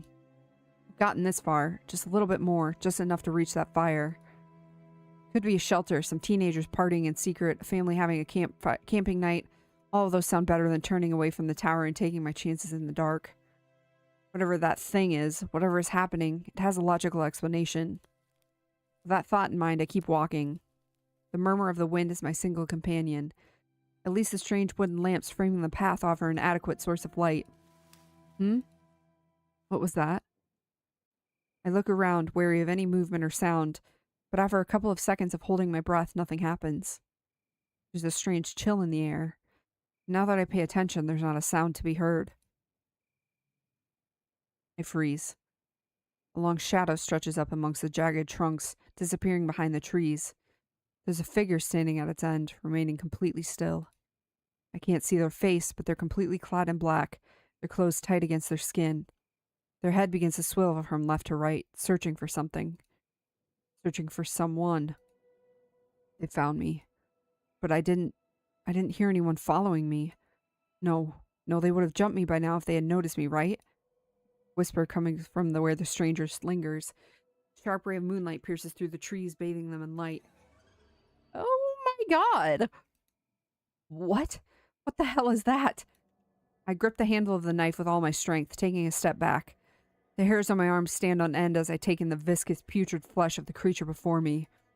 Its skin sizzles when the light brushes its arms, long and knotted together like rotten chunks of meat. One sprouts after the other from a pool of mangled bodies, keeping it standing. Elves. I slam a hand over my mouth to stifle a whimper. A familiar metallic stench reaches my nostrils, and I press my lips together in a poor attempt to keep the blood on my hands from seeping from my mouth. Elves? A retch turns my stomach upside down. This is a nightmare. This can only be a nightmare. The creature doesn't move. Its elongated head keeps pivoting from one side to the other like a watchtower. Run to the campfire. Every fiber of my being is set on fire. What the hell is that? No. Elves, find the campfire. The campfire. Someone help me. I don't realize I'm running until the bushes and branches start scratching my skin as I push myself through them. Every step echoes in my head, loud and painful. I need to get out of here. Elves! The mud becomes heavy and sticky under my feet, but I keep going. The ripples of smoke come closer, and so does the tower. Keep going. Ah! My leg sinks into the soil all the way up to my hip. I try to yank it loose, bending over and pulling with all my strength, but it doesn't budge. No, please, come on! A hand sprouts out of the fleecid ground. I don't know what that word is. Coils around my free ankle, lumpy fingers creeping up my skin until they reach my calf. Ah, no! Another takes hold of my elbow, pulling me down. My cheek presses against the putrid mud. The joints of my arms and legs stretch to a painful limit that has me crying out. Something heavy falls on my back. The last breath of air I take is plagued by a rotten and thick liquid that pools in the back of my throat. Els! I'm sinking. I'm being dragged down. And then, nothing. This was not supposed to happen. Why did you do that? Tell me. You're smarter than that. Stronger than that, aren't you? I refuse to believe I was wrong about you. You are not done. We are not done, my wanderer. You shall rise again, but beware. I will not be there to snatch you from the great void's hands forever. Awaken, my wanderer, and this time, do it for good. Huh? What was I doing? The forest around me slowly comes back to life. There's a tingle on my fingertips and a foul taste in my mouth. Mud? Great. Eating dirt rhetorically and literally, it seems. The tower is still there, waving its invisible hands at me, so that was not the right decision, apparently. Feeling of urgency beating somewhere inside me creeps up to the forefront of my senses. Okay, I know, yeah, I was running away from whatever the hell this is. Okay, so go back downhill. You know what? I'll just go back. I can't... If I look at it, then the roaring echo of thunder marks the first step I take back downhill. I grip the knife harder, walking as quickly as I can. What was a challenging climb before now turns into a maddening descent that numbs my senses. Damn it. My feet get tangled, catapulting my body forward. I tilt my shoulder to brace my fall, and I skid through the mud until my head bumps into the giant root of a tree. Before I know it, I'm mustering all the strength left in me to stand back up. There must be a road at the bottom of the hill, right? Maybe I'll be lucky and find one before I have to go all the way down. Or maybe I'll find a country house, an old couple living here in the middle of nowhere. Just keep going, Alice. Keep going, and then I'm sure I stop. A few feet away from me, someone stands completely still, almost merging with the trees looming ahead. Above our heads, the fog slithers around their feet, licking the edges of a long pair of legs. I'm saved. I'm saved. Heart bolting in my chest, I resume my running, this time with purpose. Hey, over here. Please, can you help? God damn it. Me. The air freezes, becoming trapped in time. What stands in front of me is made of the fabric of nightmares, of the threads holding every scrap of madness in this world together. Its head swivels all the way back to face me, poisoned flesh squelching with the twist of its misshapen neck. It holds itself like a scared little kid, and a moany gurgle emerges from its mouth, brimming with teeth. Els. Ah, what? Els? Its body shudders. Its manly legs sewn together in the middle cause it to trip when it tries to take a step towards me. No, those are not legs. I watch as it struggles to get back up, standing tall in a pile of disfigured bodies. Mud covers its disgustingly tender skin, and it wails my name once more. The cold clings to the tip of my fingers and to the back of my head, biting my skin. Els! It pounces on me in the blink of an eye, jaws wide open. Fight. I raise the knife. It sinks into the monster's shoulder, forcing a watery yelp out of it. The force of the impact knocks me down anyway, but instead of falling on top of me, the beast rolls away on its side, writhing in pain. No, Els! I run. I don't care about the painful burn in my legs as I race downhill without looking back. Around me, every inch of the forest melts into a senseless blur. A harrowing screech pierces the night. It's following me. It's following me. Don't look back. Don't look back. Just keep running. Keep running. Ouch. I crash into something with enough force to knock the air out of my lungs. The sky spins as I'm pushed back, then it abruptly stops. The moon still is high in the clouds. A hand closes around my wrist and pulls me upright before I have a chance to hit the ground. Ooh, gotcha. Ooh, he's hot. A strong arm sneaks around my waist, pulling me against a solid body. My hands move up to brace myself against it, and when I tilt my head back, still disoriented, there's a man looking down at me with a smile. You sure are a quick one, ain't ya? Whew, took me a while to catch up. He's got a southern accent? Oh! I open my mouth to say something, but only a whine makes it out. The thing, it's coming! I cling to the man, trying to warn him with my eyes. Oh. He seems confused for a moment, but then his lips pull back into an easy smirk and he pats my head with a familiarity that feels entirely too strange to me. It's comforting somehow. I didn't realize how scared I really was until now. Aw, poor bunny. Don't worry your pretty little head about it. Before I dare to say anything else, a scream erupts from the shadows. My muscles tense and I unconsciously shift closer to the man, feeling his laugh rumbling through my bones. You're safe with me. It's just a little guy. His arm curls around my shoulders, but I quickly push him away enough to look at his face. What? Are you crazy? Rah! Dashing through the trees, the monster hurtles towards us. Its mouth parts open to let out another shriek, and I instinctively scream in reply, squeezing my eyes shut. A gust of wind almost throws me off balance, but the man's arm tightens around me protectively, keeping me steady. I shield my face against his shoulder and hold on tight as the storm whips my skin. It's all right, nothing to be scared of. I slowly open my eyes again. He's smiling at me, his hand moving up to tousle my hair. See? Bit ugly, but nothing you can't handle. I turn around, heart beating in the back of my throat. Ah! I jump back with a loud gasp, stumbling against the man's chest. He ain't that dangerous one alone. Pack, though? That's something else. The creature remains immobile, floating in midair. Its many arms are stretched toward us, mouth open in a pained wail as it helplessly tries to shake off whatever's keeping it frozen in time. It oozes something thick and oily that detaches from its body and stains the grass underneath. It slowly disintegrates, then quickly regenerates. The sight teases a spot in the darkest corner of my mind. Uh-huh. Let's get rid of this one, I look at him. There's not a sliver of fear in his face. The wind returns in force and I grunt, protecting my face with my arms. beast chokes on a pained scream. The birds in the trees nearby fly away at the spine-chilling sound. I peek through my hands, watching as the monster crashes against a tree, and then another, and another, and another. The deafening noise of exploding wood muffles the creature's voice as the fog and distance swallow it. Silence falls over the entire forest. I lower my arms, taking in the sight of the scene before me. Trees in the line of fire are barely standing, teetering on what little remains of their trunks. Problem solved. See? Wasn't that scary, was it? A grin pushes at his cheekbones, showing all his teeth. His incisors are slightly pointy, and only now do I realize how much he towers over me. He's huge, massive even. I swallow as I crane my neck back to look directly at his single beaming eye. Thanks? Huh. No big deal. Happy I got here in time. Right in time, yes. Listen, I think I was abducted. I think I've been drugged, and I lift my bloody hand. Damn, that doesn't look good. Yeah, I did what I could, but where are we? Could you drive me to the hospital? This is the woods beyond, which is bad. We shouldn't be here. Uh-huh.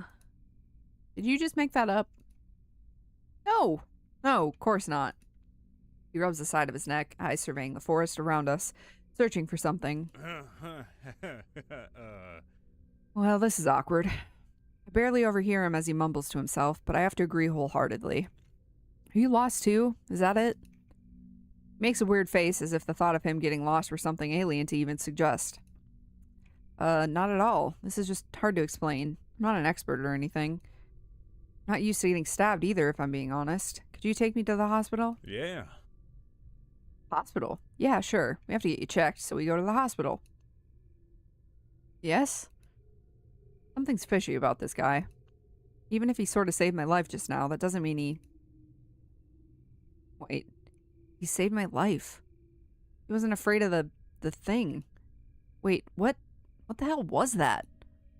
What was what? That thing. The thing that attacked us. Huh. Don't think too much about it, alright? What? How am I supposed to not think about it? You saw it. What's with this headache? I squeeze my eyes shut, trying to clear my mind. There's a loud mumble in the back of my head, trying to push itself forward. Invisible claws close around my skull, sending pain shooting through my bones as they tighten their clutch. Hey. You all right?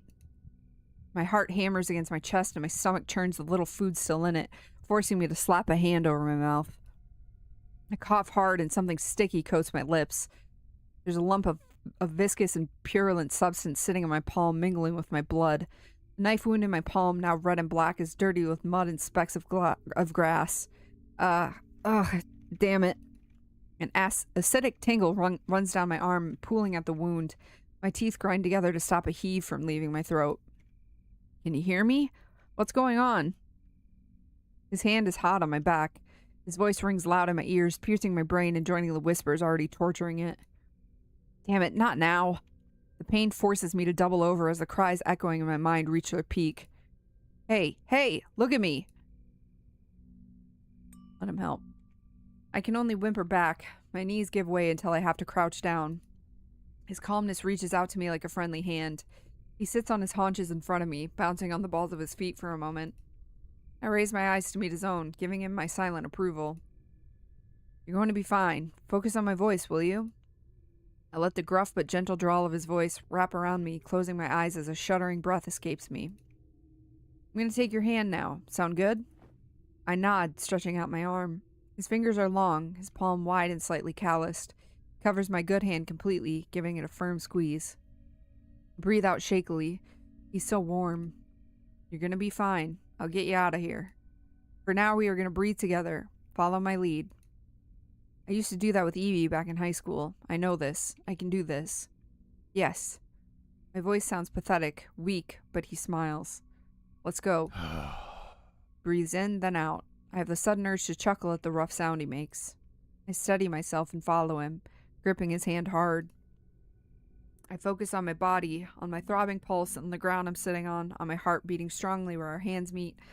I run away from the insistent murmur grazing the nape of my neck from the tendrils digging into my brain. I let the air fill my lungs completely until my chest is tight and then release it when he does. That's it, deep breaths, all the way to your Kelly belly. I choke on a bark of laughter, opening my eyes to look at him. He gently rubs the back of my hand with his thumb. To my what? What the hell is that? No talking, just breathing. I obey begrudgingly, closing my eyes again. The dread knotting my chest subdues, my muscles relax, my body is heavy, as if I were back on my bed, too comfortable to move. The air flows through me with ease now, and I cling to the feeling of security it gives me. I'm in control once again. Yeah. That's it, you got this. I shake my head as my eyes open once more to his smirk. It comes so easy to him. I'm happy I'm not alone. You have a strong grip, don't you? Ouch. I'm crushing his fingers between mine, twisting them in positions that don't look too comfortable, and yet I'm frankly sure he's just teasing me by the way the corner of his lip twitches when I release him. I let go, mumbling an apology under my breath.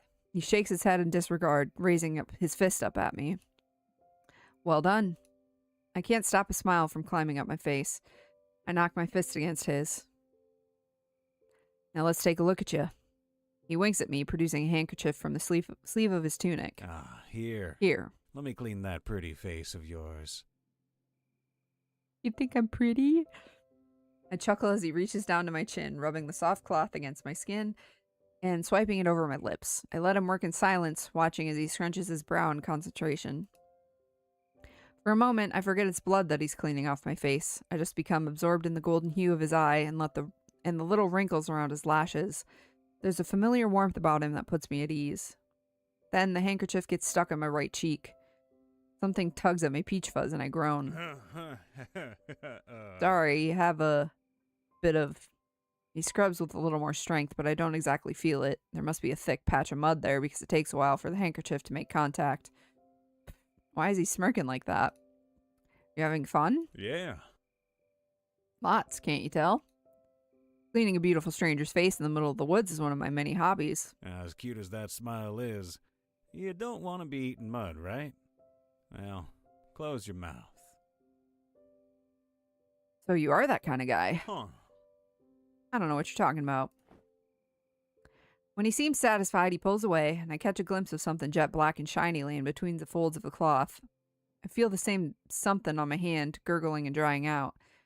Clenching my teeth, I give my fingers a quick shake, but it only seems to cling to my skin even harder. Ugh, I can only hope it'll flake off later. There, much better. Looking pretty good if I do say so myself. Another wink comes my way. At least I think it's a wink. I offer him a friendly enough snort in return. I hope so. He folds the handkerchief and stows it in his tunic, stretching hand out to me. Up. I take it, yelping when he almost sends me flying against his chest the moment he pulls me to my feet. Oops, sorry. It's fine. Thanks, Amon. The name's Amon. At your service. Well, Amon. We have been playing this one for about an hour and a half, so I think I'm going to leave it here and switch to the next one. We might have to play more of this one, because I don't know. I think this one's demo is available outside of Next Best. I'll have to check. I think it might be available to me because I'm part of the Kickstarter. I think they have a demo for Kickstarter people. So I might come back to this and play more of it because I'm intrigued. I want to know what's going on. I want to see more of the hot people. I don't know how much is available in the demo. If it's like just a little bit more, I'm going to feel like an idiot, but you know, c'est la vie. But I'm going to leave this one here. I played this one a little bit longer than the other ones. But the next one we are going to play is Alien Morgue, which should be fun and not creepy, but probably a little gross. Because I think you identify aliens based on their bodies in a morgue. So I'm going to switch to my BRB screen and we are going to play that one. So BRB.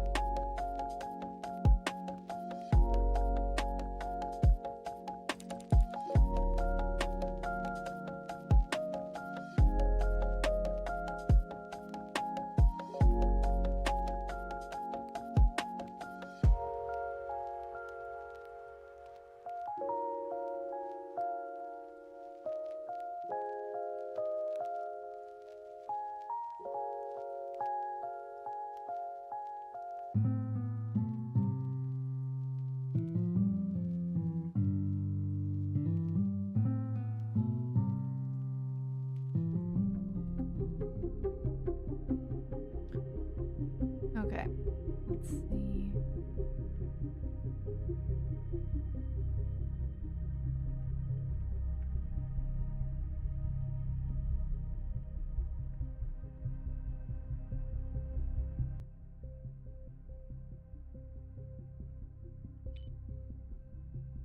I turned the volume down when I opened the game, just to be safe. Okay, next game, Alien Morgue. This one I think should be kind of fun. Because I like games like this, where it's just like medical shit, but like fake medical shit. I don't know. That's fun to me. So let's hop into it. Last one was a lot of reading. I'd like to apply for a position in the morgue. Although I have a medical background, my current hospital salary isn't enough to maintain my spouse's cryo capsule. This job would also allow me to directly contribute to the immortality project to which I am now fully devoted. Long life. Good day. SES Corp has reviewed your experience and personal motivation. You're a strong fit for our team, though some training will be required. If you're ready to accept this job, please review the following rules and confirm each one. Do not intentionally send incorrect data. Do not share any data outside SES Corp. Comply with all SES Corp protocols. Alrighty. Hi, I'm Rin, your supervisor for this job, and your job is to determine the correct cause of death. To start, pull the red lever to bring in the next body. Then grab the damage scanner and use it on the body parts. Found the cause, select it on the display, and call in the next one. Okay. Torso was electrocuted.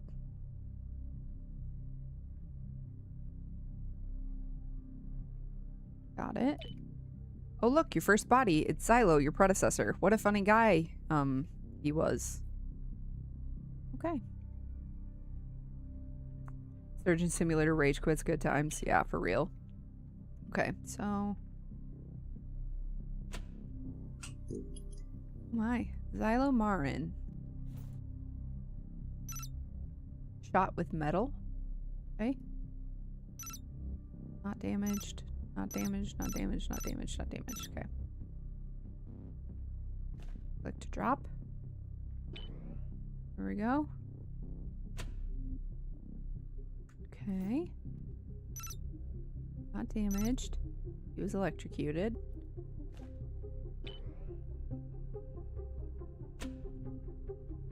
Oh, head missing. Head was severed.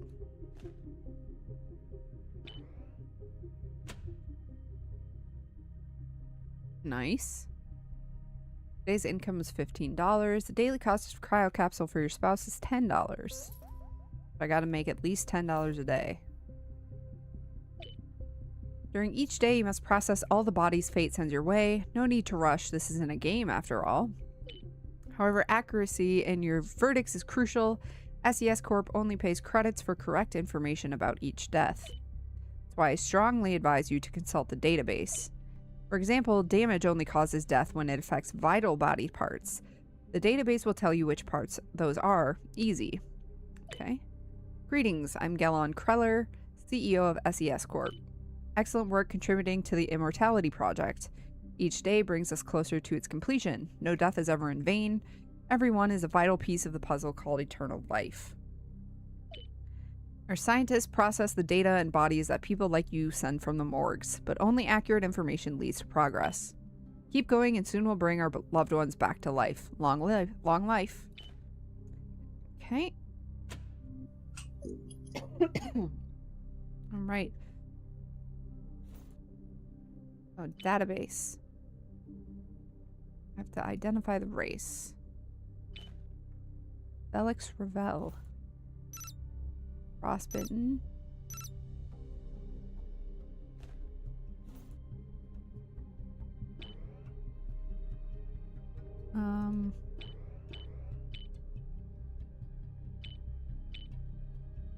I don't know how do I tell what race he is?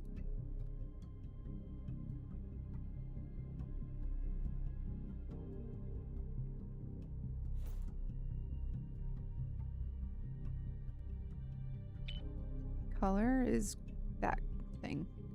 Length? Oh, he's 3? No. Parts. 3 parts for an axie. Ah. Oh, it's medium. Okay.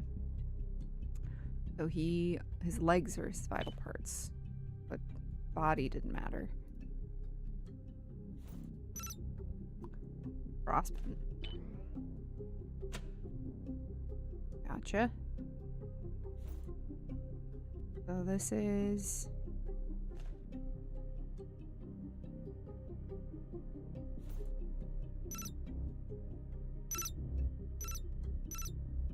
Torso 1 was impacted. He is green. His length is into the pink. Or is it? Maybe it's just yellow.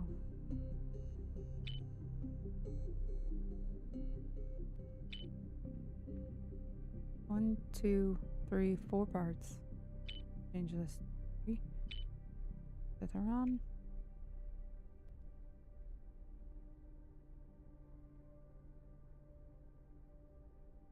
Try torso. Nope, that was wrong, I think. Okay. You are definitely yellow. In the yellow. Okay. Stabbed with metal. Stabbed with metal. Damaged. Ooh, his head was electrocuted. Okay. Our pink. Length in the yellow. 1, 2, 3, 4, 5, 6 parts. Daythorn.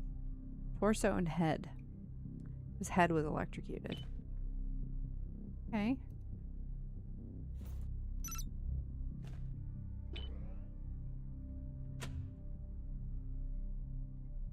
Nice. Oh, I did get it right. Nice.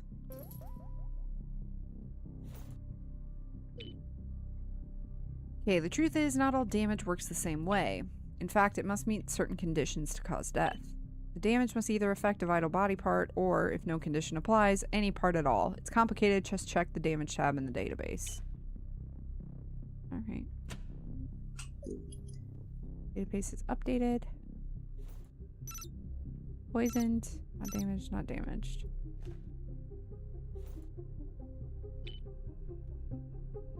Okay, you are gray. Torso length is yellow. Parts 3.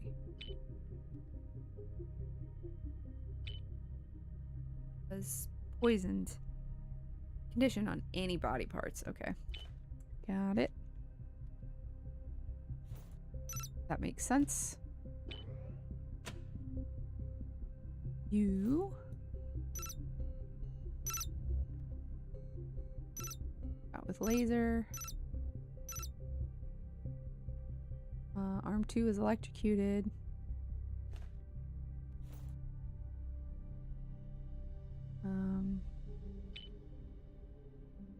Electrocuted. Condition on any body parts. Shot with laser. Vital body parts. Okay.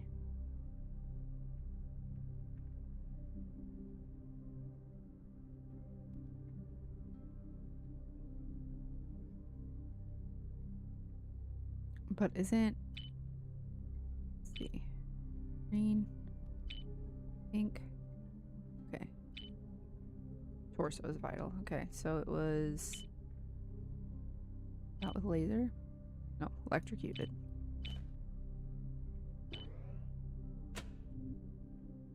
Hey, what the hell is that? Stabbed with laser and infected. Okay.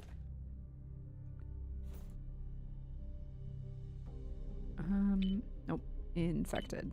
Any body parts.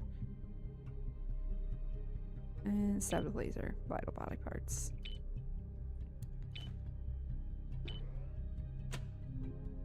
And then...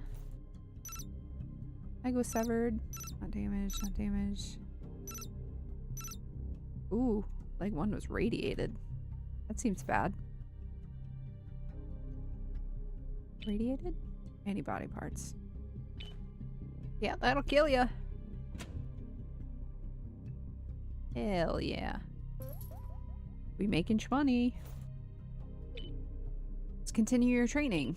As you may know, different races have different skin, and skin has varying resistance to certain damage types. Take your time and carefully review the skin tab. Okey dokey.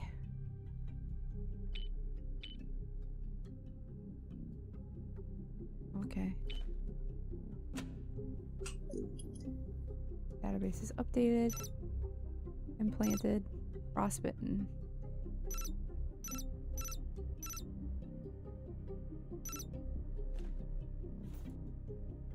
So you are pink, yellow, and you have 1, 2, 3, 4, 5, 6.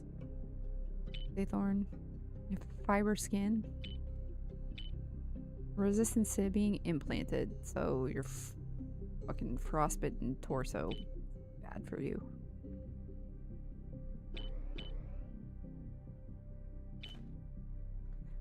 Torso was frostbitten. Pulsed.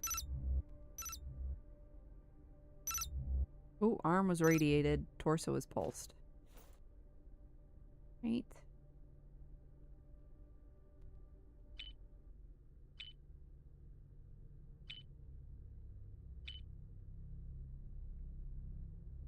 One, 2, 3, 4. No, that you are in the pink category then. Fine.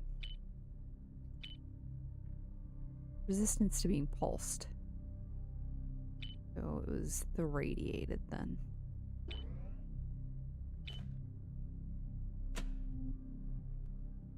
What the hell are you?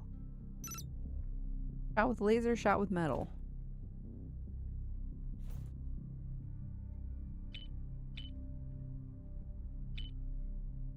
You're blue. Rocky. Yeah, metal. Your resistance to being shot with metal. Right, so it's being shot with a laser. Oh, you're missing a whole fucking leg, bro.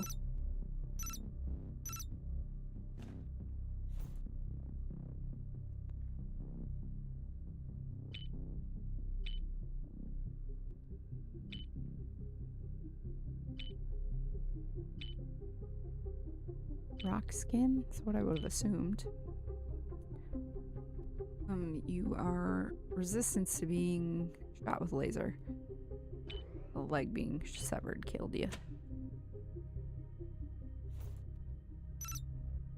You have resistance to being implanted. You were electrocuted.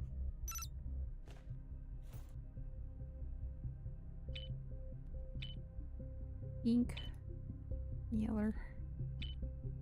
6 parts. Right? 1, 2, 3, 4, 5, 6. Yes, so it was the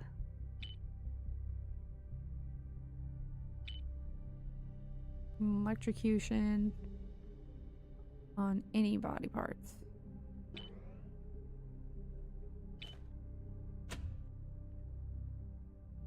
Yeehaw.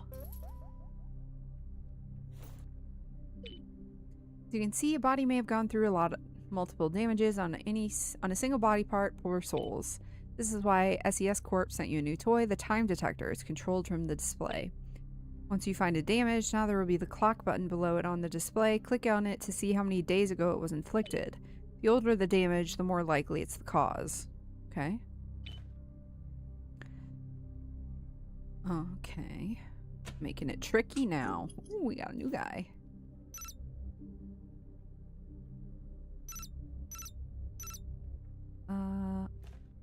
Like 3 days. 1 day. Shot with metal. So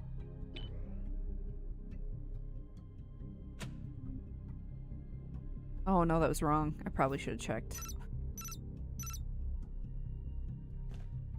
I can't just assume. Okay, I get it. 2, 3, Renaxi.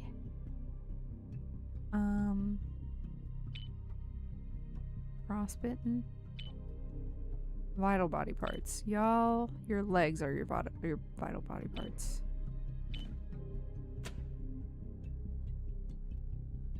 What? That was wrong too? Can't be for real. Pulse. Electrocuted. Two days. Torso was pulsed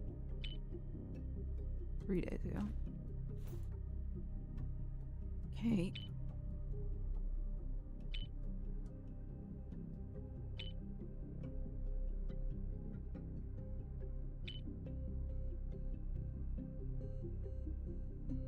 Body.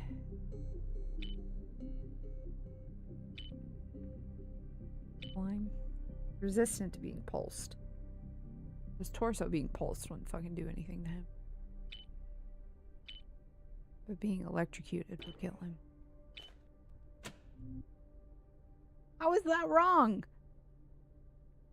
You've got to be fucking with me.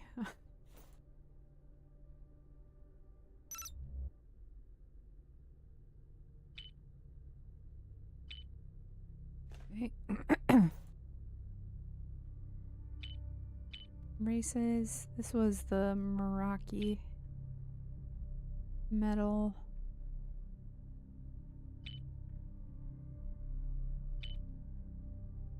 Is resistant to neither of those things.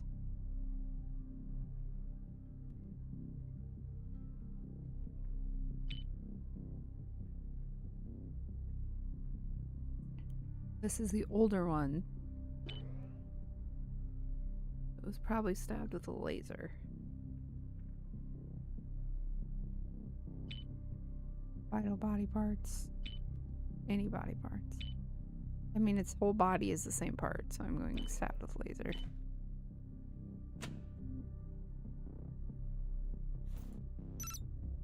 Severed. Damage, not damage. Damage, not damage. I feel like severing your head will kill you pretty bad. It was severed 3 days ago. Leg was radiated greater than 3 days ago. No. Leg was radiated 3 days ago.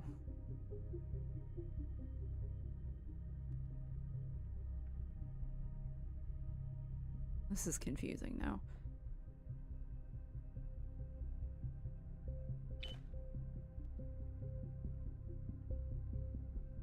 So, like, no matter what, the older one is the cause, even if it's not on a vital body part?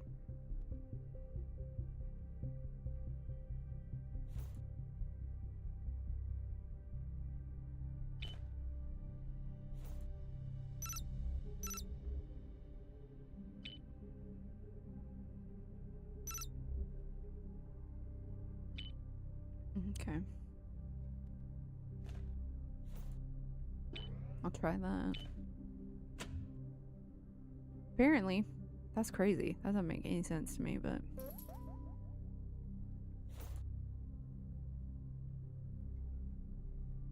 Okay, supervisor. Looks like it's your birthday. You've got a new gift from SES Corp, the autopsy tool. Starting today, you'll need to find causes related to organs. The research department says this method is more accurate and speeds up progress. A vital organ is diseased or damaged, that's your cause. The organs tab will help you out. Hello, this is Preela Menvar from Cryocapsule's customer service.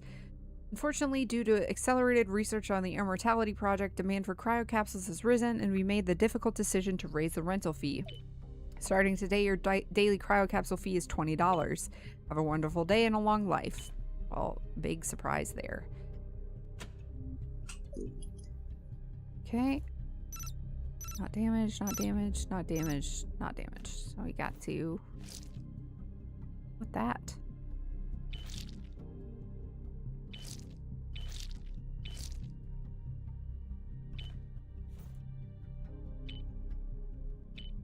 Okay, he green. He pink. He have 4 organs. Jesus. Okay. So I gotta open him up and then scan him as Essentia. Not damaged. Not damaged. Trix has Essentia. Hey. You got fuck all wrong with you. Racist. Thermally. Hey.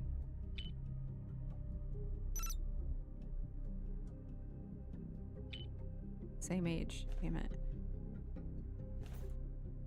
Thermally. This is organs.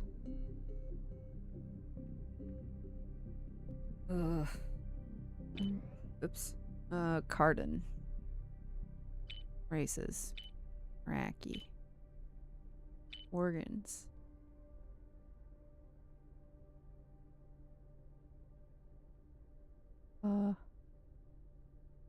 Enzicore? Cardin.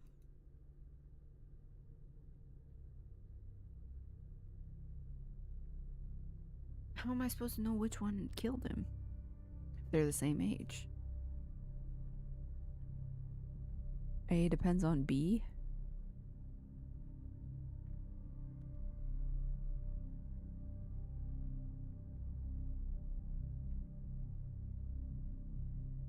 Oh, so Enzicore is non-vital, but Cardin is vital. There we go. Nope, that was wrong apparently. I don't know how I would have known that. Yeah, these are apparently all going to be gross. Okay. Fine.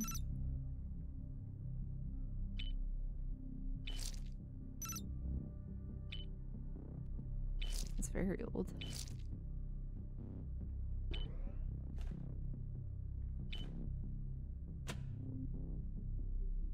Was also wrong apparently. Okay, cool.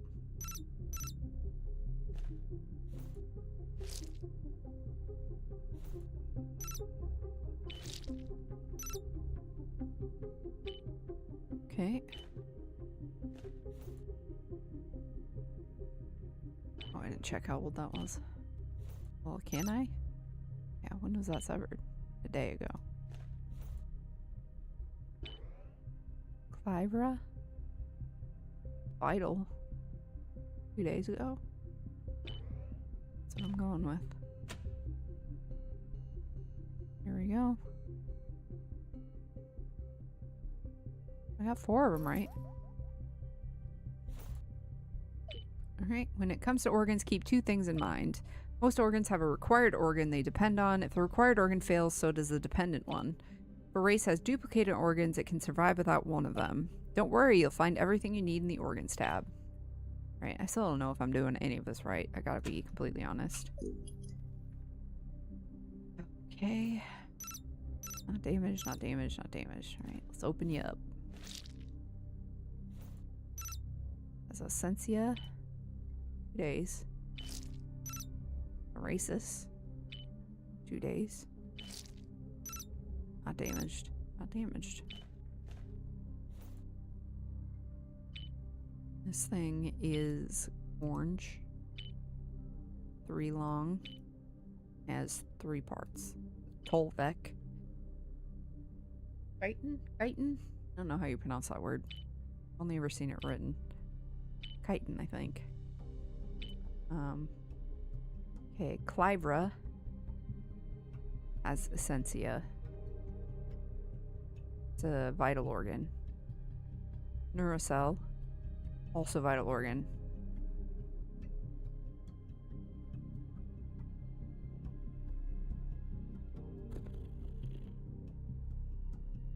How am I supposed to tell which one A depends on 4 other things.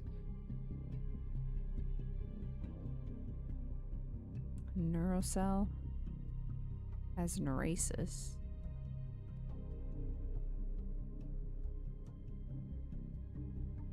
I mean, I'm just gonna take a stab in the dark, I guess. Nope, it's wrong. Well, sucks.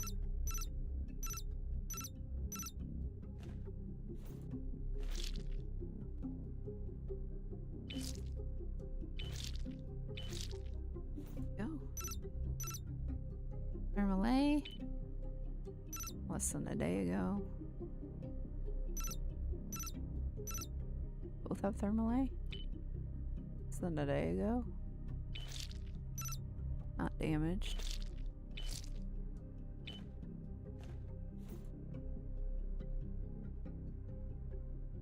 Pancrin? It's not vital. Enzicore is not vital. But the Grolnix and Heptrix both are.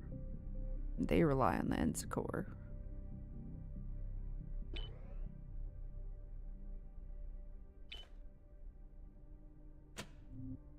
I was wrong. I don't get it. Got with laser. Ooh. That's bad. Got with laser.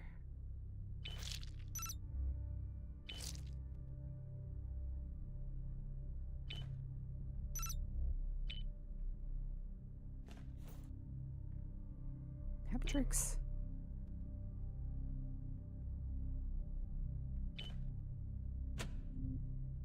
I don't know why that was wrong.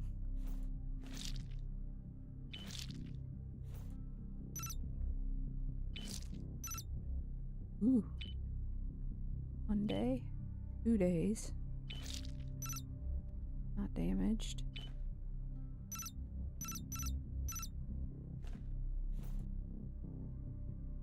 Buy more.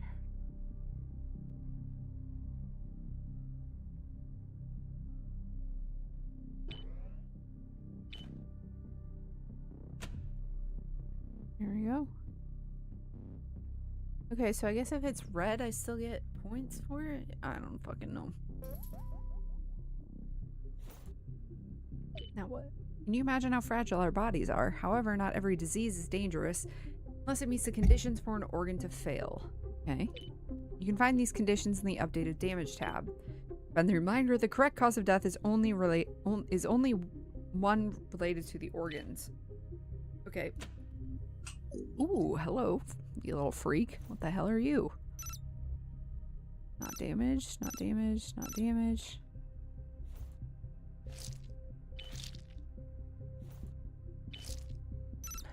More Bexus. Ooh, long time ago. More than 3 days ago. Damaged, damaged.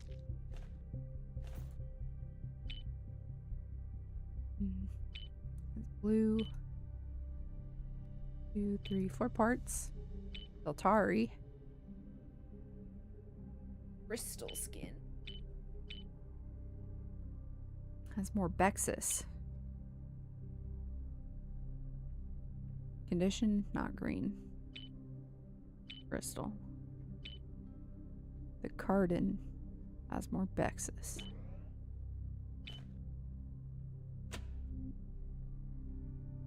Okay. Torso is pulsed. Oops. 2 days ago.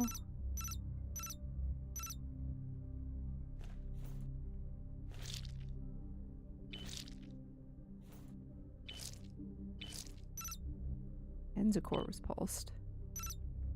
Arden was pulsed. Pancrin was pulsed. Grolnix was not damaged.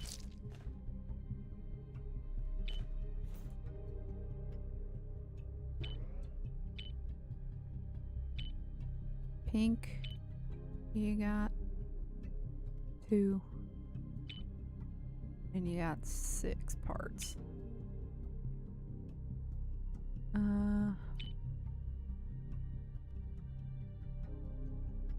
Pulsed?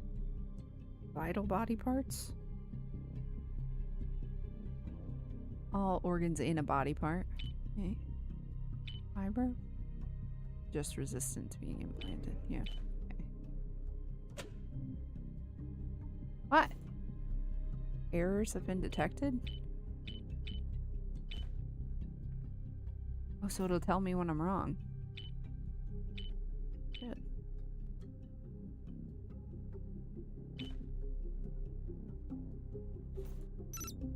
Frostbitten. There you go.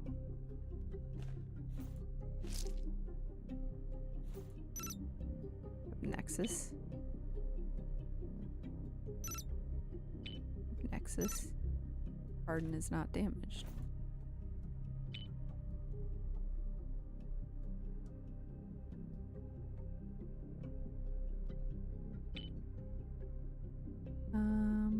Nexus.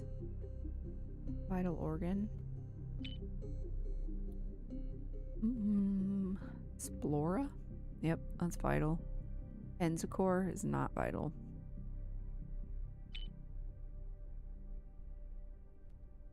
Races, Meraki. Damage. In metal. Doesn't have resistance to being frostbitten. How do I determine if being frostbitten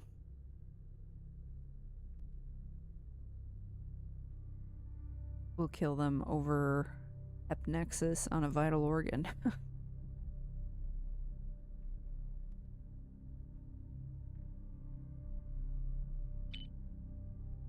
If it was the same length of time ago.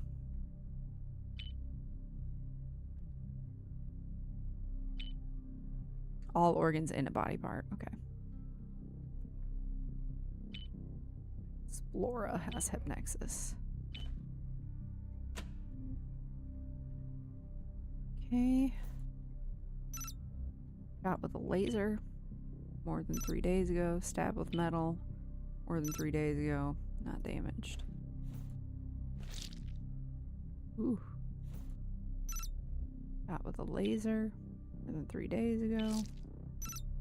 Not damaged. Not damaged. Not damaged. Races. Orange.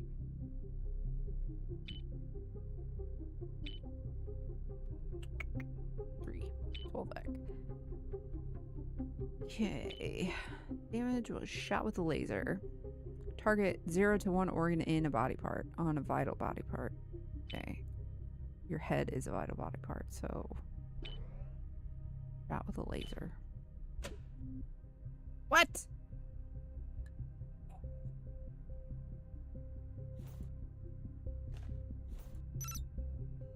Stabbed with metal. Not damaged. Not damaged. Not damaged. What, this? Epnexus? More than 3 days ago.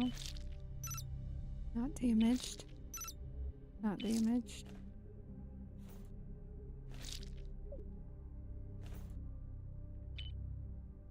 Data drive. I hope you'll find this message.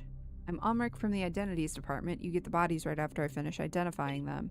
This drive is the only way I can contact you, anyone. I think something's wrong, something really terrible. I see a pattern in these deaths. It can't be a coincidence. No, no, no. I've been here too long. I'm scared. They know. They're coming for me. Oh. The plot thickens. Okay. Let's see. More than 3 days ago, the Heptrix has Hepnexus. Maybe I have to select the right doodad. Slime.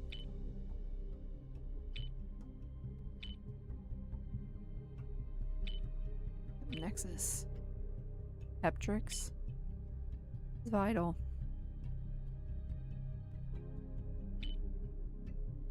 Stabbed with metal.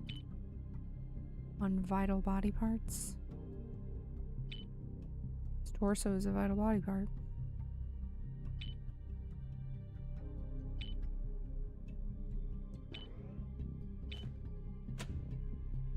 That one was correct. Okay, it'll tell me it was wrong. Got it. Nice. Okay. That was fun. I liked it. I did like it. Thank you for playing the demo. I hope you liked it. Please let us know how it went.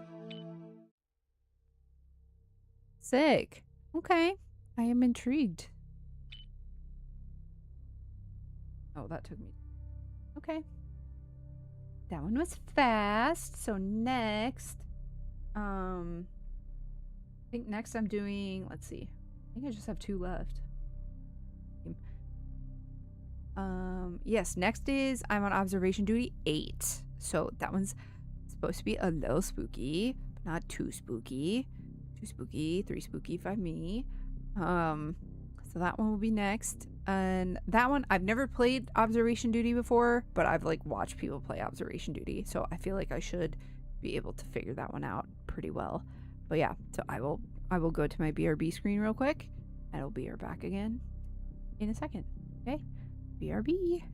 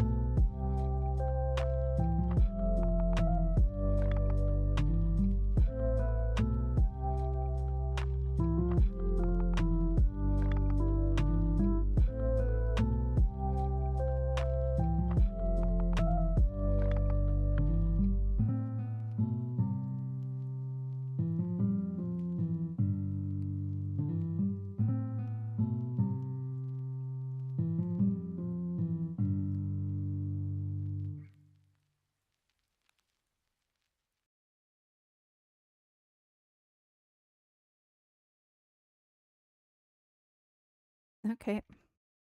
Pausers while it figures out. Come on. You can capture the window. You can do it. I believe in you.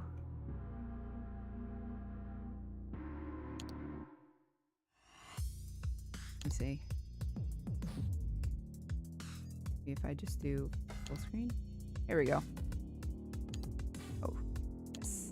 Whoop. Settings. Play.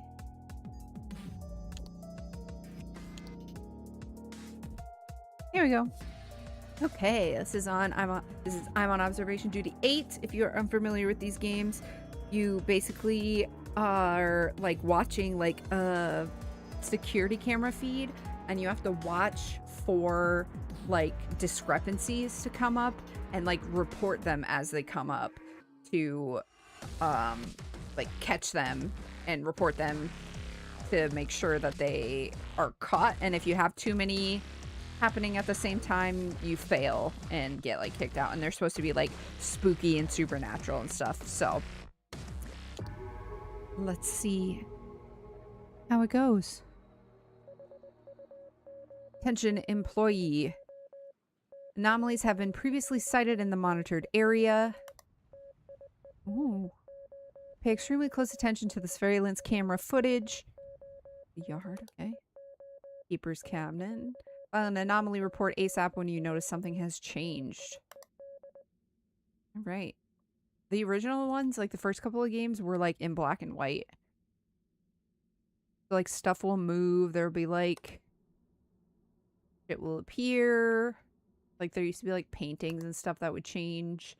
I feel like the earlier games were like a lot easier probably.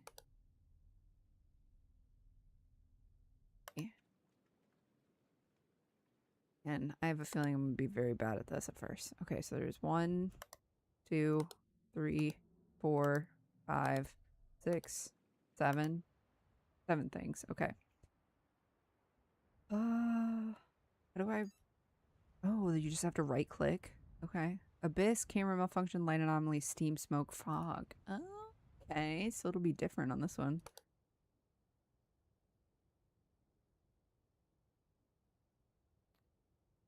Okay. Abyss, camera malfunction, light anomaly, steam, smoke, or fog.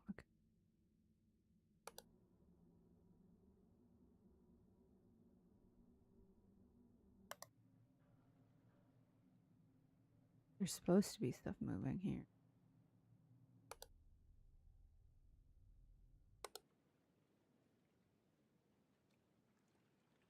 Okay. Can't tell if the like fog is like supposed to be here or if it's not.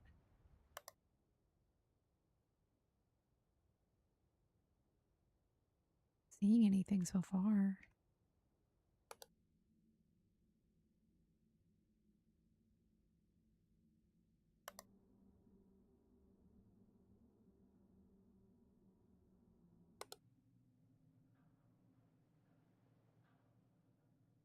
I guess with only like four options, it makes sense that there's only...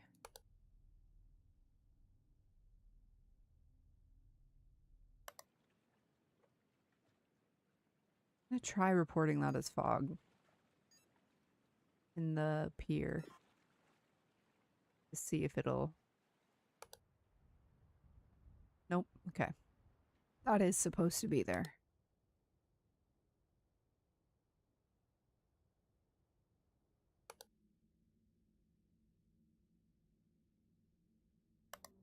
I think you have to make it until 6 a.m.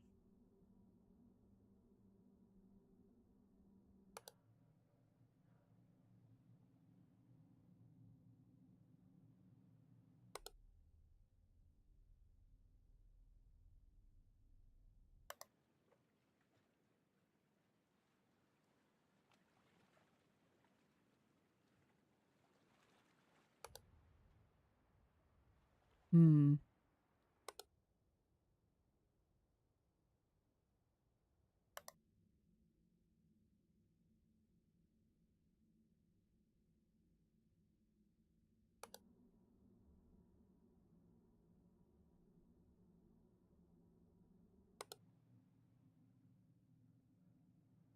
Man, I ain't seeing shit. If there's anything happening, I don't know what's going on.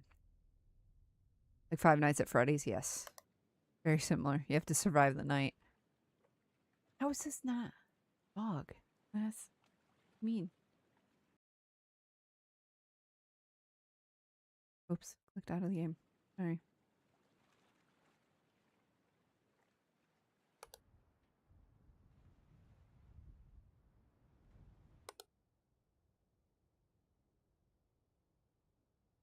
Oh. Readings of multiple anomalies? What are you fucking talking about? There's nothing happening anywhere. Room manipulation. Okay, there's different ones. Okay, I'll try... Is stairwell.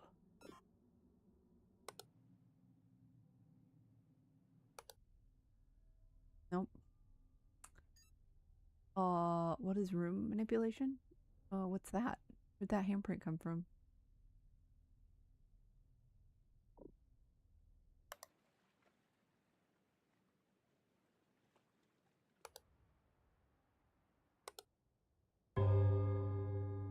Oh, at 1 o'clock. Okay.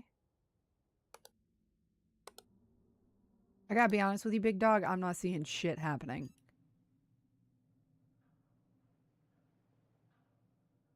Make you paranoid? Yeah, for real. Camera in the pier? I don't know. I feel like the camera's slowly zooming in here, but that could be wrong. Nope. Okay.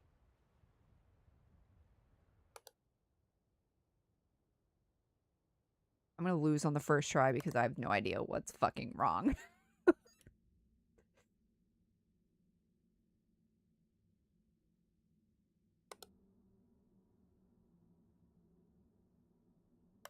was like, there's no way it's been like an hour and nothing's happening. Oops. See? Girl, what do you mean? I missed 3. Extra object in lantern room, room manipulation and pier, handprint in basement. There's not an option for handprint. Unless you have to scroll. Hold on. There's no option for handprint. What do you mean? I saw the handprint. I saw that. What am I supposed to pick for that? Room manipulation? You bastards.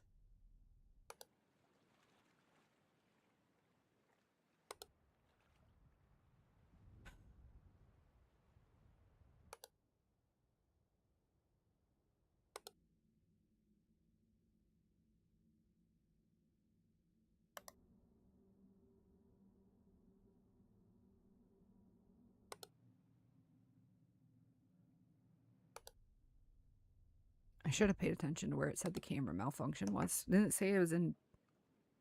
There's something it said was happening in the pier.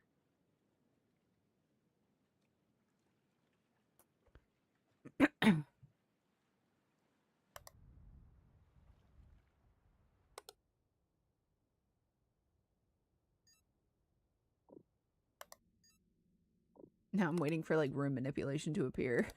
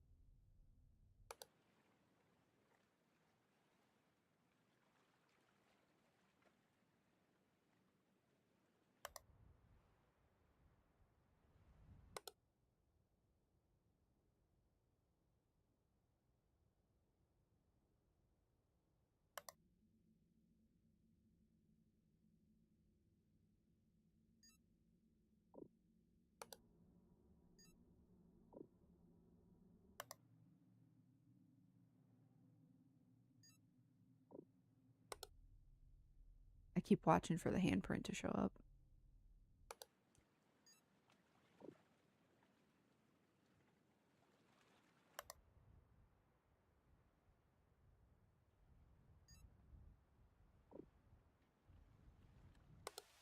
Oh! I mean, that's different. I don't know what that would be.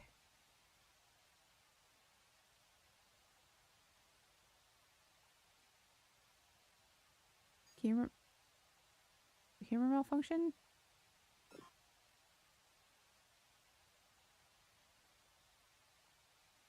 No. Abyss. I'm gonna try every single one. I know that's a fuck up. That's a thing. That's a thing that happened. Light anomaly.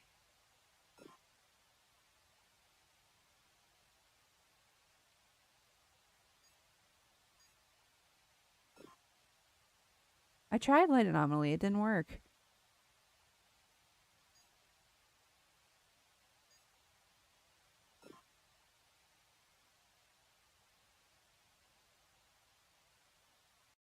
How to play? Context report. You have to hold it. You motherfuckers.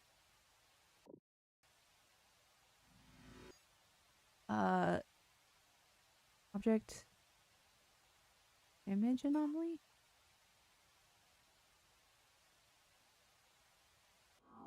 There we go. Bastard ass. Okay.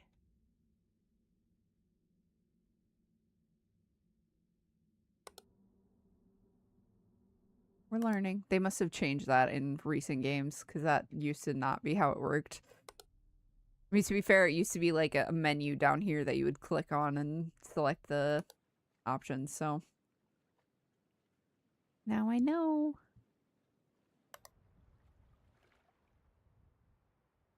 Hmm.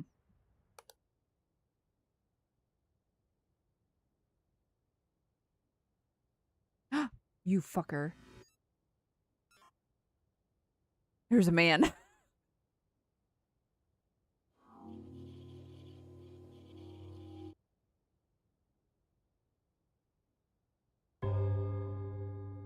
that always there? The teeth on the bedside table?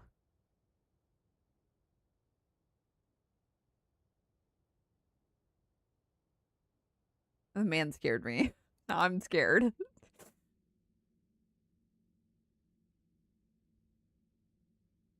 feel like something was here.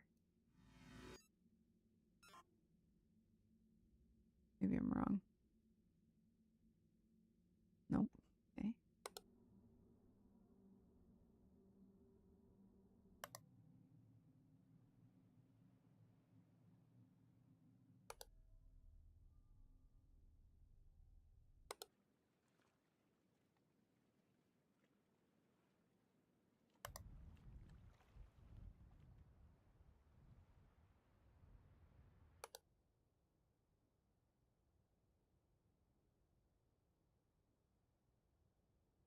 I'm just gonna try it because I don't remember if it's there or not.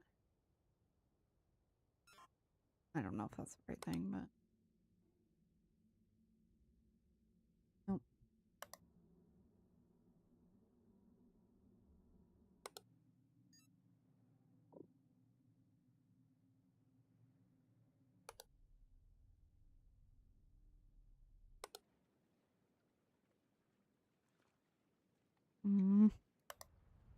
Like I'm missing shit again.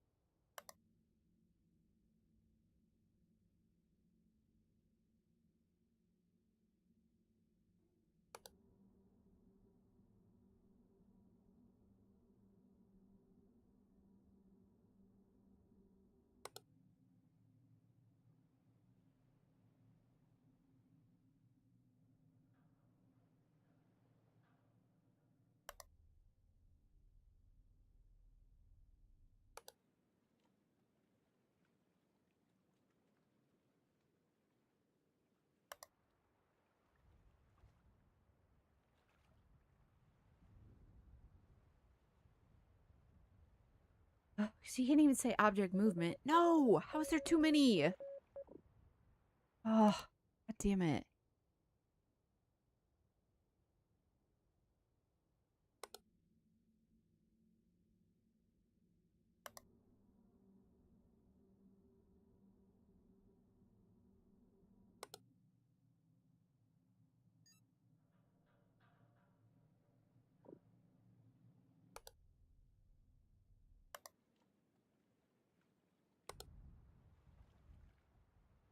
So bad at this. You really do have to like get familiarize yourself with the way things are supposed to be before you can really like get. Oops. Isn't there supposed to be something there? Mm.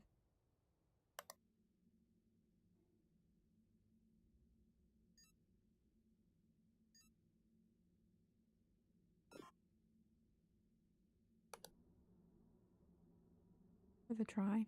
Oh.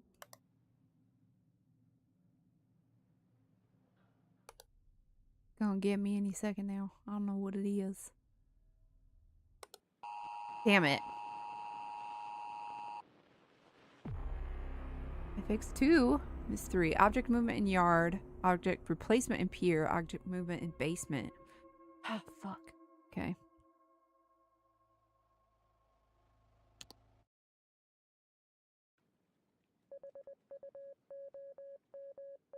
Basement pier.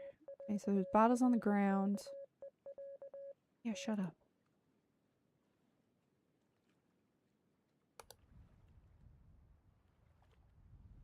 Maybe I can count that as object movement then.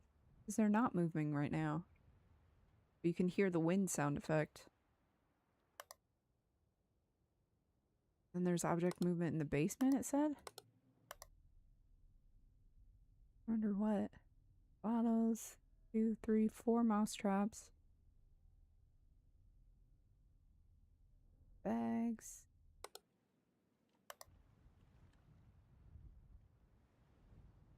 Yeah, they're not moving at all. Okay, good to know.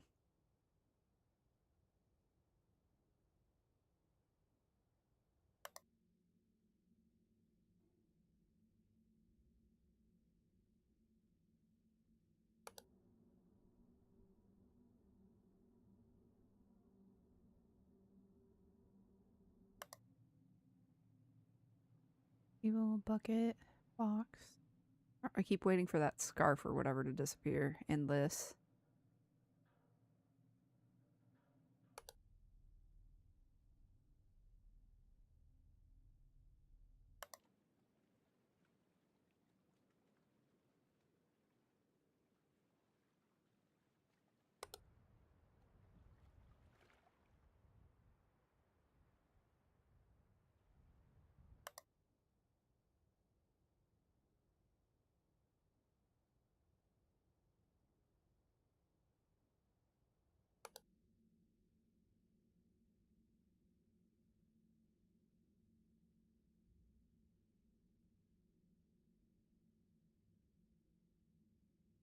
I get the appeal of this game, but I feel like there can be a very steep learning curve before you like get good at it.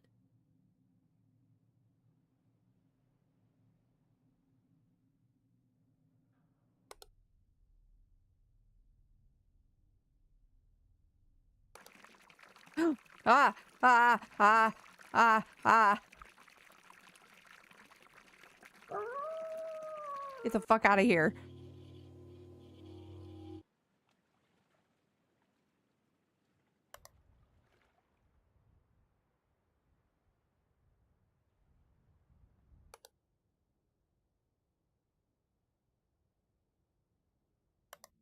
Fucking pissing in the water. Nasty ass.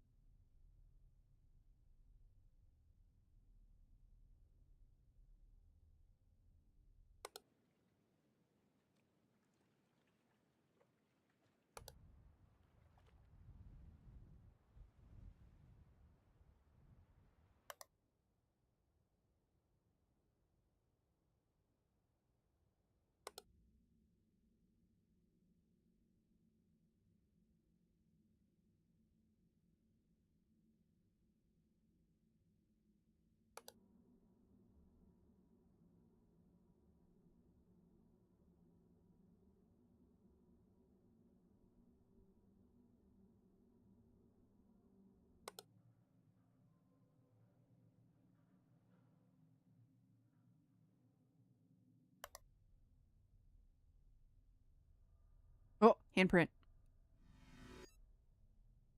No! God damn it. Fuck, clicked on the wrong thing.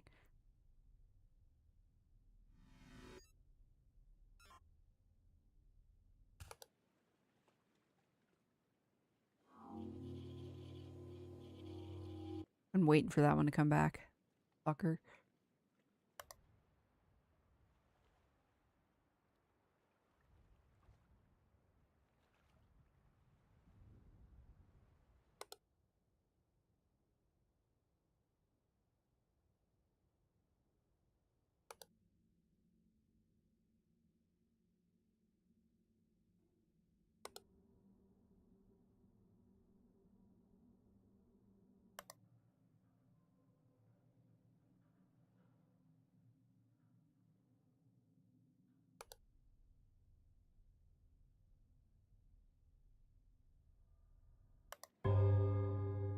Oh, scared me. Oh, the hell is that? Light anomaly in the yard.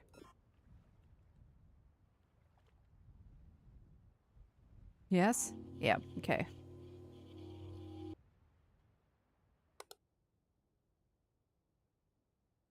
Okay, we're doing a little better this time.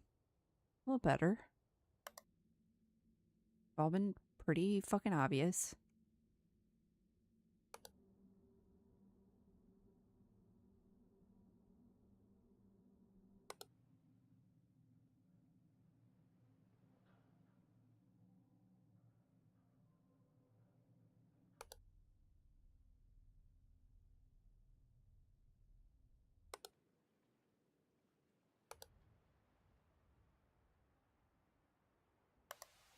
Up. This image anomaly, I think. Last time, I think that's what it was. Yep. Okay, I don't think we've had one in here yet. Or in here.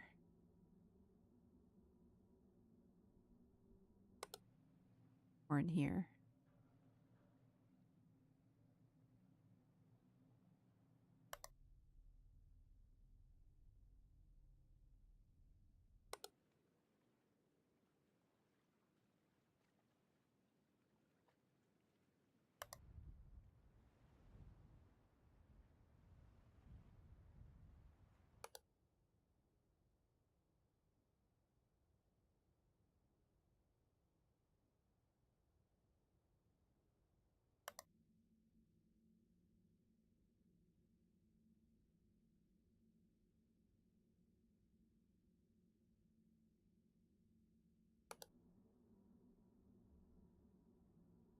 Dust motes make me think it's supposed to be a light anomaly, but I don't think it counts as one.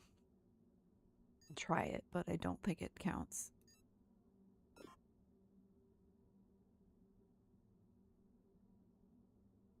No, okay. Think so. Now I know for sure.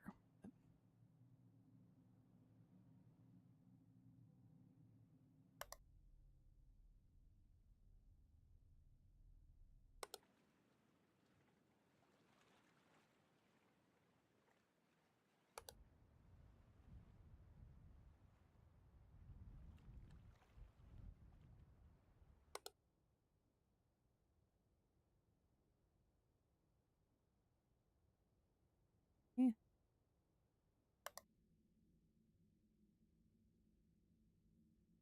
Starting to get nervous.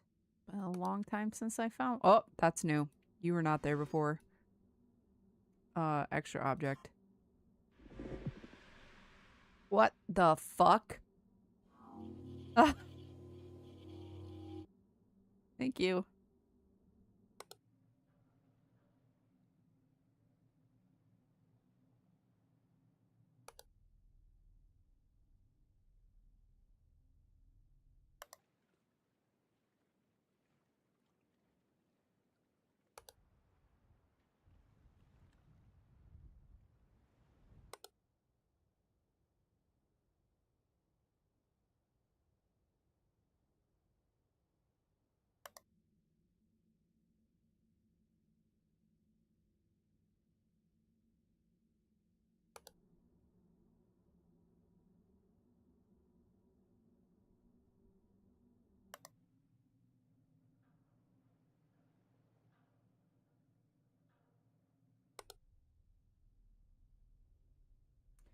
Come on, give me something. Stressing me out.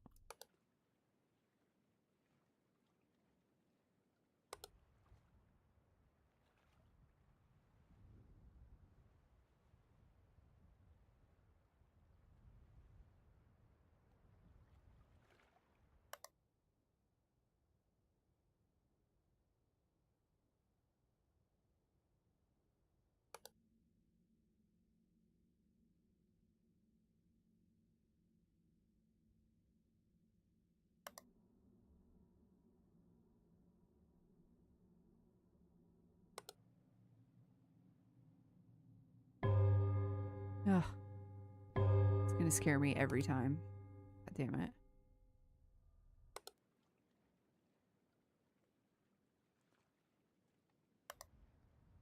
If you feel like you see something, please call it out. The more eyes, the better.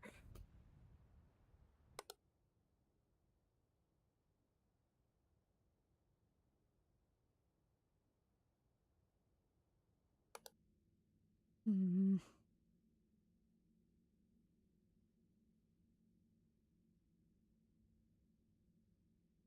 I feel like this is such a weird shadow, but I don't know what it could be.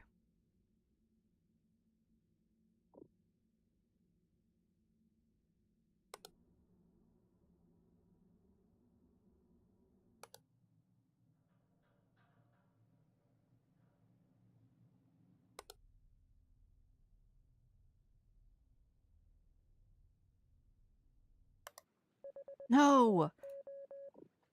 Really? What am I missing? I feel like there's a bottle here.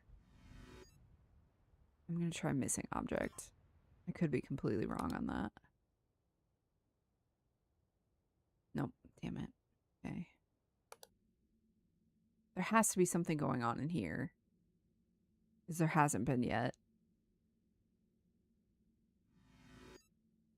And try object movement on that. Oh, damn it.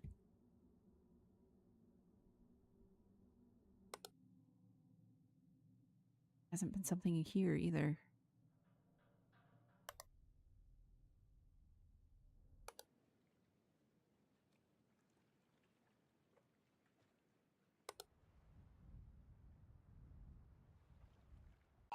Ah, fuck. Damn it. Fix 5. Missing object in stairwell. Room manipulation and pier. Missing object in interior. Okay. I had 2 missing objects. What the room manipulation looks like. I think that's the second time I've gotten room manipulation and pier, and I don't know what they mean by that.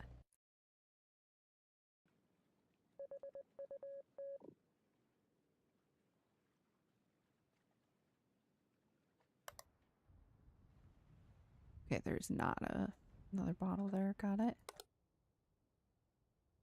There's a missing object in interior. So there was something missing in here. I wonder what it was. Nothing is jumping out to me at the moment as being missing. And in the stairwell, there was something missing too. Yeah.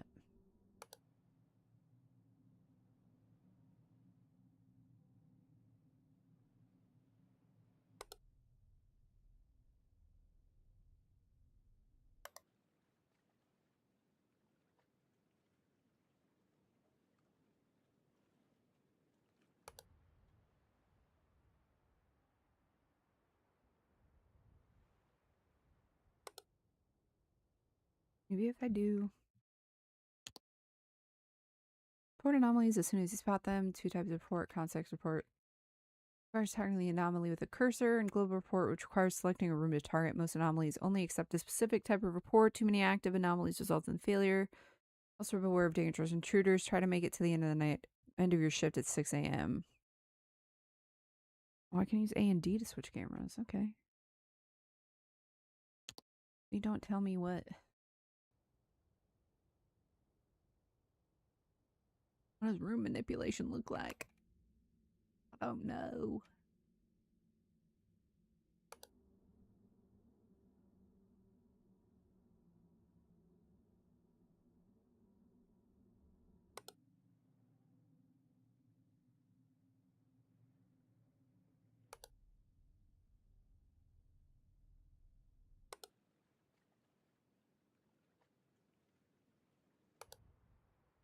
Yeah, I think that's the second time room manipulation in the pier has been one of my failure anomalies, and I don't know what looks fucking wrong about this. My feet, Edgar.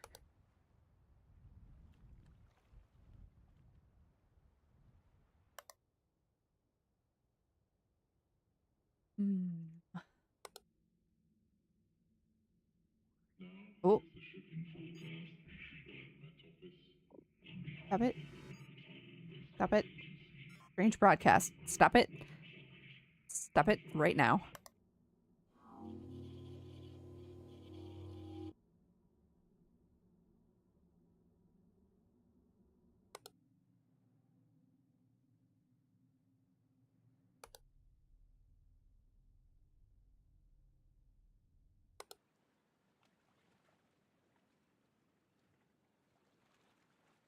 seemed closer than it usually does. Maybe that's what the room manipulation is that slowly gets further and further away.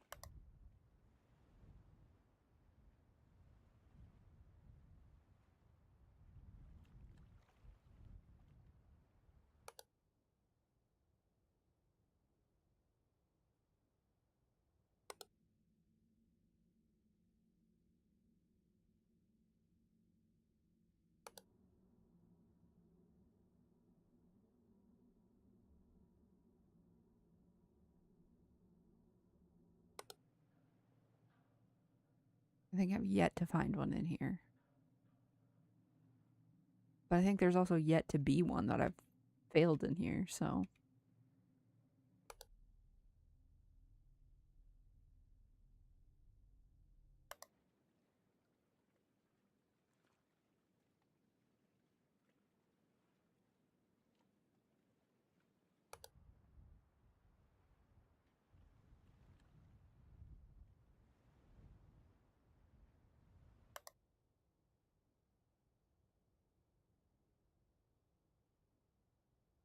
I keep looking for that guy to pop up in the window over here again. Jump scare me.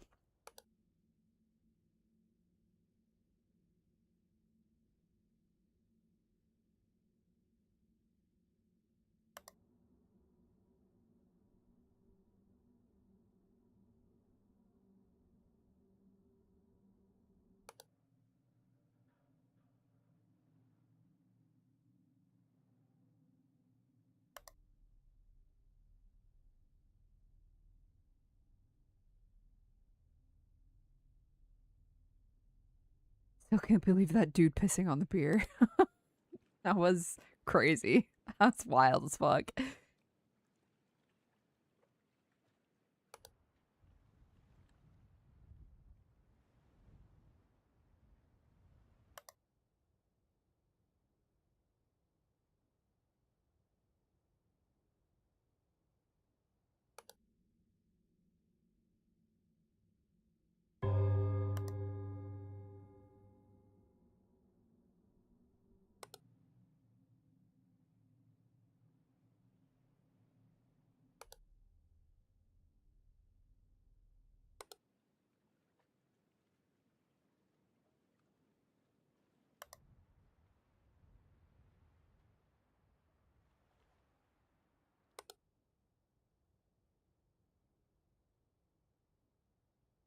Fuck with my boots.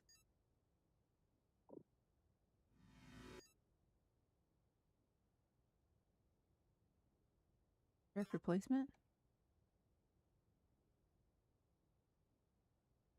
Nope. Nope.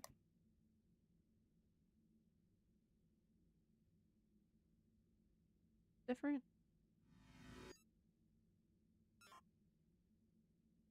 I feel like I'm going crazy.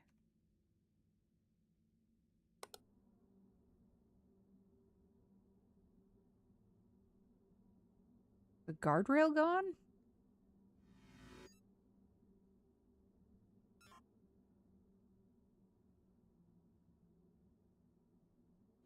Yes!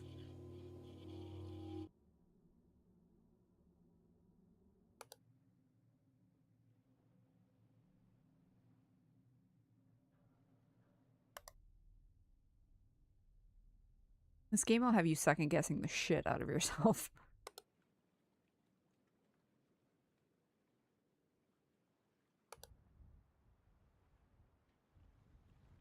Kind of getting foggy here. I'll try it. Oh no. Nope, it's not. Kidding.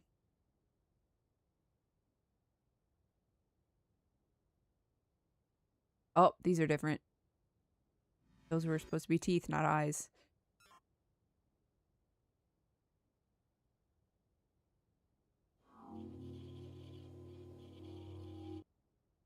Thank you.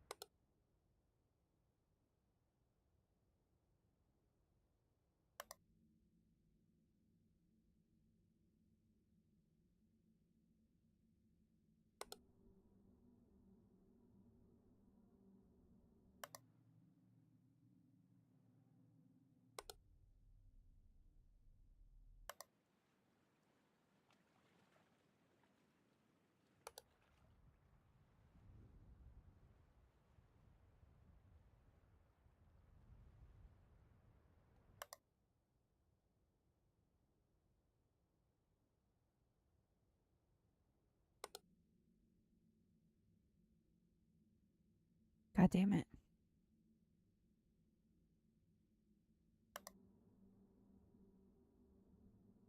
I'm not seeing anything. Gonna get my ass soon. Are you supposed to be moving?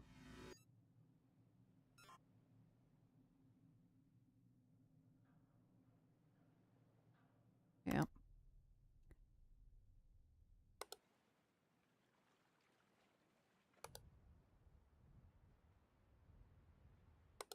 I'm gonna do, oh no, it doesn't even let me do the room thing unless it's actually happening.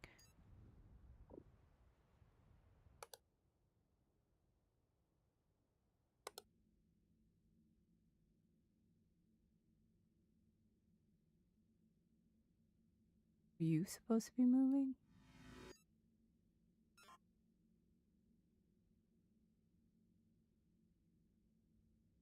Nope.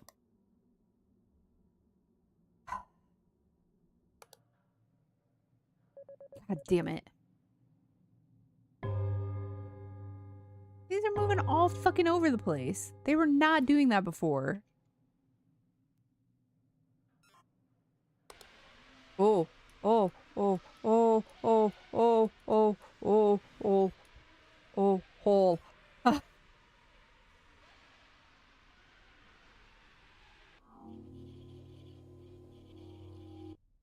Thanks.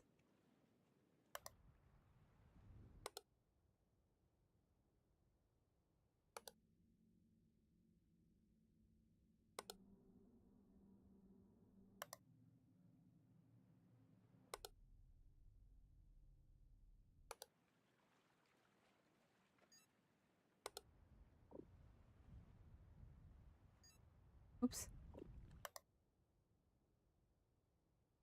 Shit, I don't know, man. That means there's 2 other ones that I'm missing.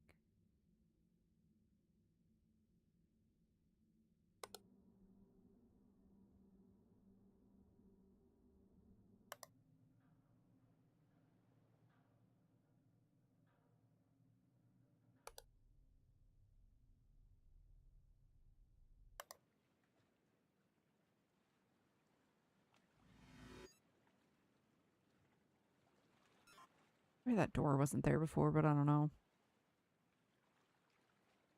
Damn it.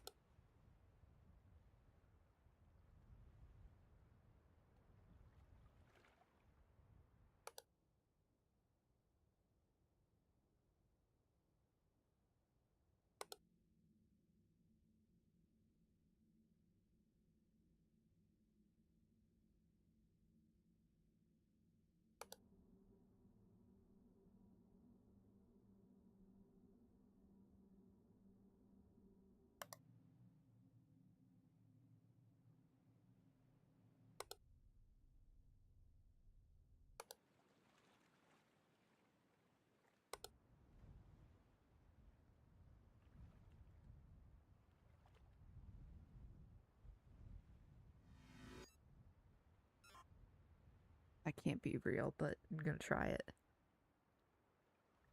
Damn it.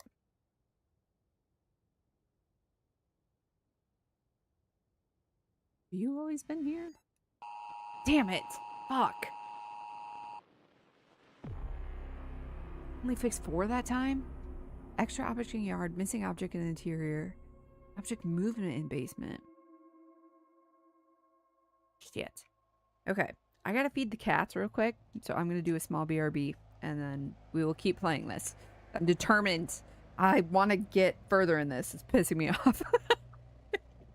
Okay, so I will be right back.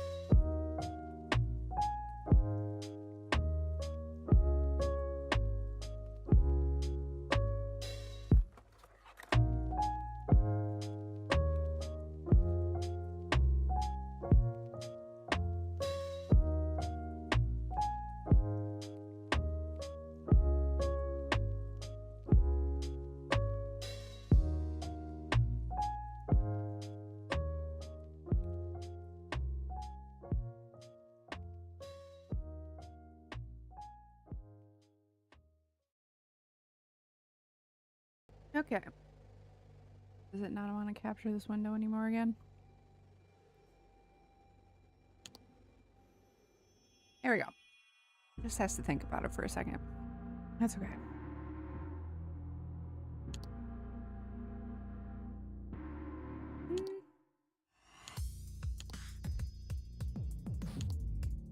Oh, all fine. Okay. Try again. Yeah, I know.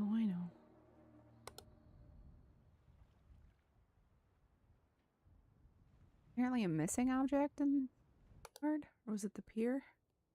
I don't remember.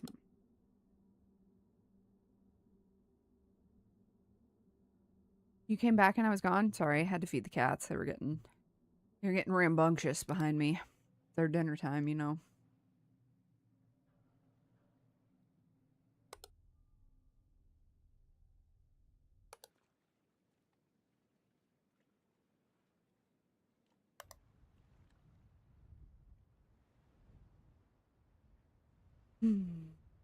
Okay. Let's see.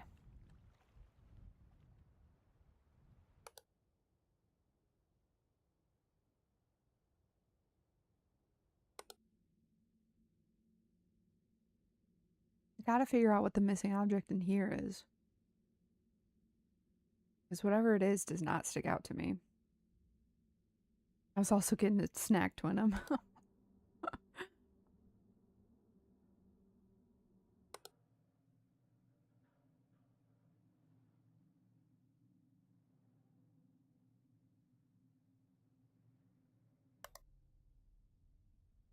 There's object movement in here.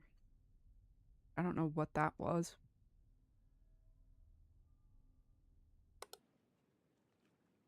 The door is like that. I don't know why I thought it wasn't.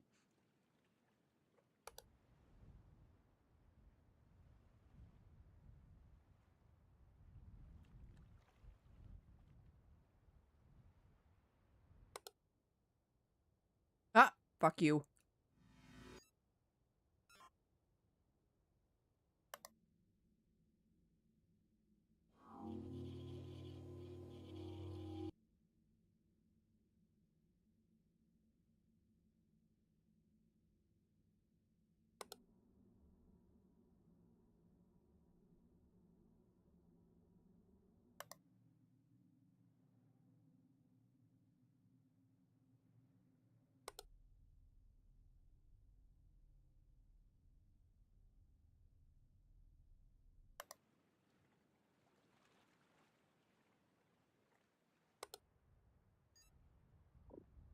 Should just start checking periodically if the room distortion one shows up.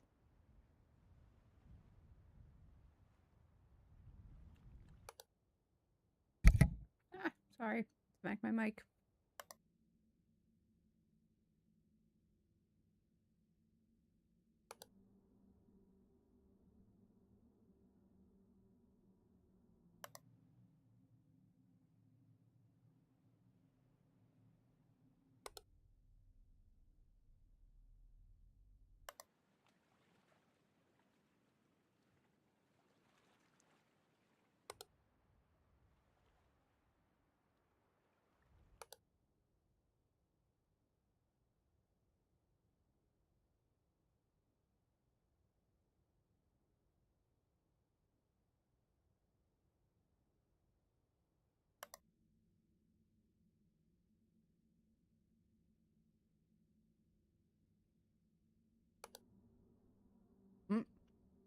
That's missing again.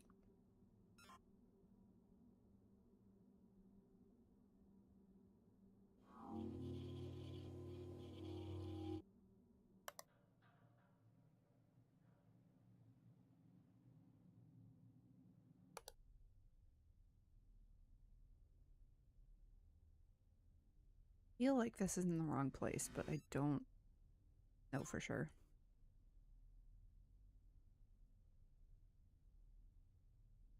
Okay.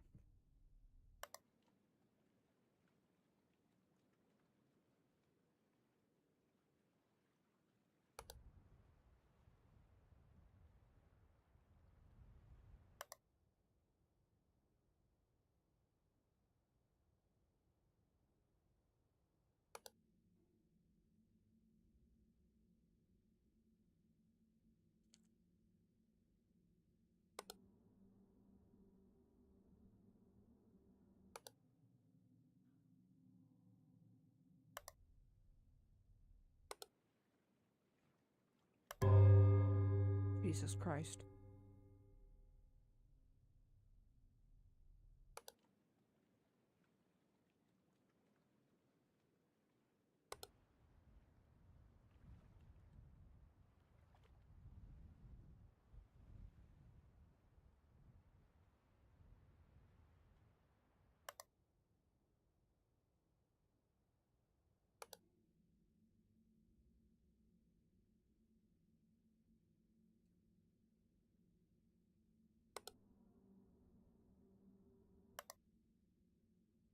Is this weird? This looks weird back here.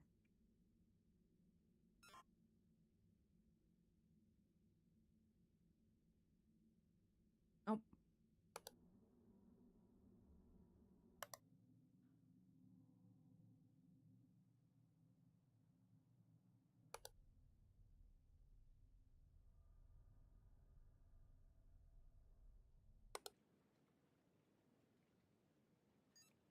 Oh, room manipulation.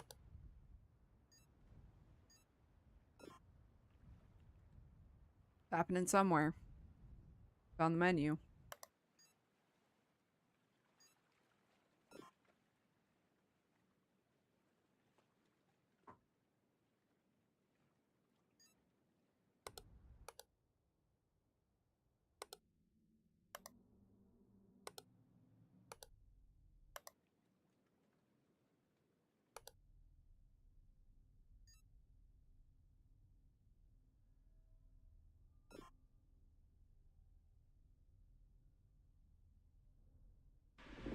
Ah! What is room manipulation? I don't even know. That's the thing. I just know that it only shows up on the global menu if it's happening.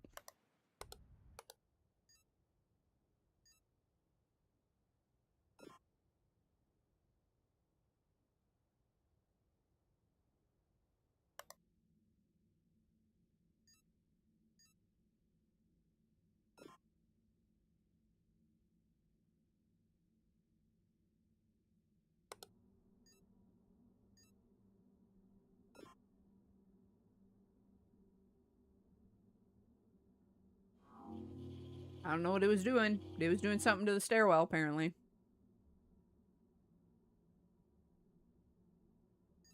See, now it's gone.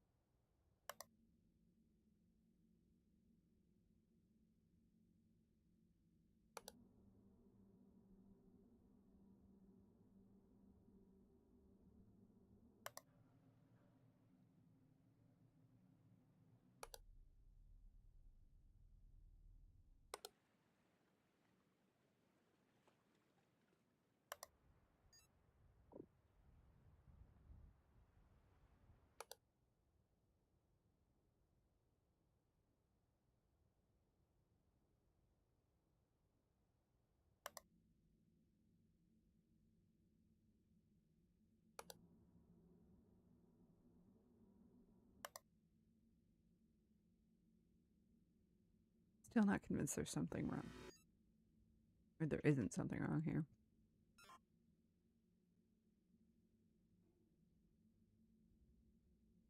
Damn it.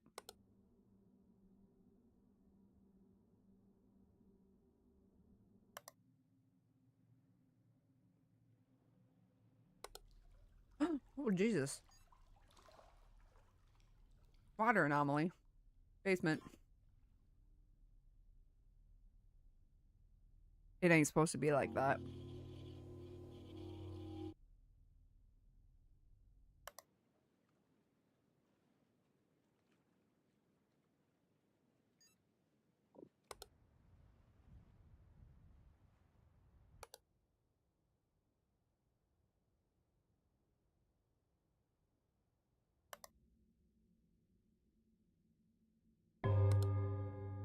damn it.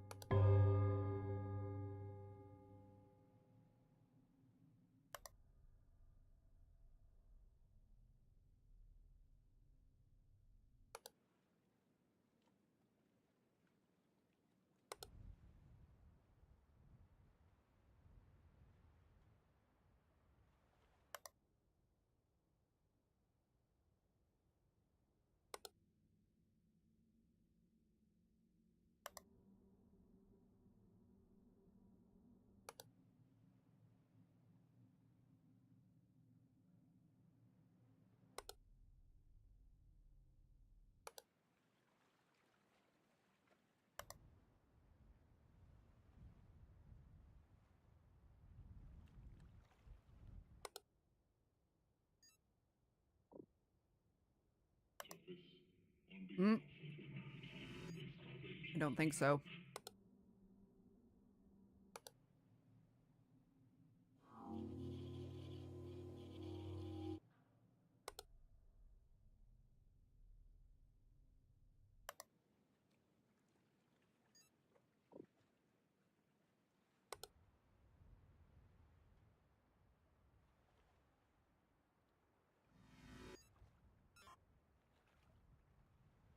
One might be in my head.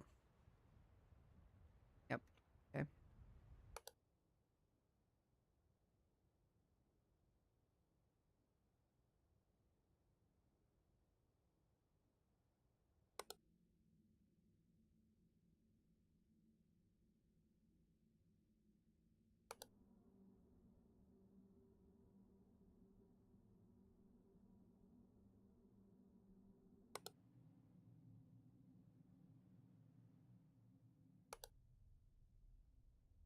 A lot has happened in the basement tonight.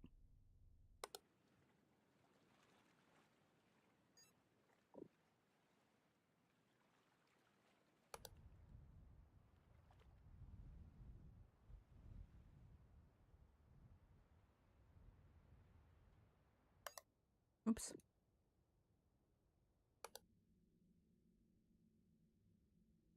Oh. That little box is supposed to be there.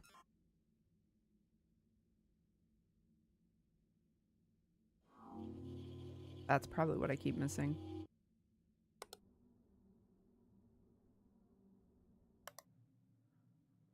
Hmm. Hmm. Extra object.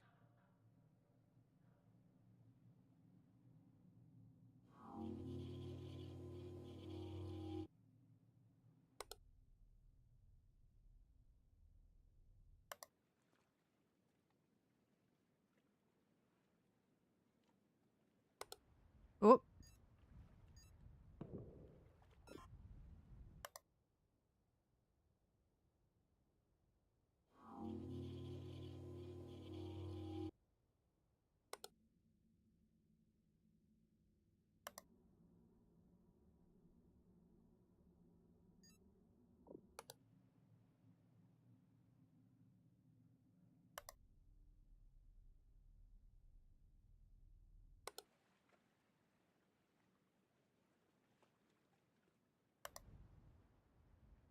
Something has to be going on. Oh, I just did the light anomaly one here. Okay, that makes me feel better. I was like, there has to be something going on in the yard.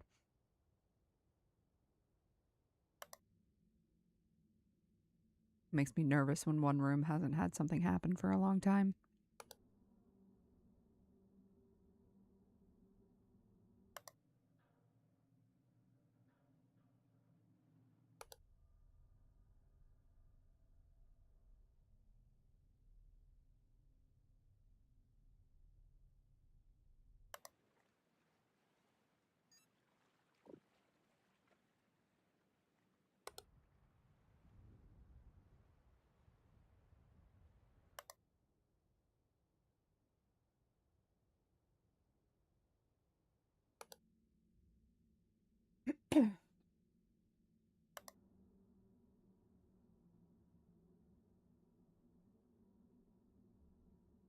Come on, I'm getting nervous. A bunch of sneaky ones that I haven't noticed.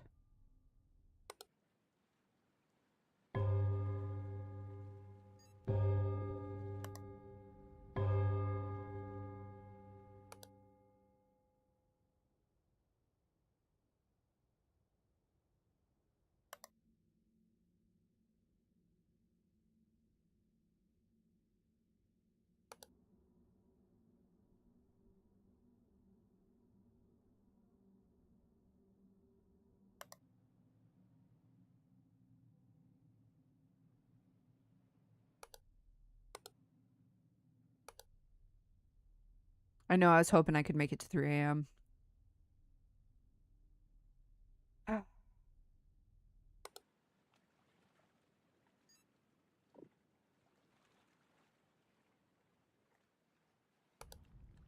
Oh, I've been waiting for that to come up.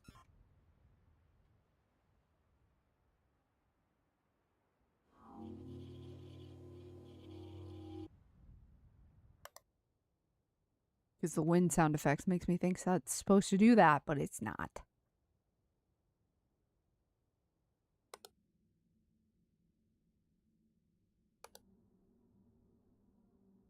Come on, there's probably at least one more kicking around right now.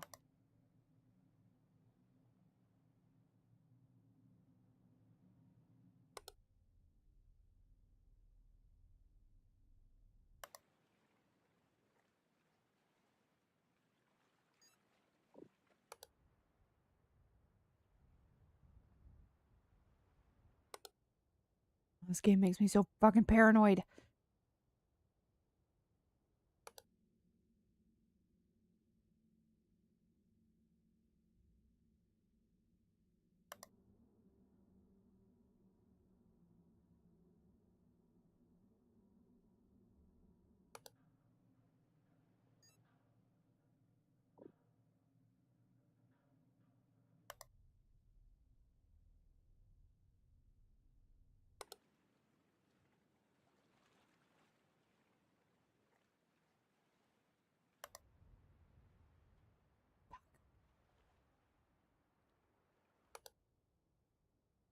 Like nothing obvious to me.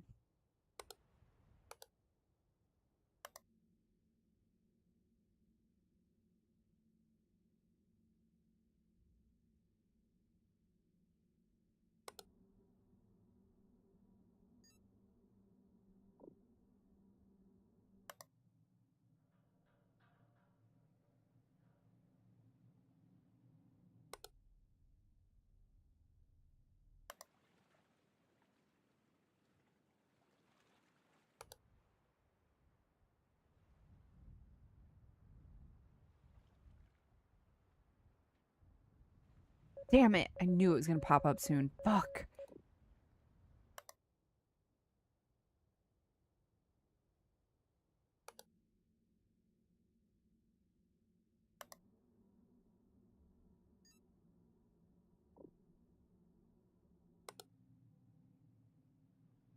I don't know. I don't see anything wrong.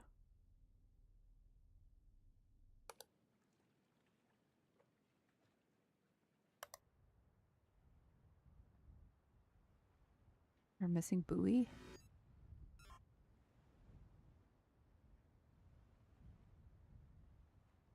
Nope.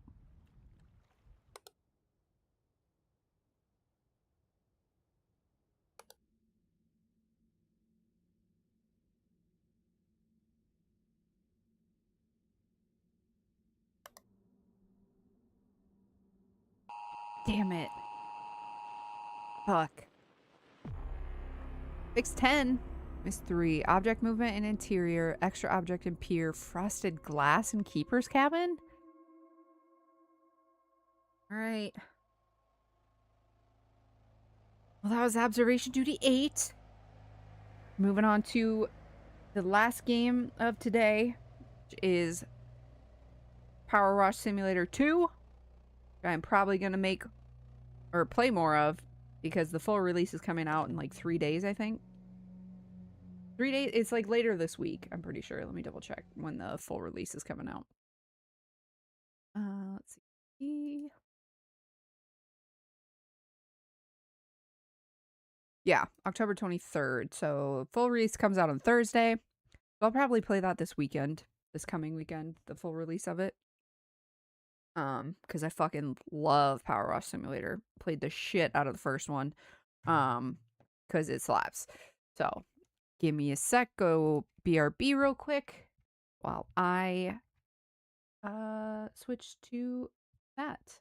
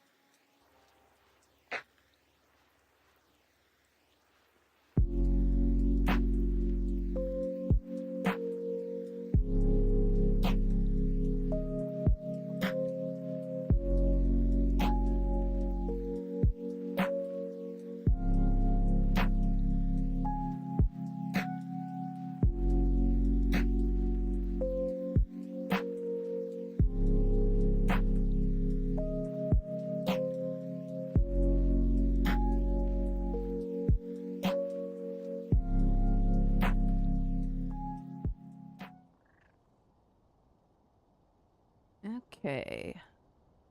Get it to capture the window. There we go. Okay. We have pet cats. Oh my fucking god. We have more than one. We have... Oh! We have 3?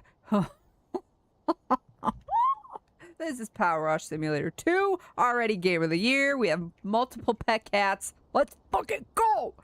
Let's fucking go. Pet Bubbles. You're the best. Ulysses was in the first game. Hi, baby. What's your name? Squeak! Hi, baby. Okay. Story jobs via the county map in the upstairs office of the home base. Okay. Caldera County? Is this the map they are discussing? Control. Yep, that's the same. I'm so used to playing this with a controller. I might regret. Is that not the map you were telling me to? You? Removals van? E? Ah. Okay. Great news! You're fully moved in and the removal van's moved to the wash bay awaiting your expertise. Don't think the van should pose too much trouble despite you having to sell off most of your equipment. I know we got a bit carried away at the auction, but trust me, there's so much more potential in this place. Oh, and Jess says not to worry about paying for the van hire. In fact, she'll pay you. Let's fucking go. Never played Power Washing Simulator, but I fucking love power washing videos. Yeah, I mean, the game is like those videos, but a video game. It's everything you could possibly want. Oh no, I never used the soap. No. No. How I rotate. How I rotate nozzle direction. Why you do this to me? Yes. Roll. Jump. Mm-hmm. Change washers.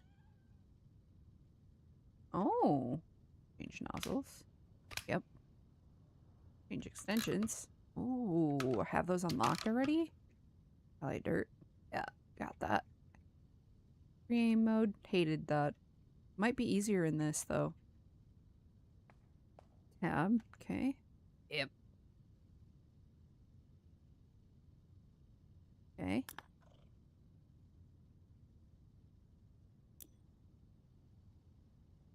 Play. How do I... Controls. Did I not have nozzles? Next nozzle. Nozzles. Cycle / radial. Hold.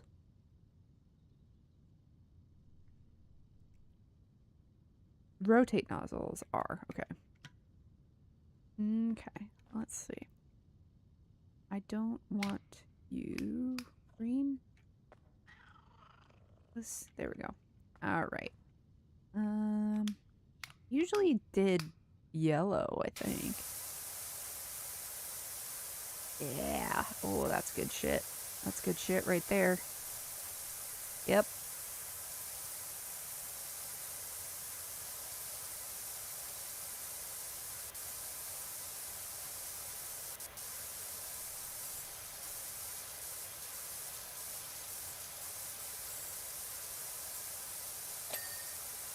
Hell yeah.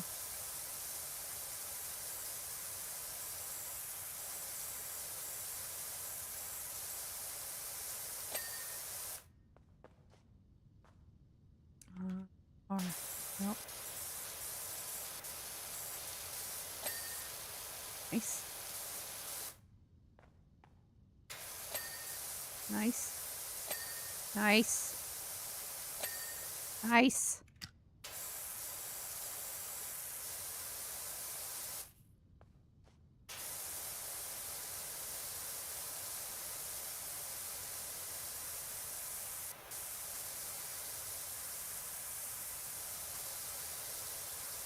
This game is the fucking best, dog.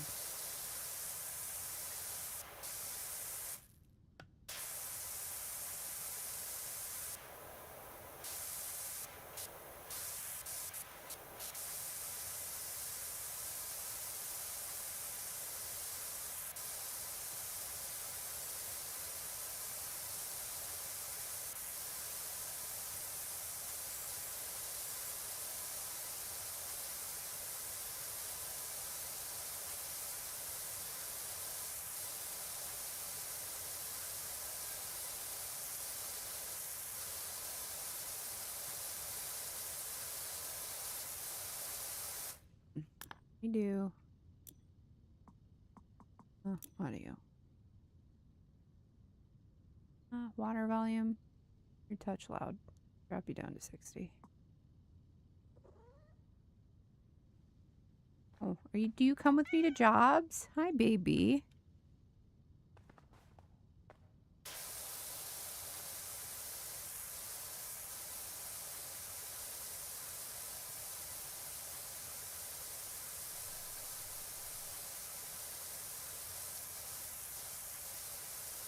I wonder what the storyline is going to be in this game, because in the last one, it was like a volcano erupted. And so everybody's shit was fucked.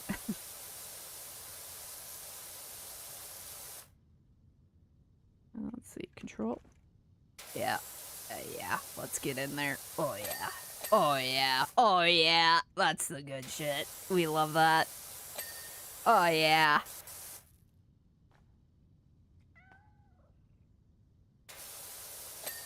Yep.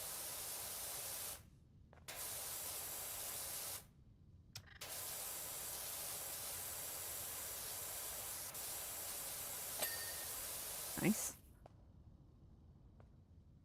These nasty ass tires. Let's see, hold on. Do I do the one? Whoa. No, the nozzle. That's what I wanted to change. Oh. Not the nozzle, the like tip. Thank you. Still dirty? Oh, it's a tab that shows me my dirt. Shift? No. My God. Yeah, I get to clean the inside of this shit too? Let's fucking go. Could probably have my music playing while I do this. Might get a little annoying though. I think I don't know how long the playlist is, my BRB music.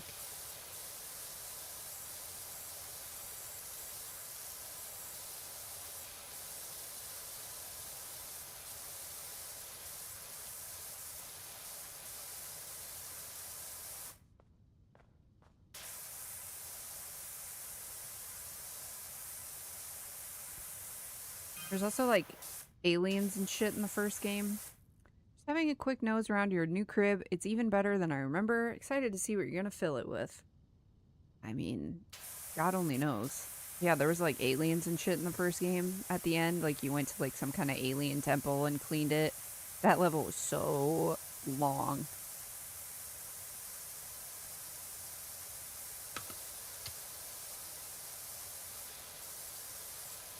And then they had so much DLC come out for the first game, which was really cool. Like there was like a Shrek DLC, I think, and like a Final Fantasy VII, I think, DLC, SpongeBob DLC, just all kinds of it. Cause like literally all they have to do is like take the assets like from like the games or whatever and just like make them dirty. Which is pretty cool. I think they are owned by Square Enix or like published by Square Enix or something now. Something like that. I don't remember. Oh my God. Nice. Yeah, Shrek. There is a Shrek one. I don't know if I have it. I think I went and bought all the DLC for this on PC. Because when I originally played it, I played it on Game Pass on Xbox. Which I no longer have Game Pass because it's like $1 bajillion a month now.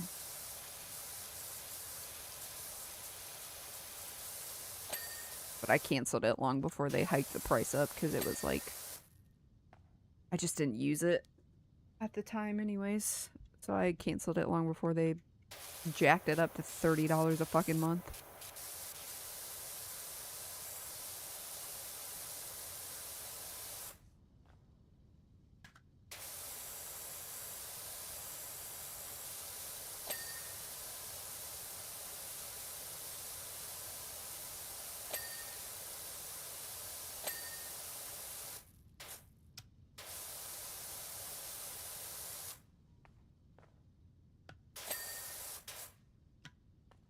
Ugh, this game is like riding a fucking bike.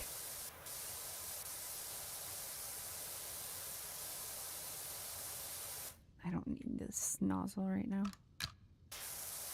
Laying down here.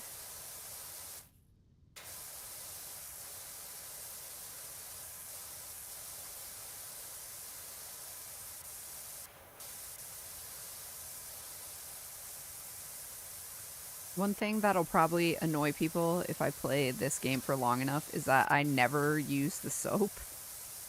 I know it makes it faster, but like it's just so annoying to have to like refill it and like buy it and like just I never got into the habit of using the soap in the first game, so I don't know that I will in the second game, to be honest. So my bad in advance. I don't know, can you even hear me talking over the water? The water is kind of loud.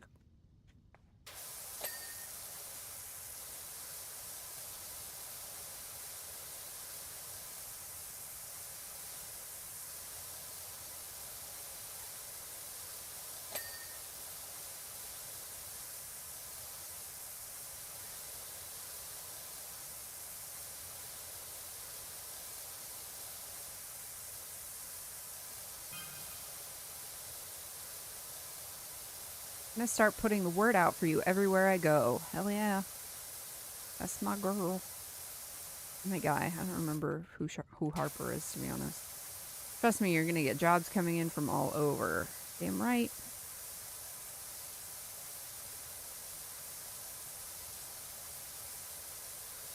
And you know how good my business names are. That's true. Harper was in the first game too, where they like got you like all your jobs. They were like your connection.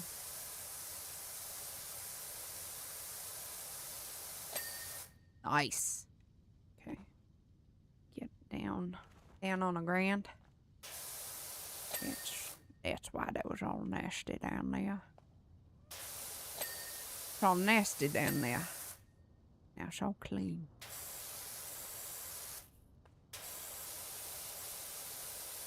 Ooh. You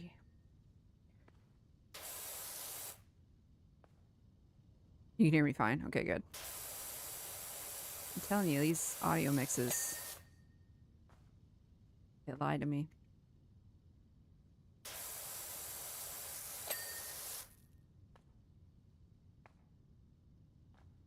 Oh, this is dirty.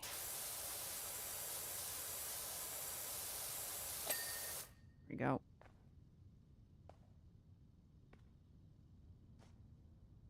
Clean wheel arch. You are not clean. You must be cleansed. It's dirty on the other side too. Here we go. That clean.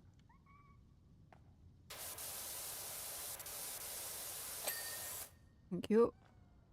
Yeah, I hear you, kitties. It's just cleaning this license plate off reminds me I live on a gravel road, so my car gets pretty dirty, especially when it rains. Like it rained this weekend and I just had to drive on the road this weekend, and I got out of my car and happened to look at my rear end, and my license plate was completely covered. So you cannot see my rear license plate at all because of all the like mud on my rear end of my car. Very funny. Very funny to me. It's as if someone took like a spray like this and just coated the rear end of my car in mud. Give me a good chuckle. A mighty fine chuckle, if you will. I knew it would be dirty up here. Right, dirty. No. Oh, there's no white. Oh, yep, there it is. You gotta be kidding me.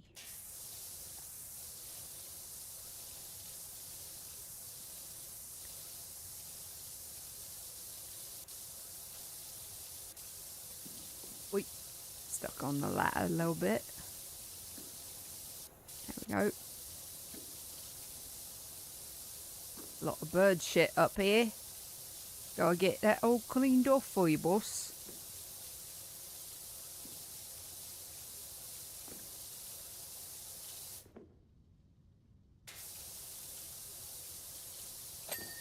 Nice, nice, nice. Love that. Love that ding when I finish a job, right?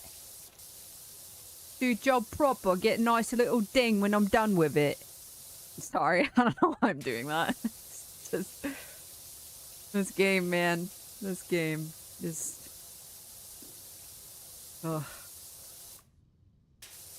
Love when I can do nice little strips like that. And just kind of walk along. Just, ugh. I know I missed that spot. I'm going back for it. Don't you worry. I'm gonna get it. I get that one too.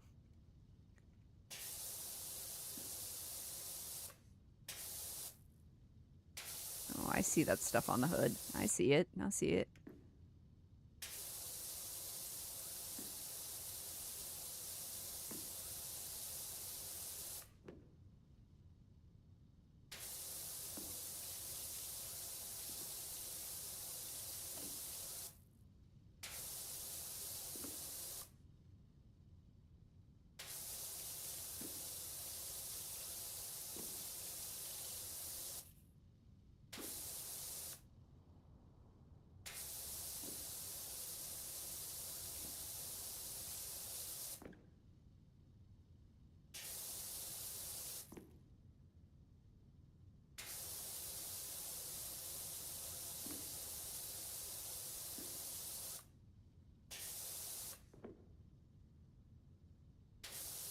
Oh, oh.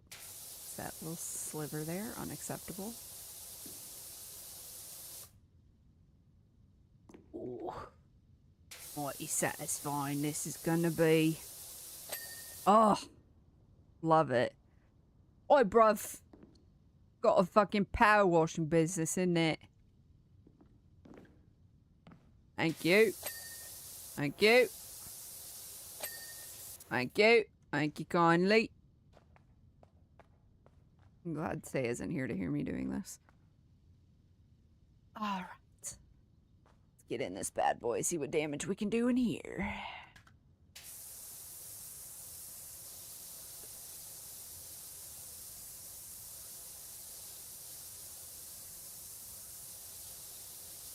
I wonder what kind of batshit insane fucking achievements there will be in this game. Word up, people. Caldera County's premier power washer is back up and running. So if your grubby house brings stink eye from the neighbors or every trip in the car feels like a walk of shame, hit us up.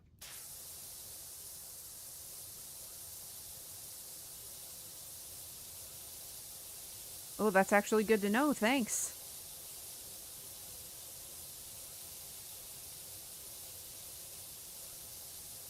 In the first game, there's one of the achievements was to wash the very first vehicle, like, level that you get with the red nozzle, which is this nozzle, which is, like, just like a direct, like, circle.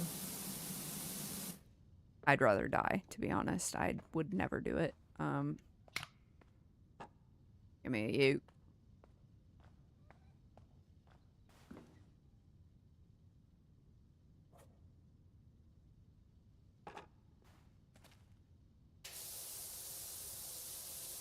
Some achievements just aren't worth it. You know?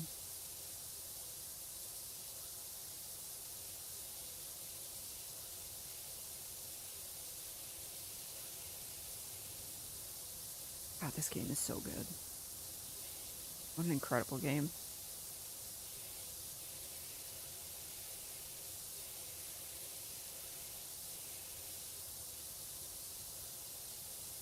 Some simulator games, it's like, I would never want to actually do that in real life. I would love to power wash something like this in real life.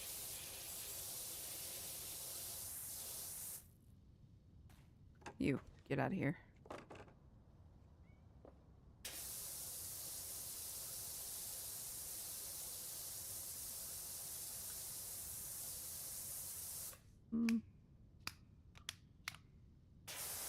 Wait, is green better than yellow? I thought it was the other way around.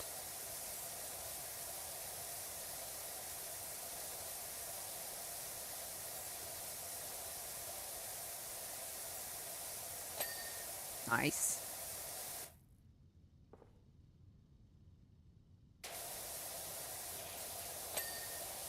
Moist.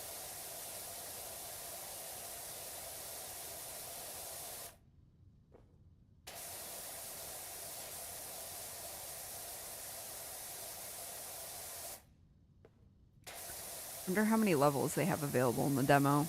Just because the game releases in like 3 days, 4 days. Did I clean this one already? Yeah, okay.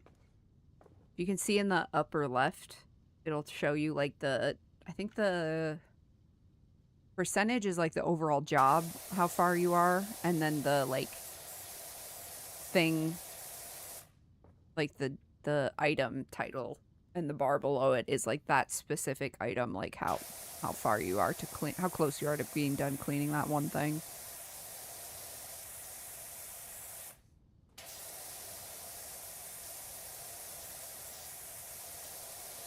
From what I can tell, they didn't change, like, anything, which is great, because the other game was perfect, so they didn't need to change anything as far as I was concerned. Sometimes the items, like the ladders and shit, would get a little glitchy, so hopefully they fix some stuff about that, but, you know. Items be glitchy, you know? What can you do? What can you fucking do?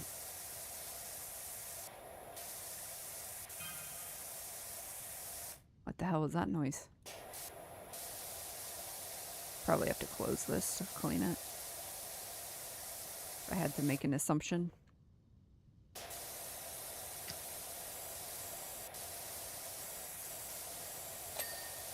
Thank you.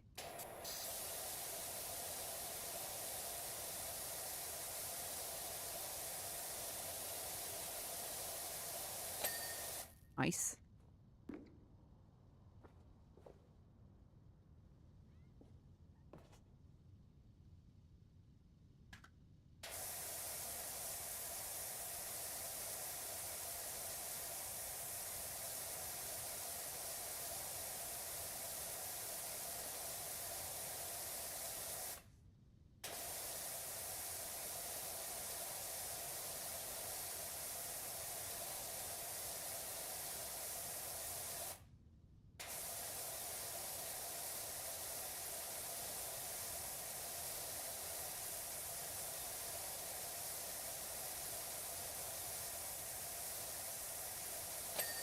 Hell yeah. Hell yeah.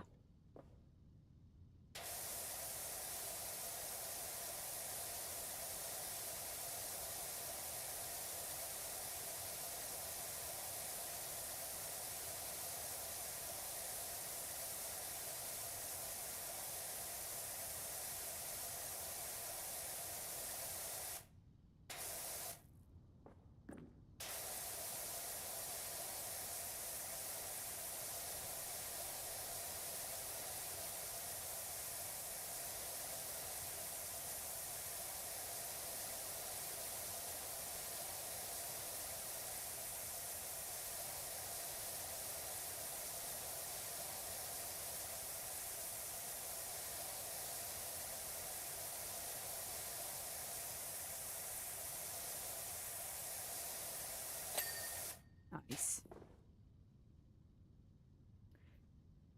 You know how they have rooms where you can break things to blow off steam? They should be power wash rooms. That would be sick. I support that idea fully.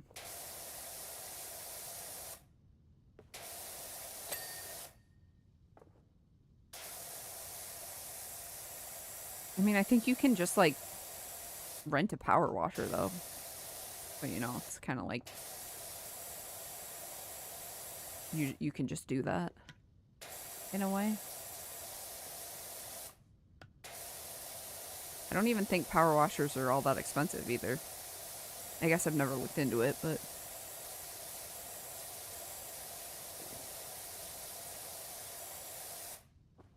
But it would be sick as fuck if it was like a whole fucking room that's just like covered in mud. You could, it could be twofold. It could be like people using it as a rage room to like cover the place in mud, and then other people come in afterwards to clean it. I'm seeing the vision. Looking into this. Yeah.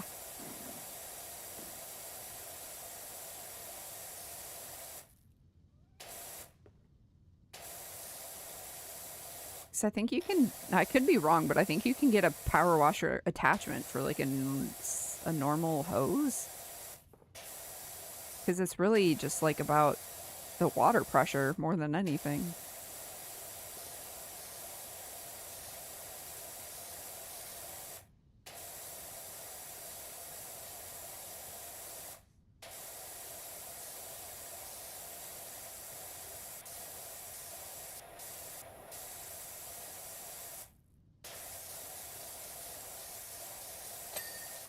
Hell yeah. Alright. What's still dirty, sister? What we got? I'd cleaned. Alright, hubcap.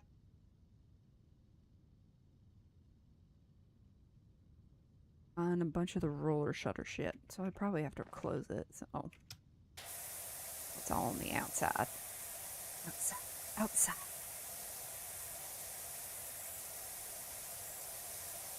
I listened to Cardi B's album the other day, her new one. Slaps. It's a really good album. I don't even listen to rap that much, and I was fucking with it pretty heavy, gotta admit.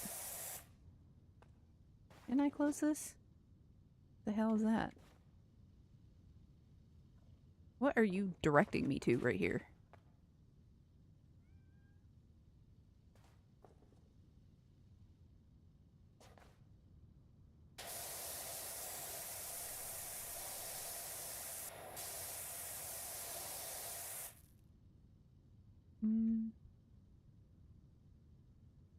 Oh, I see. Do I? Ah.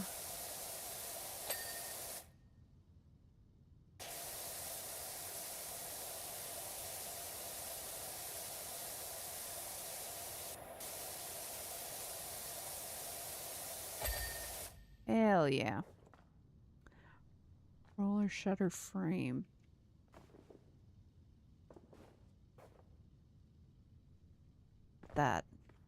What that is. There we go. Wing mirror? That you? Yes.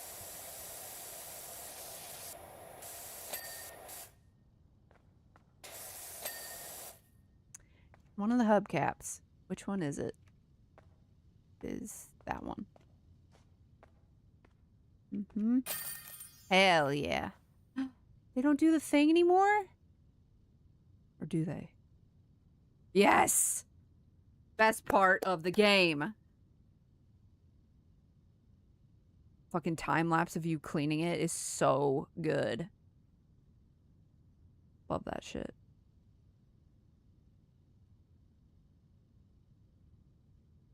Wishy. Jess is enthralled by her sparkling removals van. She says she'll give you first dibs on any furniture that she comes across, so I'll keep an eye out for any new items appearing in the shop. It's all pre-restoration stuff, so pretty dirty, but I'm sure you're okay with that. Told you it would all come together. Hell yeah. Let's go. Welcome to the town of Detergento, where the past meets the future to manifest a present that we can all live with. A thing happened to us the other day when I asked my colleague to do a deep dive inventory on our public facilities. Found schematics for a revolutionary convenience installed in 2003, but then almost immediately forgotten about and assumed to be a bench. The whole thing is just pure Detergento. Well, yeah. I only know a few of Cardi B's songs, but she's so funny I can't help but be charmed. Yeah, exactly. Big same. Big same. Should be a nice quick job, eh? Well, let me see about that. Why don't you?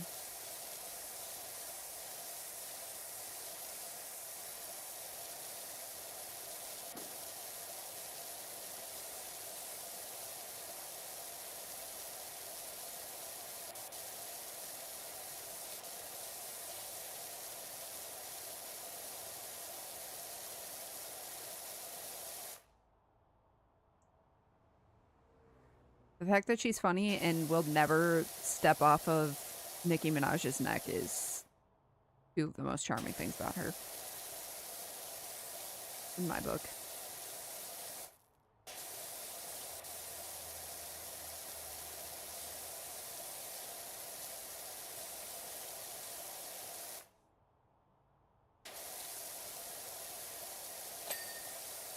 Nice.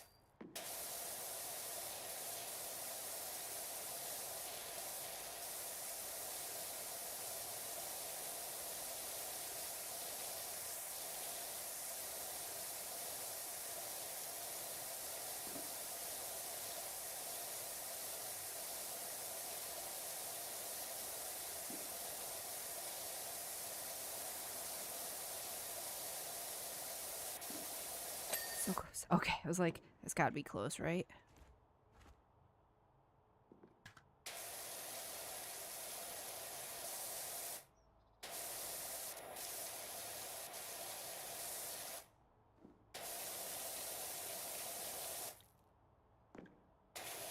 Open, huh? Gonna open something when I'm done?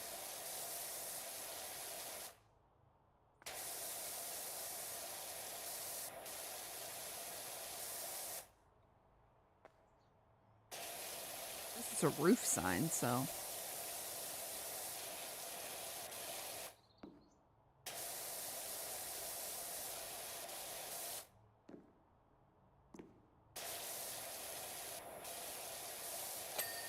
Nice.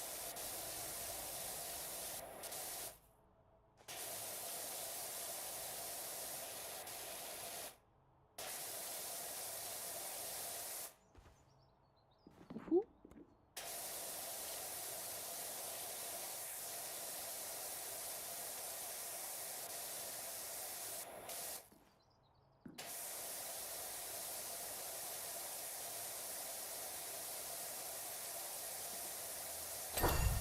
Hell yeah.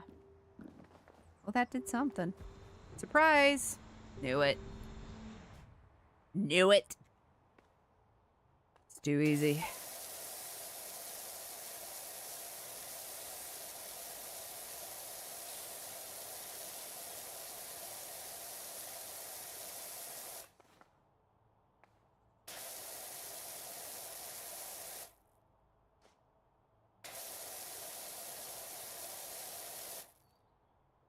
Gotta itch my nose, sorry.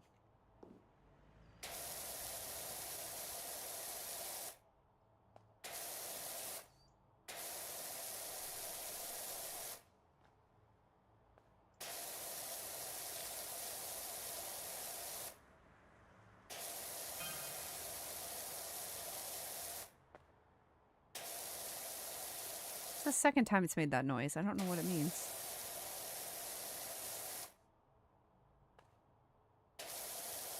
It doesn't come with any, like, visual notification.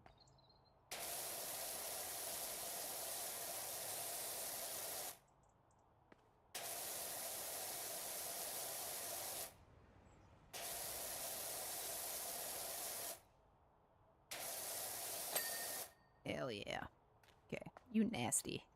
You nasty as hell. We got fucking, what is it, algae, where you have to use a stronger power washer to get rid of it right away.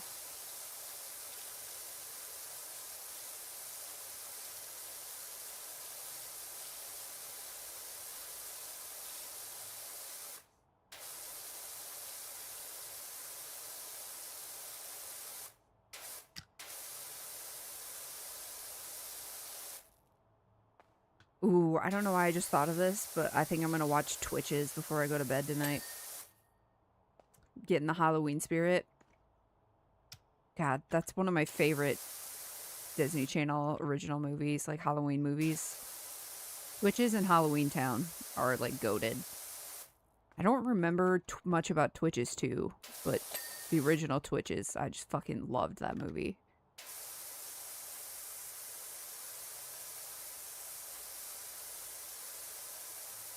It is a classic, honestly. It doesn't get the flowers it deserves, in my opinion, because I think it's outside of like when the time frame of when people think of for like the classic Disney Channel movies, but it is such a good one.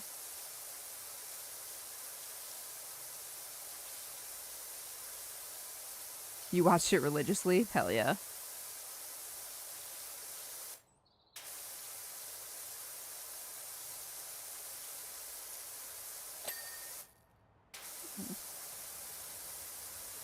Oh, this whole wall is probably one piece.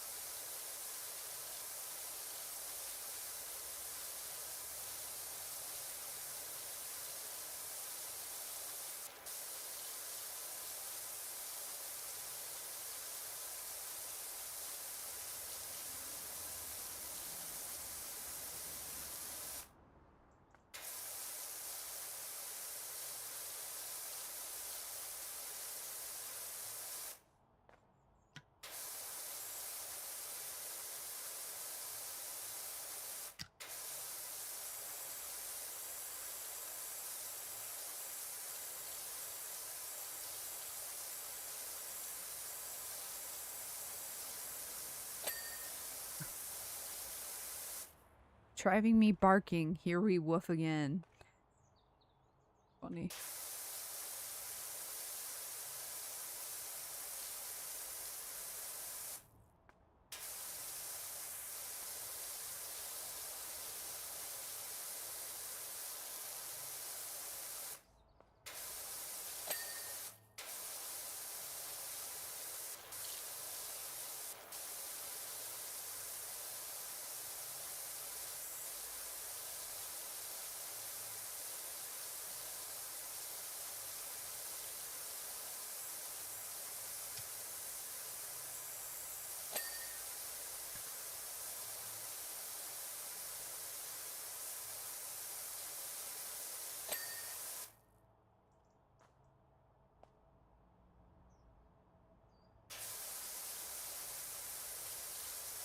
I wonder how much you can interact with the environment in this game. Because I know in the last game, you're pretty much like secluded to the area where you were working. You couldn't really like go outside of the boundary of where you were working. Which is fine. There's nothing wrong with that. Not really a reason to go much further than where you were working.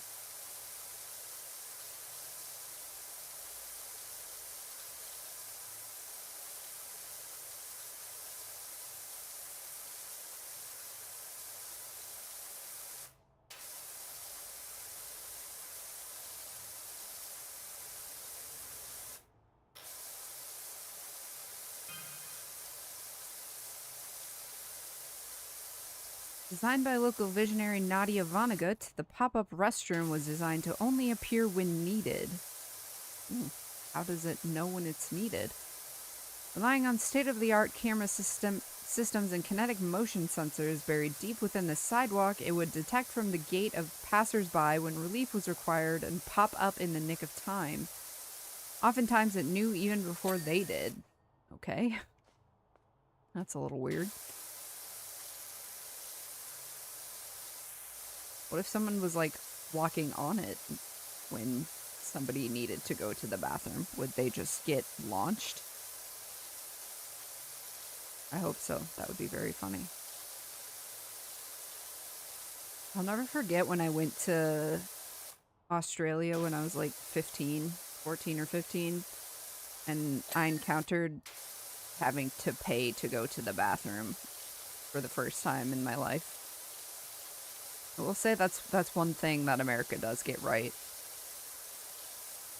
At least in, like, the part of the country I live in. You know, I guess maybe it's different in other parts of the country, is that most, like, stores and shit you go to, like, they just have restrooms available. And there's, like, public restrooms generally available for free. I can't imagine not having that as an option.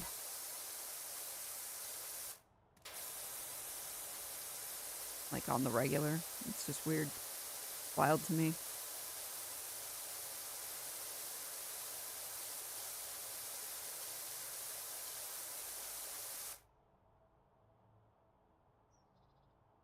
Yeah, I've been to Australia. I went when my sister's ex-husband, when they were in college, studied abroad there for like a semester.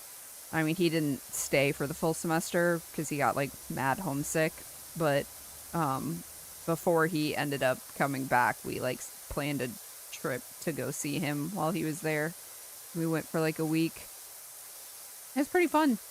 We spent most of the time in Sydney, but we went up to the like Blue Mountains.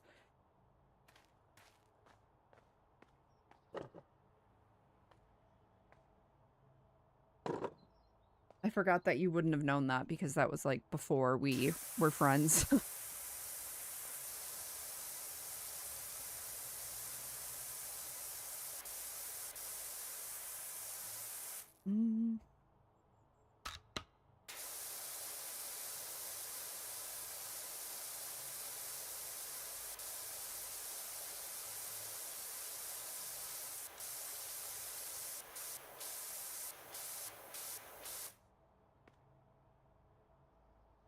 Pain, I wish that were me. I know, you want to go to Australia so bad.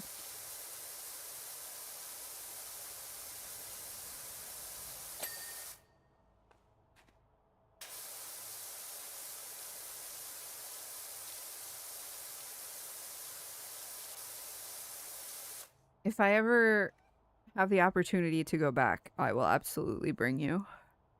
I promise.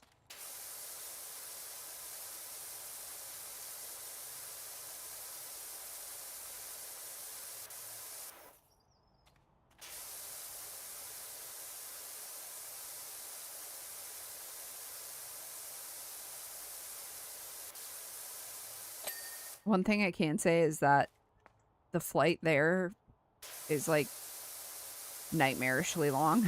It's so long.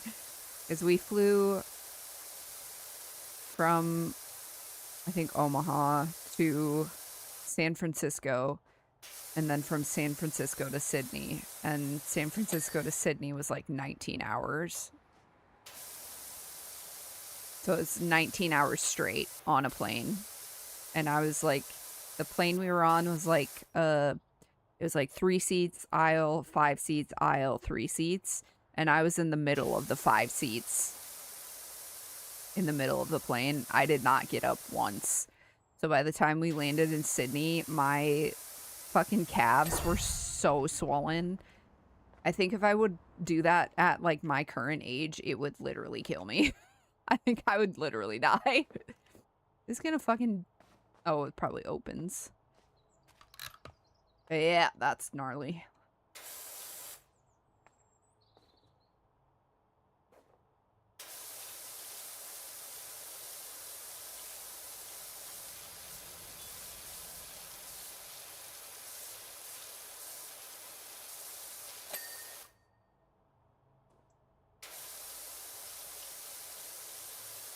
If I were to ever do it again, I would save up to get, like,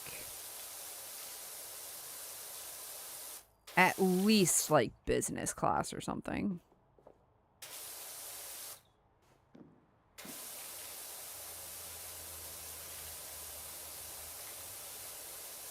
Because I know if you fly, I think it's New Zealand Air, they let you, they'll give you, like, a discounted rate on, like, a set of, like, a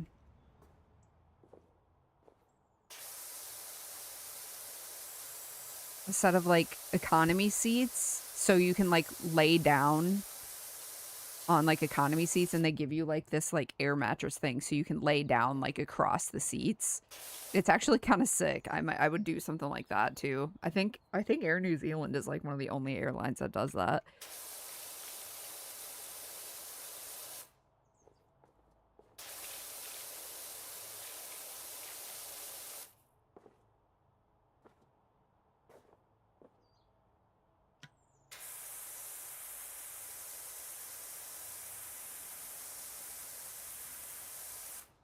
I like being on planes, but I can't fall asleep on them. I don't know what the fuck I'd do for 20 hours. I'm lucky enough that I can fall asleep on planes. I don't sleep, like, well, but I can fall asleep on them.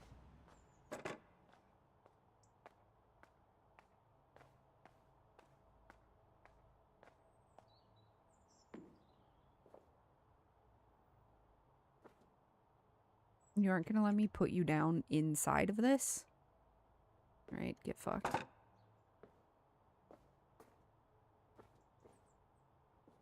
Have you ever tried, like, well, maybe if you, like, obviously you wouldn't probably do this for, like, a normal, like, plane situation, but if you ever had, like, a reason, like, on a long flight to take, like, melatonin on a plane, you might be fine.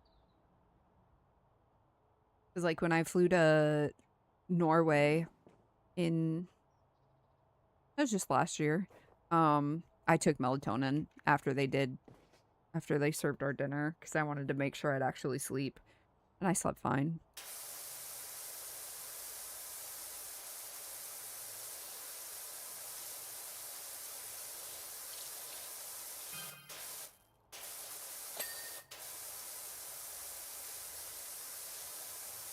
But I also splurged for Delta One on that flight, and it was fucking awesome.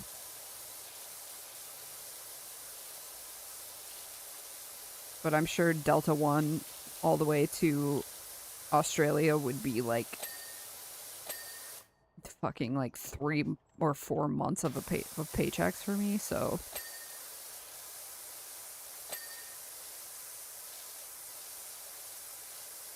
Because I looked at how much it would be to do Delta One just to, like, Japan, which is like, I think, because it was what the flight I was looking at was like a direct flight from Minneapolis to Tokyo. So it was, I don't remember how many hours it was, but it was longer than Minneapolis to Amsterdam. And it was fucking, it was like $2,000 or $3,000. It was so expensive. Like, okay, I won't do that then. Never mind. I mean, I could save up for it, obviously, but that's not going to be in the cards anytime soon.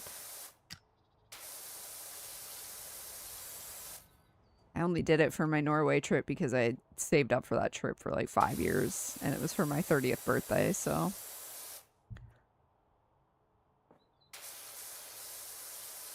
And I think it was only like $400 more expensive than the plane tickets I was already getting, so. Like fucking YOLO.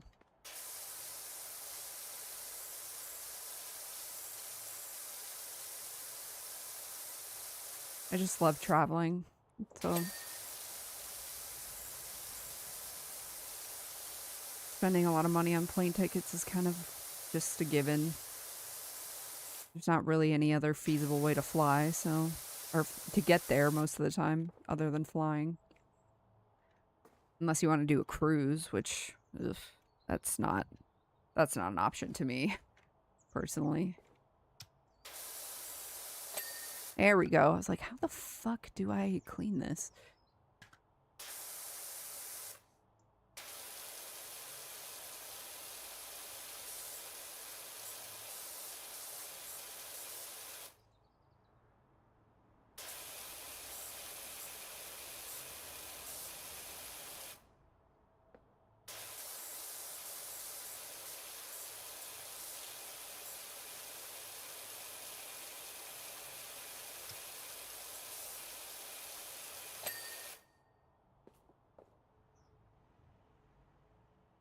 You're not getting me on a boat, bro. I'd rather travel by hot air balloon. Fucking for real, though.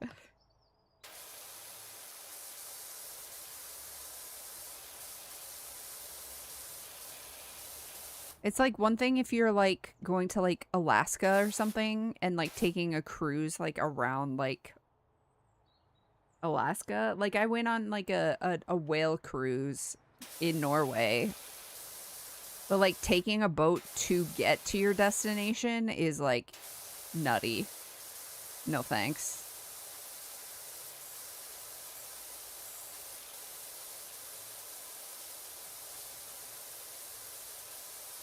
Like a day trip on a boat is like one thing, but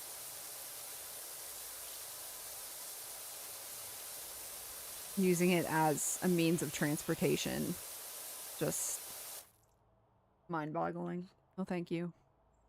If I wanted to see whales in their natural habitat, you gotta take a fucking boat to do that. You know, they're fucking nautical animals. What the fuck else are you gonna do?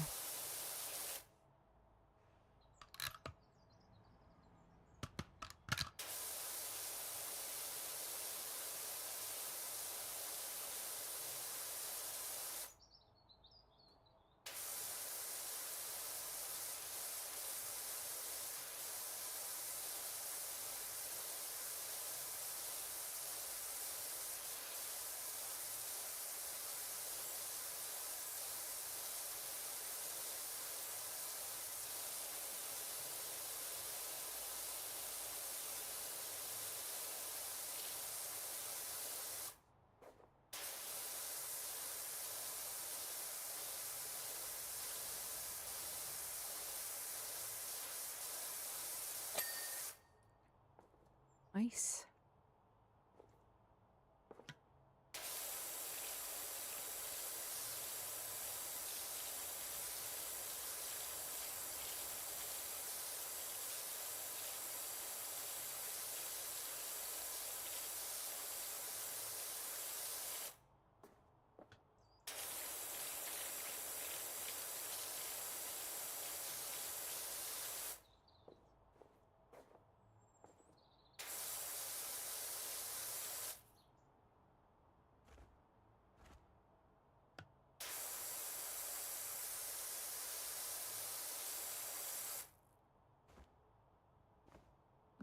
I don't even want to think about how bad it stinks in here.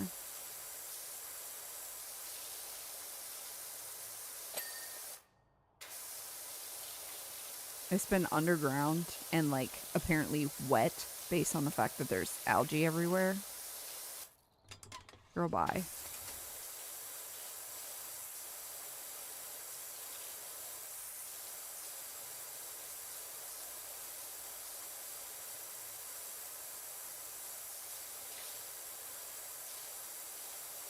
Oh, it smells crazy in there.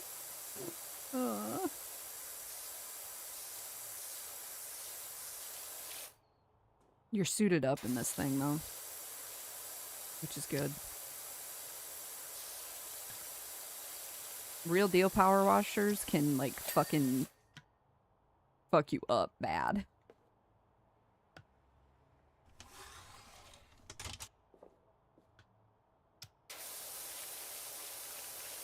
Like, if the PSI is high enough, they can fucking, like, peel flesh off your bone. That's like industrial level shit, though. Wait, someone's only gone and added a restroom extension below the grubby open bench on Equinox Boulevard.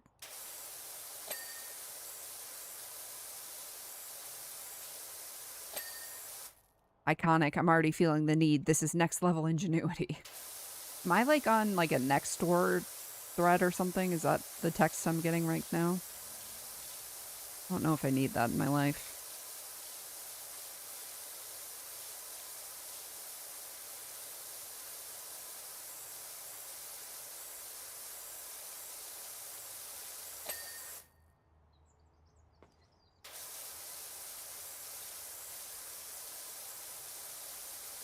I love that they seem to have split walls into panels like this.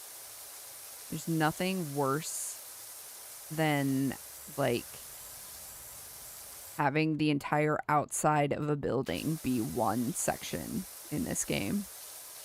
Because then you could have like 1% left and you have no idea where the missing spot is.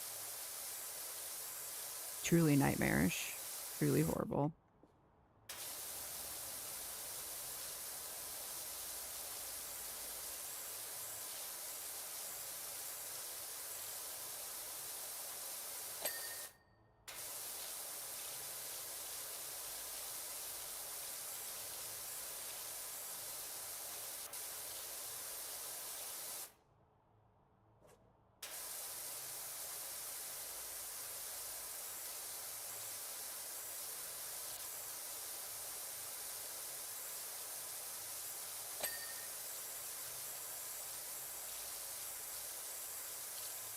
Should not be recycling anything in a bathroom.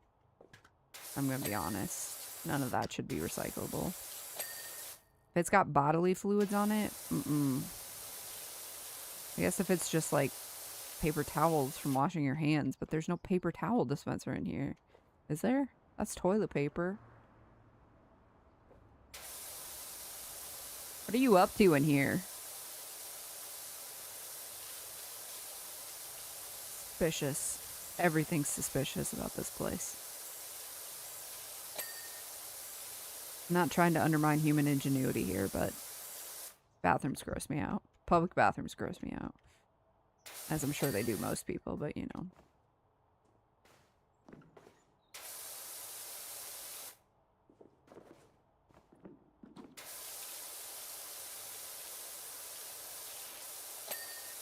I do fucking gymnastics, clean the sink. Fucking can't put down the goddamn...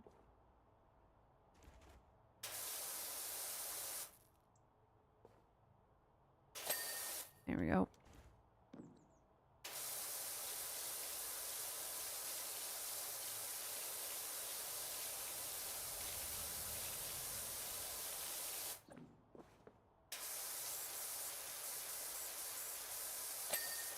Hey, you guys wanted to use that toilet paper, right?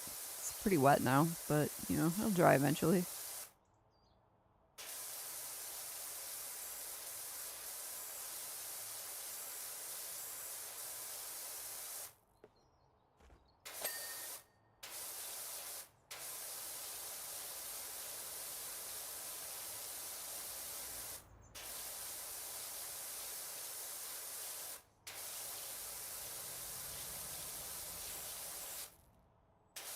I'm not raising that toilet seat lid. You cannot pay me to do that. There's no way in hell.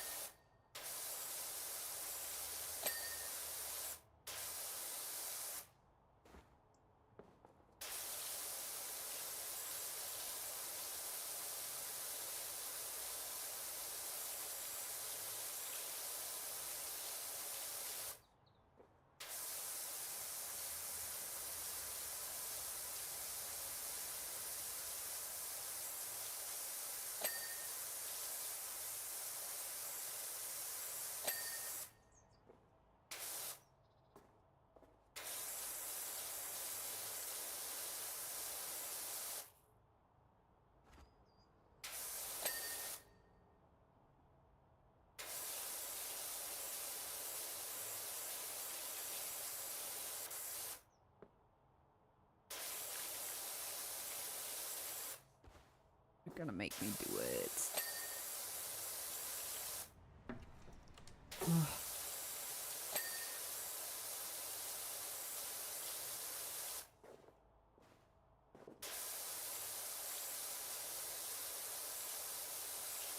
To be fair, they could have made that real nasty. They could have made that gross as hell. They didn't, and I appreciate that.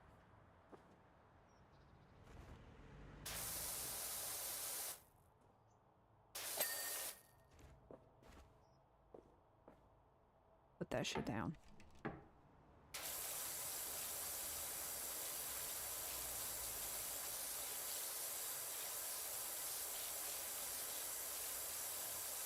I will say one thing I appreciate. I live with my brother. One thing I appreciate about him, he does not ever leave the toilet seat up. I think I would have to kill him if he did. But maybe it's because he was raised with sisters that he never pulled that shit.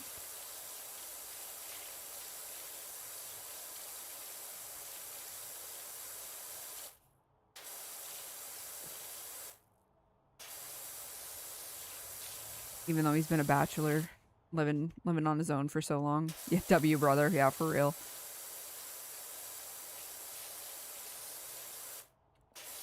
Living on his own and living with like other men for like a really long time before I moved in with him. I'm like kind of surprised by that, but maybe it's just like ingrained in him to like put this seat down.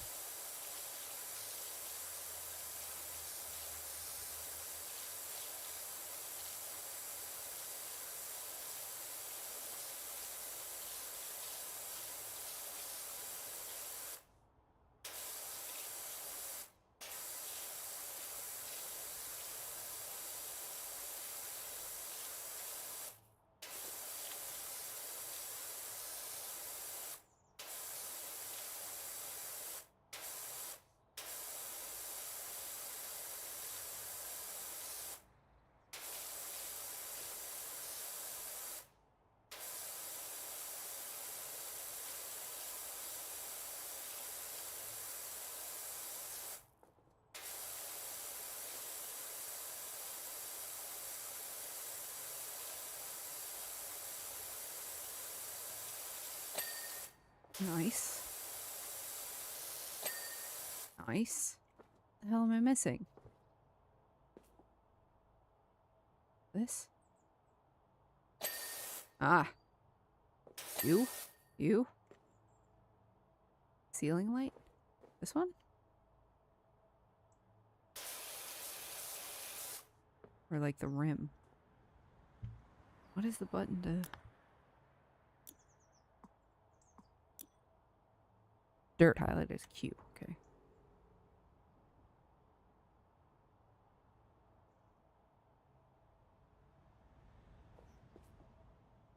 Hand dryer outlet? Oh, Jesus. No. It is that one. Fucker. There we go. Lego. Show me the movie. Such low quality. It's so funny.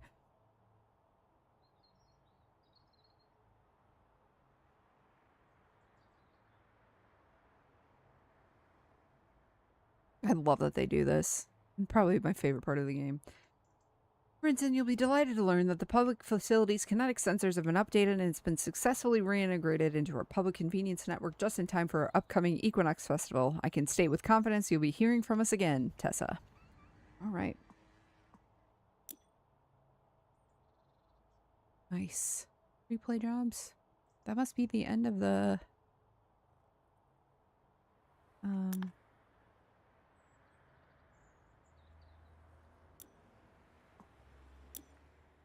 demo, I believe.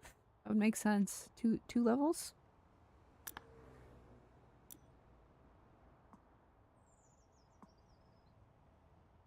Yep, hose down 2 filthy jobs. Yep, that makes sense.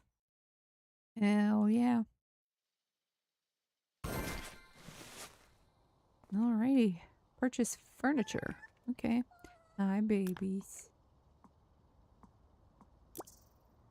What is new? Tell me more. We have new piece of furniture available in the store. The new rustic shelving can now be purchased for 100 PowerWash points. Release date, October 23rd. Roof soap formula. Explore your brand new home base. Place to kick back and relax. 38 new jobs. Enhanced equipment. Power up with upgraded apparatus, nozzles, and soap. Customer gets your clean. Scrub up with sparkling cosmetics for your character. Kit and van. Power wash with pals. Tackle grime with up to 4 players online with campaign shared progression, or pair up in split screen. Ooh, I don't think there was split screen in the last version.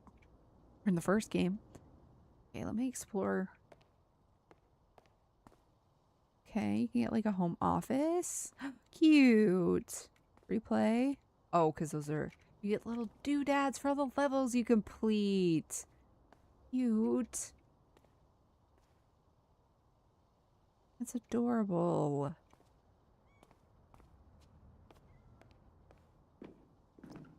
Oh, damn. Pretty sweet digs. Oh, these windows would make me a little nuts, though. I'd need so many curtains. Must be my kit. My van. Alright, well, sick. Glad I got to all my demos today. Love that. It was a pretty good test stream for doing multiple games. Obviously, I don't think in the future I'm going to do that many different games unless it's Next Fest again, but I think they only do that like twice a year, I think. Like in the summer and in the winter kind of thing. I think last time they did it was in June, so it's been about, is that 6 months? June to, no, it's not. It's been 4 months. I don't know how to do math. You know, whatever. Who cares? But yeah, I'm going to call it here.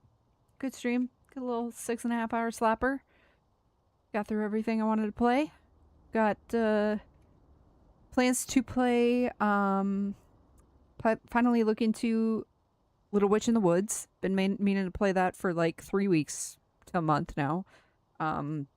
It came out like right when I started streaming again, so finally gonna get that started. Maybe play more of the Lost in Limbo demo. That's a solid maybe. I feel like visual novels like that don't like translate super well to streaming, unless the person is like a voice actor, you know. That one might be for me. That one might be a me solo time gameplay, which is fine. Nothing wrong with that. But yeah, thanks for hanging out, letting me play all these different games today. I'm gonna leave the VOD up as like all the different games together, and then I recorded all the gameplay separately so I could post the games like individually as their own videos, just for like people to find them easier when searching for like algorithm reasons, you know, and all that good stuff. But yeah, no, I'm ending a little earlier than usual, but I started at like 12:30, 1 o'clock, so long stream day for me. But yeah, hope y'all enjoyed. And I did mention I don't have plans this coming weekend as of right now, so I should be able to stream on Friday and Saturday this week finally. So this game should be out. PowerWash Simulator should be out in full by then. Not should be, it will be. I plan on buying it, so maybe I'll play more of that.